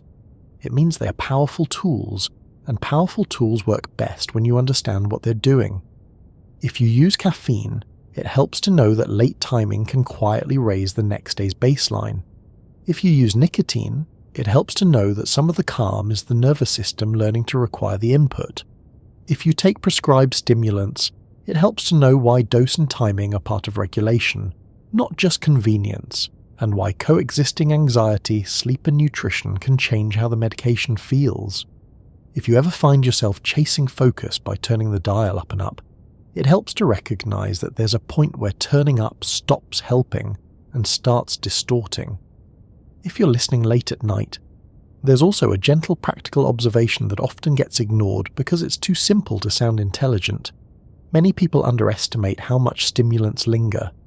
You can feel fine at bedtime and still have a nervous system that doesn't fully downshift. You can close your eyes and still be in a monitoring posture. That doesn't mean you're doing sleep wrong. It can mean your chemistry is still leaning toward alertness. Learning your personal timing windows is not a discipline contest. It's a way of respecting your own nervous system's rhythm. As we move closer to the next part of the story, it's worth holding one idea quietly in the background. When people talk about attention problems, anxiety problems, and panic problems, they often talk as if these are separate categories with separate causes. But norepinephrine sits in the overlap. It affects alertness, focus, bodily arousal, memory under pressure, sleep, and the threshold for false alarms. That overlap is exactly why some people experience a complicated mix: difficulty focusing unless they're under pressure, anxiety that feels like constant readiness, panic that arrives as a sudden sympathetic surge, and then exhaustion or numbness after the system has been running too long. Once you see that, it becomes easier to understand why regulation becomes the real issue for many people. It's not only about having more or less norepinephrine, it's about how quickly the system ramps up, how easily it tips into threat mode, how well it returns to baseline, and how the person learns to interpret and respond to their own internal signals. In the next stretch, we'll bring that into sharper focus by looking at the conditions people most often associate with these experiences, especially ADHD, anxiety and panic, and what it means when the chemistry of readiness becomes the main story of everyday life, rather than a background support system. If you take everything we've been talking about and you place it into real life, you end up in a place where a lot of people live without having a clean name for it. They're not always in panic, but they're not really settled either. They can be bright and capable and thoughtful and still feel like their mind doesn't reliably do what they ask it to do. Some days they can lock in so hard they lose track of time, and other days they can't hold a thought in place long enough to finish a sentence. Some days they feel calm enough to handle the world, and other days their body reacts to small things as if everything is urgent. When they try to explain it, they often reach for separate labels: attention problems, anxiety problems, panic problems, motivation problems, sleep problems. But underneath those labels, there's often a single shared theme: regulation. Regulation isn't a glamorous word. It doesn't sound like a life-changing insight. It sounds like the kind of thing you'd read on the back of a manual. Yet it describes one of the most important skills your nervous system performs all day, every day, raising arousal when it's useful, lowering it when it's not, narrowing attention when it helps, widening it when it helps, and returning to baseline after a stress response is over. When that regulation works well, you barely notice it. When it doesn't, it can start to feel like the whole story. That's why ADHD, anxiety and panic often end up in the same conversation, even though they're different experiences and different diagnoses. They intersect because they all involve the way arousal and attention are controlled. Norepinephrine sits close to that intersection, not because it explains everything, but because it influences the knobs that determine whether your brain feels steady or jumpy, whether your attention stays where you place it or gets stolen, and whether your body interprets a normal moment as safe or urgent. It helps to begin with ADHD, not as a stereotype, but as a pattern of regulation that many people recognize once it's described properly. One of the most misunderstood things about ADHD is that it's often described as not being able to focus, when many people with ADHD can focus very intensely. Sometimes they focus so intensely that they forget to eat, forget to drink water, forget to respond to messages, forget the time, forget their own body. That kind of focus can look like discipline from the outside and can feel like being pulled into a tunnel from the inside. It's not a lack of attention, it's attention that's harder to steer. A useful distinction here is between the ability to generate attention and the ability to regulate attention. Many people with ADHD have plenty of attention. The problem is controlling where it goes and how long it stays, especially when the task is boring, repetitive, or not immediately rewarding. The attention system tends to be more driven by salience and novelty, and less driven by long-term goals unless the goals are emotionally engaging right now. That's not a choice, it's a pattern. Norepinephrine plays a role because it helps determine what feels salient and how strongly the brain responds to cues. If the baseline arousal level is low or unstable, the brain can drift, and tasks can feel painfully uninteresting, even when you know they matter. In that state, the mind often seeks stimulation. It looks for novelty, it fidgets, it switches tasks, it scrolls, it starts something, and then abandons it. From the outside, it can look like someone doesn't care. From the inside, it can feel like trying to hold onto a slippery rope. The brain is not refusing to focus. It's failing to lock into the "this matters enough to stay" state. Then something happens that suddenly feels urgent or exciting, and the system flips. A deadline appears. A challenge becomes interesting. A conversation becomes emotionally charged. A hobby lights up the reward system. Now arousal rises, norepinephrine rises, dopamine rises, and attention can lock in so hard it becomes difficult to disengage. That is one reason some people with ADHD are described as procrastinating, and then pulling off impressive work at the last moment. They're not lazy, and then magically motivated. They're often relying on urgency to generate the arousal state that makes focus possible. This is where regulation becomes a daily negotiation. If you need a certain level of arousal to focus, and the world doesn't naturally provide it for the tasks you must do, you start engineering it. You create pressure. You wait until fear or urgency turns the volume knob up. You add caffeine, you add music, you add multitasking, you add stimulation. Sometimes that works, sometimes it overshoots, and now you're not in clean focus but in jittery vigilance, and the task becomes harder again. You get a strange life pattern, under-aroused boredom that leads to avoidance, followed by over-aroused urgency that leads to frantic productivity, followed by crash. That pattern can look from the inside like living between two uncomfortable states, fog and fire. In fog, you can't get started. In fire, you can't stop.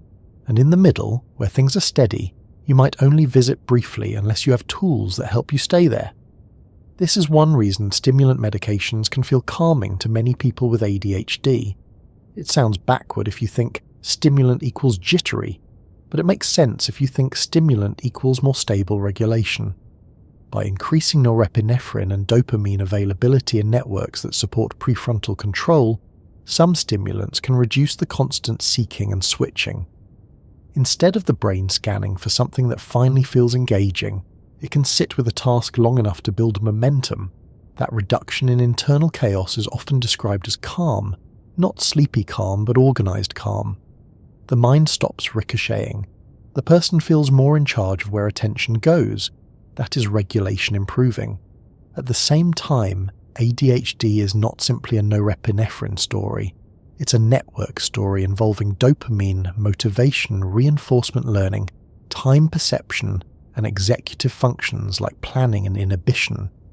But norepinephrine matters because it interacts with all of those and because it's a key lever in the arousal and attention system.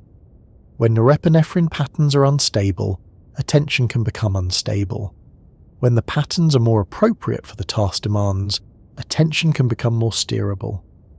Now place anxiety beside that picture, and you can immediately see both overlap and contrast. In anxiety, the problem is not usually under arousal. It's often over-arousal, or at least an arousal system that becomes activated easily and stays activated too long. The anxious brain is often excellent at noticing what could go wrong. The anxious body is often ready before the mind even finishes the sentence. And again, norepinephrine is involved because it raises salience and vigilance. It makes the system sensitive. Anxiety is often described as worry, but worry is only the mental surface. Underneath worry is a state of readiness, muscles slightly tense, breath slightly shallow, attention scanning, nervous system prepared. When that readiness is mild, it can feel like caution. When it grows, it can feel like pressure. When it spikes, it can become panic. In anxiety, the brain tends to treat uncertainty as a signal that more monitoring is needed. If you don't know what someone meant, you analyze their tone. If you don't know what will happen, you rehearse scenarios. If you don't know why your body feels strange, you scan for symptoms. That monitoring can feel like problem solving, but it often functions more like reassurance seeking. It's the nervous system trying to create certainty to reduce threat. The problem is that certainty is rarely complete, so the monitoring continues, and because monitoring itself is a form of vigilance, it keeps norepinephrine systems active. The loop stays alive. Panic is a particular form of anxiety where the body's alarm response becomes intense and sudden, often with strong sympathetic sensations, racing heart, changes in breathing, tremor, sweating, dizziness, chest tightness, nausea, a sense of unreality. Panic can happen with clear triggers or with triggers that are subtle and internal. A small sensation can be misread as danger. The alarm system ramps up, norepinephrine and related signals rise, attention narrows onto the sensations, and the sensations intensify. The mind tries to explain the intensity, often in catastrophic ways, which adds fuel. The person feels trapped because the threat appears to be inside their own body, which is not something you can step away from. One of the key overlaps between ADHD and anxiety is attentional capture. In ADHD, attention is captured by novelty, interest, and immediate reward cues. In anxiety, attention is captured by threat cues, uncertainty cues, and internal body cues. In both cases, attention is less guided by calm, top-down choice, and more guided by what the brain flags as must notice. Norepinephrine strengthens the must notice flag. It increases the brightness of the spotlight and speeds up the shifting. That's why these conditions can feel similar in a certain way, even though the emotional tone is different. Another overlap is sleep. ADHD and anxiety both commonly come with sleep problems, though the reasons may differ. A racing mind can keep someone awake. A delayed sleep schedule can emerge. Restless body sensations can interfere.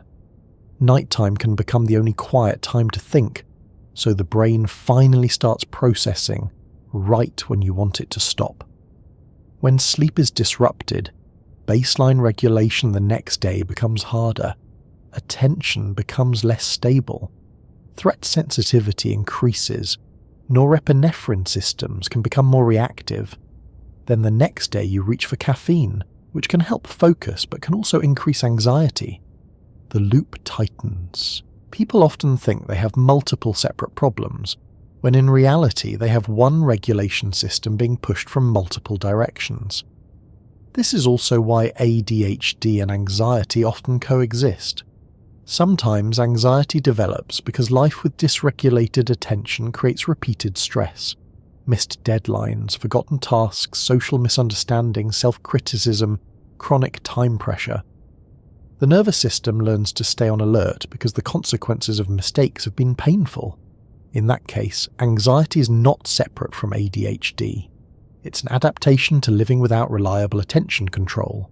Other times, anxiety is primary and attention problems are secondary. If your nervous system is in threat mode, your attention will be biased towards scanning and monitoring. That can make it hard to focus on work, hard to read, hard to learn, hard to stay present.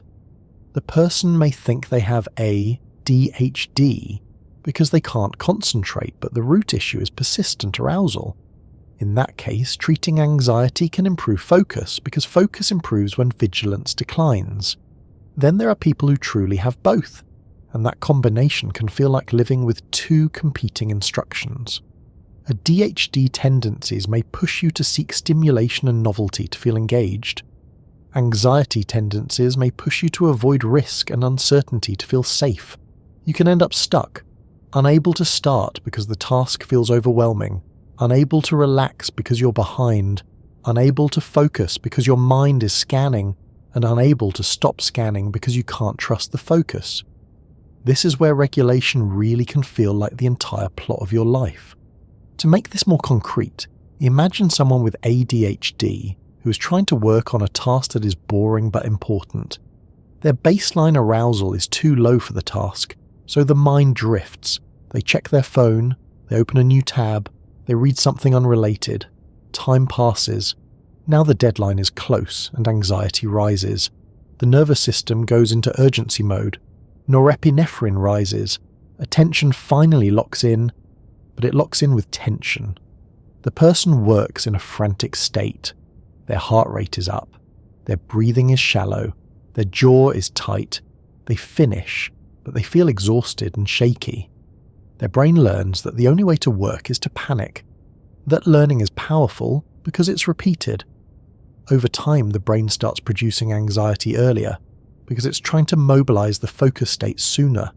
The person then experiences more frequent anxiety and starts believing they are an anxious person, when in reality they are a person who learned to use threat chemistry to regulate attention. The reverse pattern also happens. Someone with chronic anxiety tries to control uncertainty by planning and monitoring. They keep checking tasks, rereading messages, reevaluating decisions. That monitoring consumes attention. Work becomes hard because attention is always being pulled back to threat evaluation. The person feels distracted, unproductive, and behind, which increases anxiety. They might then seek stimulation to force focus: caffeine, nicotine, intense music, last-minute pressure. Sometimes it helps. Sometimes it makes the body sensations louder and the anxiety worse. Again, regulation becomes the entire story. One of the hardest parts of these experiences is how personal they feel. If you can't focus, you assume something is wrong with your character. If you panic, you assume something is wrong with your strength. If you feel restless, you assume you're immature. If you feel numb, you assume you're broken. The nervous system does not care about those moral interpretations. It responds to inputs and learns from patterns. The more you interpret these states as personal failure, the more threat you add, and the more likely the system is to stay activated. That doesn't mean you never take responsibility. It means responsibility works better when it's applied to building supportive conditions rather than punishing yourself for having biology. It also helps to be careful with one more misconception: the idea that focus is always the goal. For someone prone to anxiety, intense focus can sometimes mean intense fixation, especially on internal cues or worries. For someone prone to ADHD, intense focus can sometimes mean being unable to switch away from something rewarding, even when switching would be wise. Focus is a tool. Regulation is the ability to aim the tool, use it, and put it down. Without regulation, even a strong spotlight can become a problem. This is where the concept of flexibility becomes more important than any single state. A healthy nervous system can move between modes: engaged when needed, relaxed when possible, alert during a challenge, calm during rest, responsive to real threats, quiet during safety. Problems arise when the system gets stuck too low, stuck too high, or stuck oscillating between extremes. Norepinephrine is involved in stuckness because it's one of the key modulators of state. High tonic norepinephrine can make you feel constantly keyed up and scanning. Low tonic norepinephrine can make you feel foggy and unmotivated. Unstable patterns can make you feel unpredictable. Productive only under pressure. Calm only when avoiding responsibilities. Anxious only when trying to do what matters. These aren't moral patterns, they're state patterns. At the same time, norepinephrine is not destiny. The brain can learn new associations. The nervous system can be trained to respond differently to sensations. The body can be supported so that baseline arousal is more stable. Environmental structure can reduce uncertainty cues. Cognitive strategies can change interpretation cues. Therapy can help uncouple sensations from catastrophe. Medication, when appropriate, can widen the window where regulation is easier. The most important thing to hold is that regulation is not a single trick. It's a collection of small influences that together shift the system. This is also why advice that sounds simplistic often fails.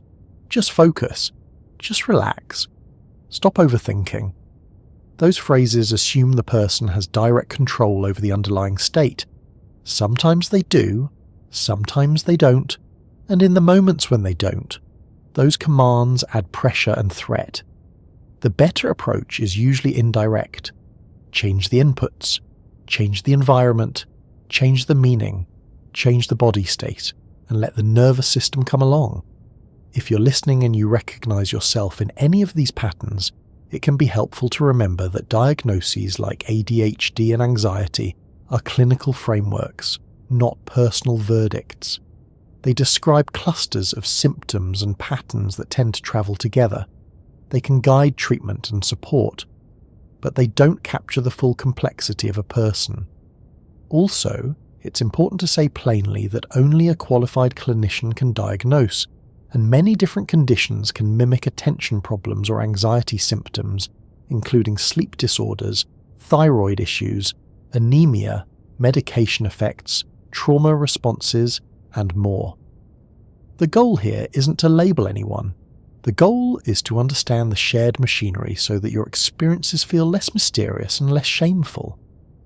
What matters for our story is this: when regulation becomes difficult, everything feels louder. Attention becomes harder to aim. The body becomes harder to ignore. Sleep becomes harder to enter. Memory becomes sharper for threats and weaker for ordinary life. Stimulants become tempting because they offer quick state change. Avoidance becomes tempting because it reduces uncertainty quickly. But both stimulants and avoidance can, in the long run, keep the nervous system from learning true flexibility. The system learns either I need chemistry to be okay, or I need to escape to be okay. Regulation, at its best, teaches a different lesson. I can be activated and still safe, and I can be bored and still begin, and I can feel sensations without treating them as danger. That's the point where biology becomes not just an explanation but a set of possibilities. If norepinephrine is part of what turns the volume knob up, then it also means there are ways to gently turn it down without fighting yourself. There are ways to give the nervous system cues that it doesn't have to scan so hard. There are ways to widen the gap between sensation and interpretation. There are ways to support sleep so the system resets. There are ways to use structure and habit to reduce uncertainty. And there are ways to use breathing and movement to change body state in real time. So the next place we'll go is practical, but still calm.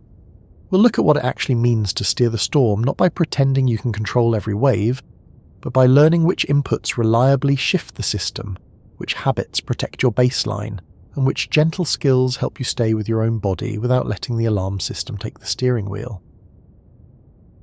When people hear words like regulation or nervous system control, it's easy to imagine something heroic and forceful, like you're supposed to sit down, clench your jaw, and command your body into calmness by sheer discipline.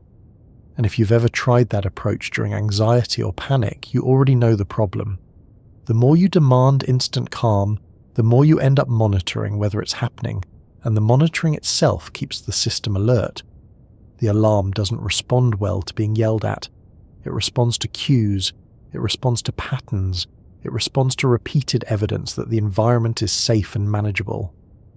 So steering the storm, in the world of norepinephrine and arousal, is usually not about dominating the body.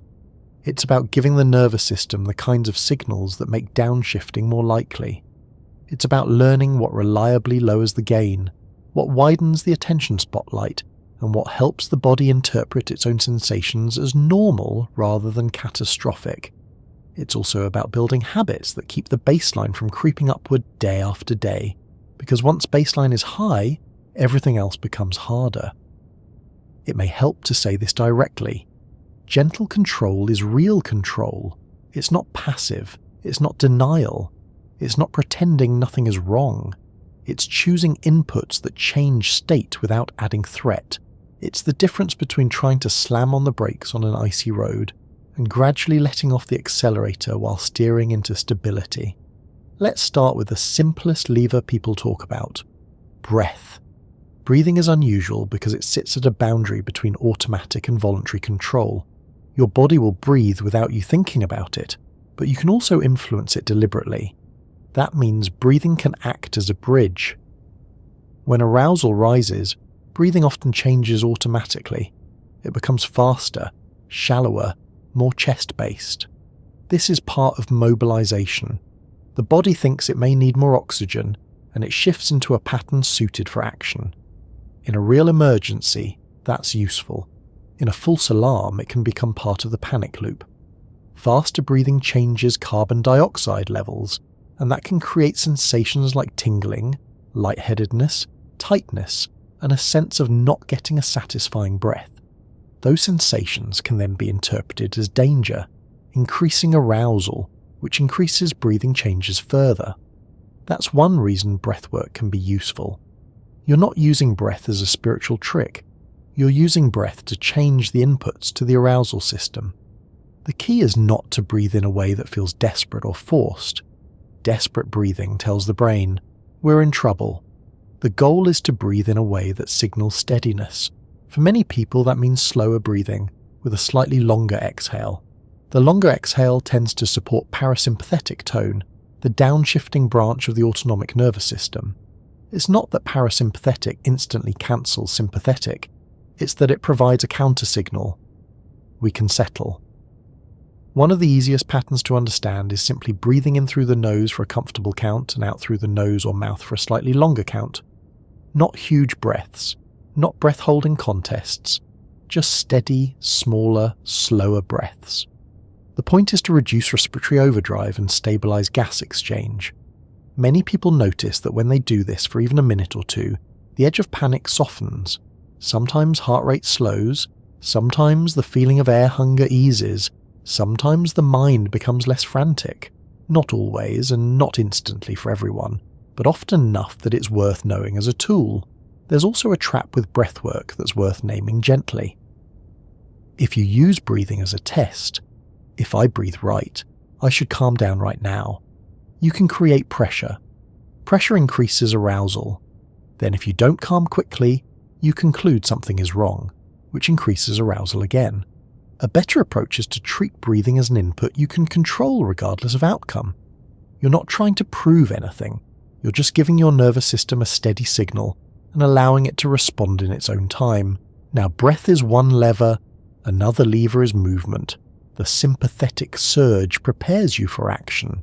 If you stay perfectly still while your body's loaded with energy, the energy has nowhere to go.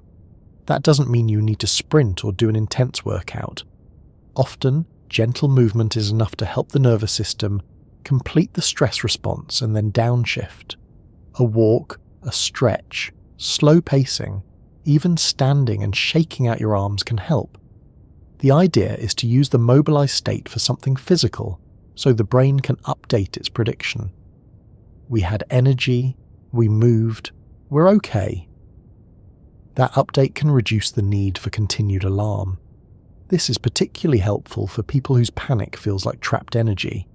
Some panic episodes escalate partly because the person feels they must stay still or appear normal. That social pressure adds threat. If you can step away and move, even subtly, you can reduce that trapped feeling. Again, the goal is not to fight the surge. The goal is to let it pass through you without becoming a loop of monitoring and fear. Posture can matter too. When people are anxious, they often fold inward, shoulders forward, chest tight, head down. That posture is not only an expression of emotion, it can also reinforce it. Opening the chest slightly, relaxing shoulders, letting the jaw unclench, placing feet firmly on the floor. These are simple cues that can signal safety. It's not that posture fixes anxiety. It's that posture changes feedback. The nervous system listens to feedback. Temperature and sensation are another set of levers that people often underestimate. Warmth can encourage muscle relaxation and can reduce certain threat signals. A warm shower, a heating pad, warm socks, even holding a warm mug can help some people downshift. Cold can also be useful in a different way. A brief cold sensation on the face, like cold water or a cool pack, can engage reflexes that slow heart rate in some situations. Again, these are not magic. They're sensory inputs that influence autonomic tone. Sound and light matter as well. Bright light, loud noise, and constant stimulation keep norepinephrine systems engaged. Dimmer light in the evening, quieter environments, and slower sensory input can help the arousal system settle. This is why certain nighttime routines work when they're consistent. The brain learns cues. Dim lights mean downshift. Certain music means rest. Certain scents mean bedtime. A certain chair means reading. These are learned associations. The brain uses them to predict what comes next, and prediction reduces uncertainty. Reduced uncertainty reduces vigilance. Reduced vigilance reduces norepinephrine tone. This brings us to habits, because habits are how you change baseline. Real-time tools like breathing and movement help you during spikes. Habits shape how often spikes happen and how hard they hit. One of the biggest baseline habits is sleep timing. If you keep your sleep schedule irregular, your nervous system gets mixed signals about when to be alert and when to downshift. The arousal system becomes less predictable.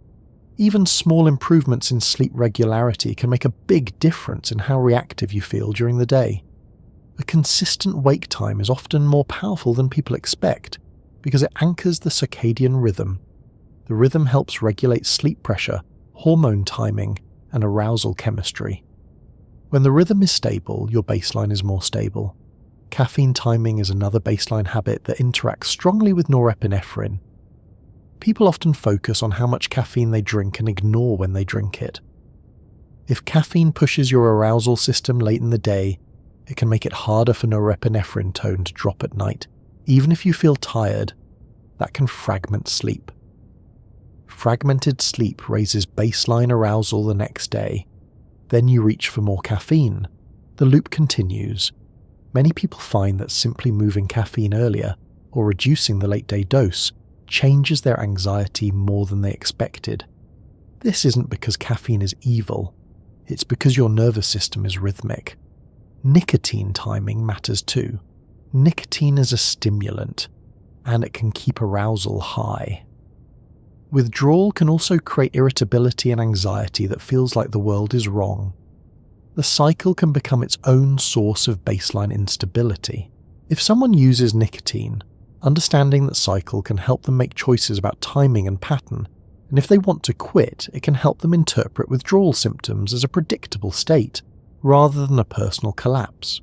Quitting is a medical and personal decision, and support matters, but the biology helps reduce shame. Food and hydration habits also shape baseline. Skipping meals can produce low blood sugar, which can feel like anxiety. Dehydration can make the heart feel more noticeable. Large meals late at night can disrupt sleep. A lack of protein and fiber can create energy swings that mimic mood swings. None of this means your mental health is solved by diet. It means the nervous system is a whole body system. Stabilizing basic physiology can reduce the number of internal cues that the brain could interpret as threat. Physical activity in general is another baseline stabilizer. Regular movement improves sleep, reduces stress reactivity, supports mood regulation, and gives the nervous system practice in activating and then recovering. That practice is important. Many people live in a pattern of mental stress with very little physical discharge. The nervous system stays ready but never completes a full cycle. Exercise, even moderate, can teach the body that activation is safe and temporary. It also helps with inflammation regulation and metabolic health, which indirectly influences mood and cognition. Now, habits are one side. The other side is how you respond in the moment, and this is where therapy and cognitive tools become relevant. A simple but powerful skill is labeling. When you feel a surge, instead of asking what is wrong, you label it as my nervous system is activated. That label doesn't deny the sensation. It changes the meaning. Meaning shapes arousal. If the meaning is catastrophe, arousal increases. If the meaning is this is an alarm response, arousal can soften. Over time, labeling can reduce the fear of fear loop because you stop treating activation as evidence that something terrible is about to happen. Another skill is widening attention. During panic and high anxiety, attention collapses inward or onto a single threat cue. If you can deliberately widen attention to include external sensations, the feel of your feet, the shape of objects in the room, the sound of air, the pressure of your hands, you give the brain evidence that the environment is stable. This is not distraction in a frantic sense. It's grounding. It changes what the brain is sampling. If the brain samples only internal distress, it concludes distress is the whole world. If the brain samples the room and finds it safe, it gets conflicting evidence, and that can help the arousal system downshift. Exposure-based approaches also matter, and they're often misunderstood. Many people think exposure means throwing yourself into fear until you're tough. In reality, good exposure is structured learning. It's teaching the brain that a cue is safe by experiencing it without catastrophe. In panic treatment, this sometimes includes interoceptive exposure, meaning exposure to the body sensations themselves. For example, deliberately inducing mild dizziness or increased heart rate in a controlled way, then practicing staying with the sensation without interpreting it as danger. This can reduce the learned association between sensation and catastrophe. It changes the salience tag. Norepinephrine marks things as important, but importance can be updated downward when the brain learns this is not a threat. Cognitive behavioral therapy often works with interpretation loops. It helps people identify catastrophic thoughts, challenge them, and replace them with more accurate interpretations. But the most effective CBT often isn't about arguing with yourself in a panic. It's about practicing new interpretations when you're calm enough to learn. Then when a surge happens, the new interpretation is more available. It becomes a habit. And habits, again, are how you change baseline. Acceptance-based approaches like ACT focus less on changing thoughts and more on changing the relationship to thoughts and sensations. Instead of trying to eliminate anxiety, you learn to carry it without letting it define your actions. That can sound like giving up, but it's the opposite. It's reducing the struggle that keeps the alarm system active. If you stop treating sensations as enemies, you reduce threat signals. The nervous system can settle more easily when it's not being treated as an emergency. For ADHD, therapy often focuses on structure, routines, and executive function supports. The goal is to reduce the need for last-minute panic to generate focus. That means breaking tasks into smaller steps, creating external reminders, using time structures, reducing decision load, and building environments that make the right actions easier. This is not about changing personality, it's about building scaffolding so the brain doesn't have to do all regulation internally. When external structure supports regulation, internal arousal can be lower. Norepinephrine systems don't have to be constantly pushed into urgency mode. Medication, when appropriate, is part of gentle control too. It can widen the window where these skills are usable. For some people, anxiety is so intense that learning new regulation skills is difficult because the system is always on. Medication can lower baseline enough that therapy and habits can work. For some people with ADHD, medication can stabilize attention enough that routines can be built. Again, this is not a one-size approach. It's a set of tools. The idea is not to medicate away humanity. The idea is to make regulation possible. Social support is another lever that deserves respect. Humans regulate each other. A calm voice can reduce arousal. A safe presence can lower vigilance. Even reading something that makes you feel understood can soften threat perception. This is why isolation can worsen anxiety, and why safe connection can improve it. It's also why conflict can be such a powerful trigger. Social danger is real in the nervous system's eyes. The brain treats rejection and conflict as threats because, in human groups, they carry consequences. If you want to reduce baseline arousal, building safe social environments matters as much as breath exercises. Now, none of this should be interpreted as, if you just do the right habits, you'll never feel anxious again. The nervous system is not a machine you can perfectly tune. Life includes real stressors. Your body will have activation. The goal is not permanent calm. The goal is flexibility. A flexible nervous system can rise and fall without getting stuck. It might help to think about this the way you'd think about physical fitness. You can't guarantee you'll never feel tired, but you can build capacity, you can recover faster, you can handle more without injury. Nervous system regulation is similar. You build capacity by practicing downshifting, by improving baseline conditions, by changing interpretations, and by learning what your body's signals mean.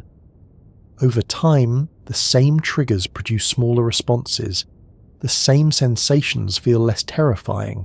The same stressors feel more manageable. That's not because you became a different person. It's because your nervous system learned. There is also a practical strategy that often helps people who feel caught between focus and panic. Shifting from maximize performance to optimize steadiness.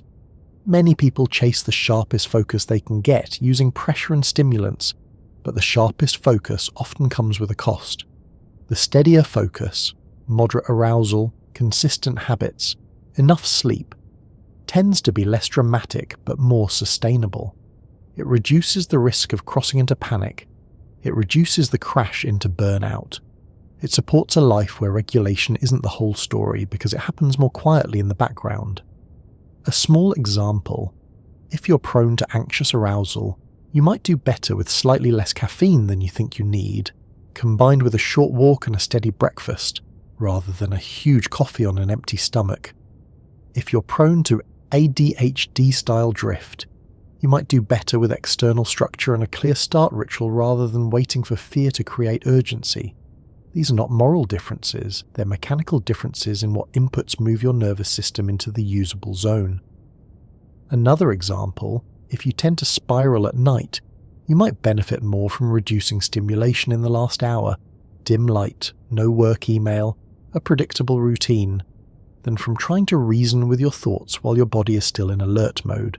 If you tend to panic about body sensations, you might benefit from learning to label and allow sensations rather than constantly checking for proof that you're safe. Checking feels like safety, but it often teaches the brain that the sensation is dangerous. Allowing teaches the brain that it can pass. The underlying theme is always the same. The nervous system learns through repetition. It learns safety when it experiences safety.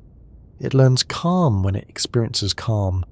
It learns that sensations are not threats when it experiences sensations without catastrophe. It learns focus when it experiences focus without panic.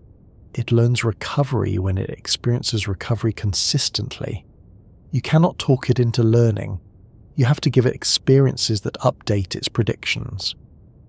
As we come toward the next direction, it's useful to hold one idea quietly. Norepinephrine is not something you eliminate. It's something you live with. It's part of what makes you alert, responsive, able to learn, able to engage. The aim is to have a softer relationship with that signal, so it can do its job without becoming the ruler of your day. That means respecting the system's purpose while also teaching it that modern life is not a constant emergency. And with that, the last place we'll go is not a clinical toolbox and not a list of techniques. It's the everyday lived relationship to alertness, what it means to notice your own readiness without fearing it, how to let focus exist without needing panic to power it, and how to build a life where the chemical that prepares you to respond can also coexist with rest, play, and quiet moments without always demanding the spotlight. By the time you've followed norepinephrine through focus, through panic, through sleep, through burnout, and through the everyday substances people use to push themselves along, it becomes hard to keep thinking of it as a simple thing you either have too much of or too little of. It starts to look more like a relationship with alertness, with readiness, with the part of your nervous system that keeps you responsive to the world and also keeps you safe. And like most relationships, it can be supportive when it's balanced and exhausting when it becomes controlling. Living with the signal doesn't mean trying to silence it. It means learning to hear it without assuming it's always an emergency. It means noticing arousal without immediately turning it into a story of danger or failure. It means letting focus happen without needing panic to create it. It also means accepting that you are a biological system with rhythms, limits, and patterns, not a machine that should perform at the same level every day regardless of sleep, stress, or context. There's a reason this matters beyond personal comfort. When norepinephrine is treated as an enemy, the nervous system often becomes more reactive. If you fear arousal itself, you interpret normal readiness as a warning sign. That interpretation triggers more arousal. The loop tightens. In that loop, the chemical signal becomes louder, not because it is malicious, but because it is being responded to as if it is a threat. When you change the relationship, even slightly, the signal often becomes easier to live with. It doesn't always disappear, but it stops running the room. A softer relationship begins with one practical shift, replacing "why is this happening?" with "what is my system doing right now?" That may sound like wordplay, but it's not. "Why is this happening?" often implies something is wrong and demands a solution immediately. It pulls you into searching and checking. "What is my system doing right now?" is more observational. It moves you into a stance of understanding. And understanding reduces threat. When you can describe your state without panicking about it, you change the state itself. It also helps to learn the language of your body's signals, not as symptoms you must eliminate, but as messages you can interpret accurately. A faster heartbeat can mean fear, but it can also mean caffeine, dehydration, walking upstairs, excitement, or a moment of normal variability. A tight chest can mean panic, but it can also mean muscle tension, posture, shallow breathing, or simple stress. A restless mind can mean danger, but it can also mean sleep debt, understimulation, overstimulation, or an unresolved task. When you treat every signal as danger, you make the alarm system's job harder. When you treat signals as information that needs context, you give your brain permission to stay flexible. Flexibility is the real goal here. A flexible nervous system can rise when needed and fall when not. It can be alert without being terrified. It can be focused without being clenched. It can be tired without being hopeless. It can be energized without being frantic. Flexibility is what allows norepinephrine to do its job as a useful signal instead of becoming a constant siren. One of the simplest ways to build flexibility is to stop aiming for one perfect state. Many people spend years trying to engineer a single optimal mode. Always calm, always focused, always productive, never anxious, never restless. That pursuit tends to backfire because it turns normal variation into a problem. It makes every fluctuation feel like failure. And when you interpret fluctuations as failures, you add stress, and stress raises norepinephrine tone. The system ends up more unstable, not more stable. A healthier target is a range. Some days you're sharper, some days you're slower, some days your body is more reactive, some days it's easier. That range is normal, and it exists even in people who appear endlessly stable from the outside. The difference is not that stable people never have arousal, it's that they don't build an entire second layer of fear and judgment on top of it. They allow the signal to be present without negotiating with it constantly. That doesn't mean you ignore it, it means you respond proportionally. A moderate rise in arousal might mean you need a break, a snack, a walk, or a smaller task. A higher rise might mean you need to slow your breath, reduce stimulation, or step out of a situation briefly. Sometimes it means you need professional support. Proportional response is what keeps the system from escalating. Escalation often happens when the response is either too intense, panic about panic, or too dismissive, ignoring real needs until the system forces you to stop. Another piece of living with the signal is letting alertness exist without constantly using it. This sounds strange, but it's a real habit shift. Many people learn to equate arousal with productivity. If they feel keyed up, they work. If they feel calm, they worry they're wasting time. This creates a pattern where the nervous system only gets reinforced for being in a high arousal state. The brain learns high alert equals value. That's how you end up needing pressure to focus. It's how you end up feeling uneasy on rest days. It's how you end up turning relaxation into another task. To soften that relationship, it helps to practice being awake without being urgent. That can look like reading without rushing, cleaning without turning it into a sprint, walking without listening to something at double speed, eating without multitasking, sitting outside without checking anything. These moments may feel uncomfortable at first if your baseline has been high for a long time. Quiet can feel suspicious. Stillness can feel like you're falling behind. But those moments are training. They teach the nervous system that being awake does not always mean preparing for danger or racing toward the next demand. Over time, that training can lower baseline norepinephrine tone because the brain learns that constant vigilance is unnecessary. If you're someone who struggles with focus, there's also a softer way to build attention without relying on panic. It starts with reducing the stakes. Panic-powered focus often depends on the belief that failure will be catastrophic. That belief creates urgency. Urgency creates arousal. Arousal creates focus. It works, but it's expensive. A more sustainable approach is to make tasks smaller and more immediately achievable, so that the brain can experience progress without threat. Progress itself becomes the signal. You start, you do a small piece, you see movement, and that produces engagement. Engagement produces moderate arousal. Moderate arousal supports focus. It becomes a gentler loop. This is why external structure matters so much. If you sit down with a vague task like fix my life, your nervous system will likely react with threat or avoidance. If you sit down with a concrete task like write the first 3 sentences or open the document and label the sections, the brain has something manageable to do. Manageable tasks reduce uncertainty. Reduced uncertainty lowers vigilance. That makes focus more accessible. Over time, your nervous system learns that work does not require panic to begin. It requires a clear first step. For anxiety and panic, a softer relationship with alertness also means learning to allow a certain amount of activation without treating it as a countdown to disaster.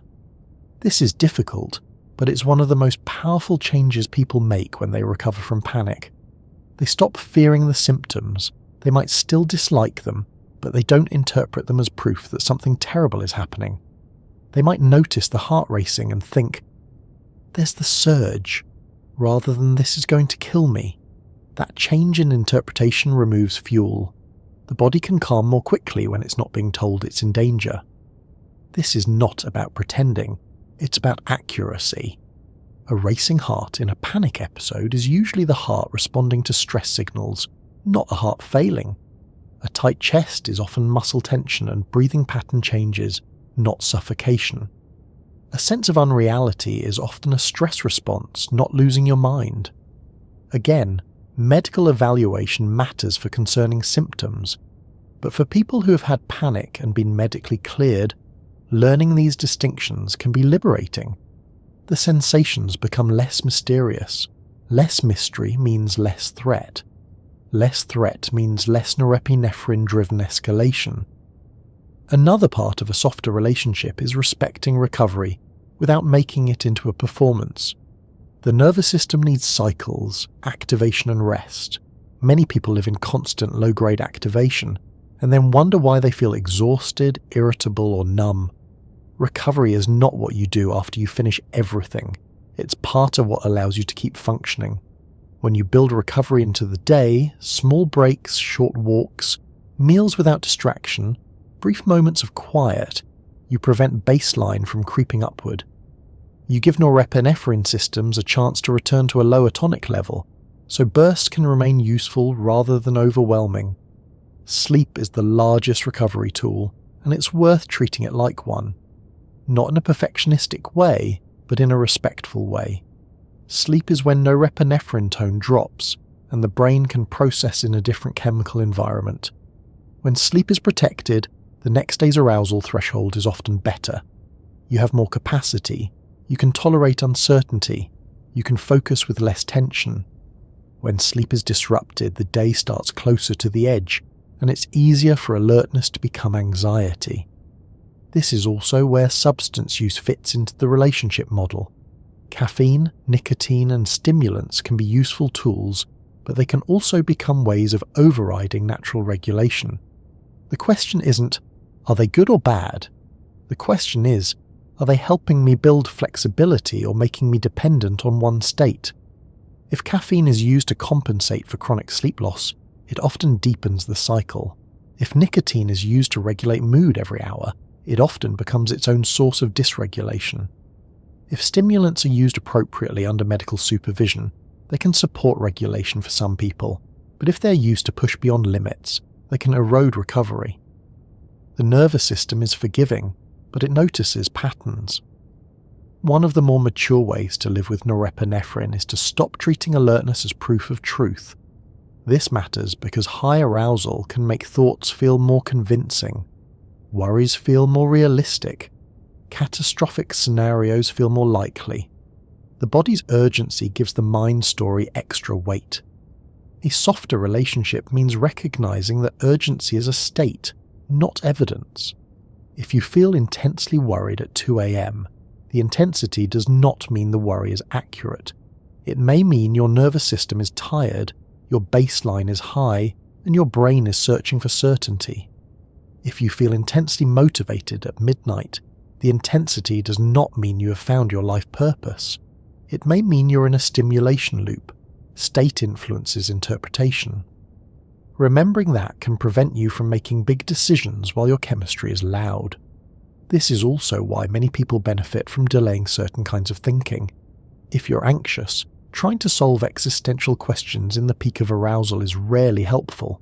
If you're burned out, trying to judge your entire life from a numb state is rarely fair. A softer relationship means you give yourself permission to say, "This is not the right state to decide." You don't have to solve everything in every moment. You can let the system settle first and then think.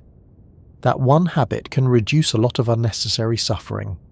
It may also help to recognize that alertness is not only a stress response, it's part of joy, curiosity, learning, connection, and play. Norepinephrine rises when you're genuinely interested. It rises when you're engaged in a challenge you care about. It rises when you're paying attention to someone you love. If you treat norepinephrine only as a threat, you can end up fearing your own engagement. That's especially true for people who have had panic, because any rise in arousal can feel like the start of a spiral.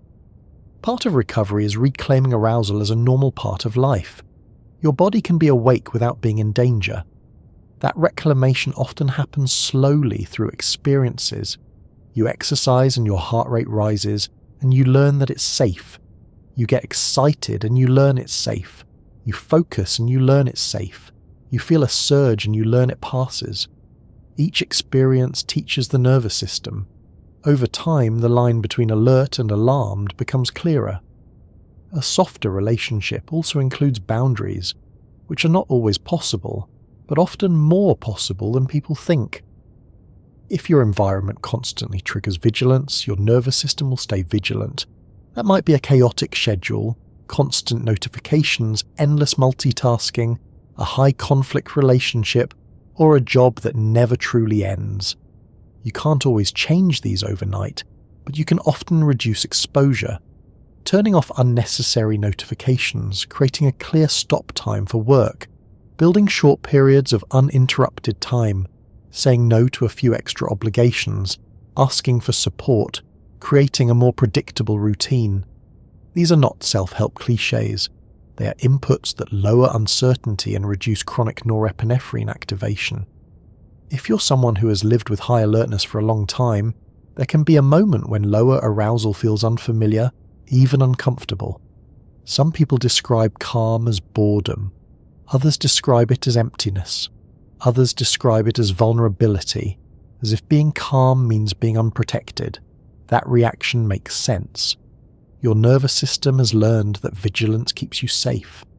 When you let go of vigilance, you feel exposed. A softer relationship means letting calm become familiar again, slowly, without demanding that it feel instantly wonderful. Sometimes the first version of calm is simply not panicking right now. It might not feel like bliss. It might feel like neutrality. That neutrality is valuable. It's space. In that space, you can rebuild interests, pleasure, and connection without the alarm system constantly interrupting. Calm is not always a feeling. Sometimes it's the absence of a problem, and only later does it become a positive experience. There's also room here for a bit of compassion that is not sentimental, but practical. Your nervous system learned what it learned for reasons. If you grew up in a stressful environment, your vigilance may have been adaptive. If you've had health scares, your scanning may have been understandable.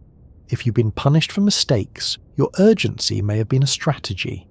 If you've lived with ADHD, your reliance on urgency may have been the only way you could function in a world that demanded steady focus without providing steady support. None of this is your fault. But it does become your responsibility in the sense that you can choose how to respond now, and you can choose to build a different pattern with support. Living with norepinephrine, then, is not about being calm all the time or focused all the time. It's about building a life where alertness is a tool you can use and set down, where surges are something you can ride without catastrophe, where focus can come from interest and structure rather than fear, and where rest is something you allow without guilt. If you're listening and you want one quiet takeaway to hold on to, it might be this. Your body's alarm system is not your enemy. It's a protective system that sometimes misfires and sometimes overworks. When you treat it with understanding and give it consistent signals of safety and recovery, it often becomes less dramatic. It doesn't vanish, because you still need alertness to live, but it stops feeling like a constant emergency. And wherever you are listening from tonight, whether it's early morning or late night, whether you feel calm right now or you feel keyed up, you don't have to fix yourself in a single evening. You can just understand a little more. You can notice your own state without panicking about it. You can take one breath that is slightly slower than the last one. You can let your shoulders drop by a millimeter. You can allow the signal to exist without letting it define you. That's what a softer relationship looks like in practice, one small moment at a time.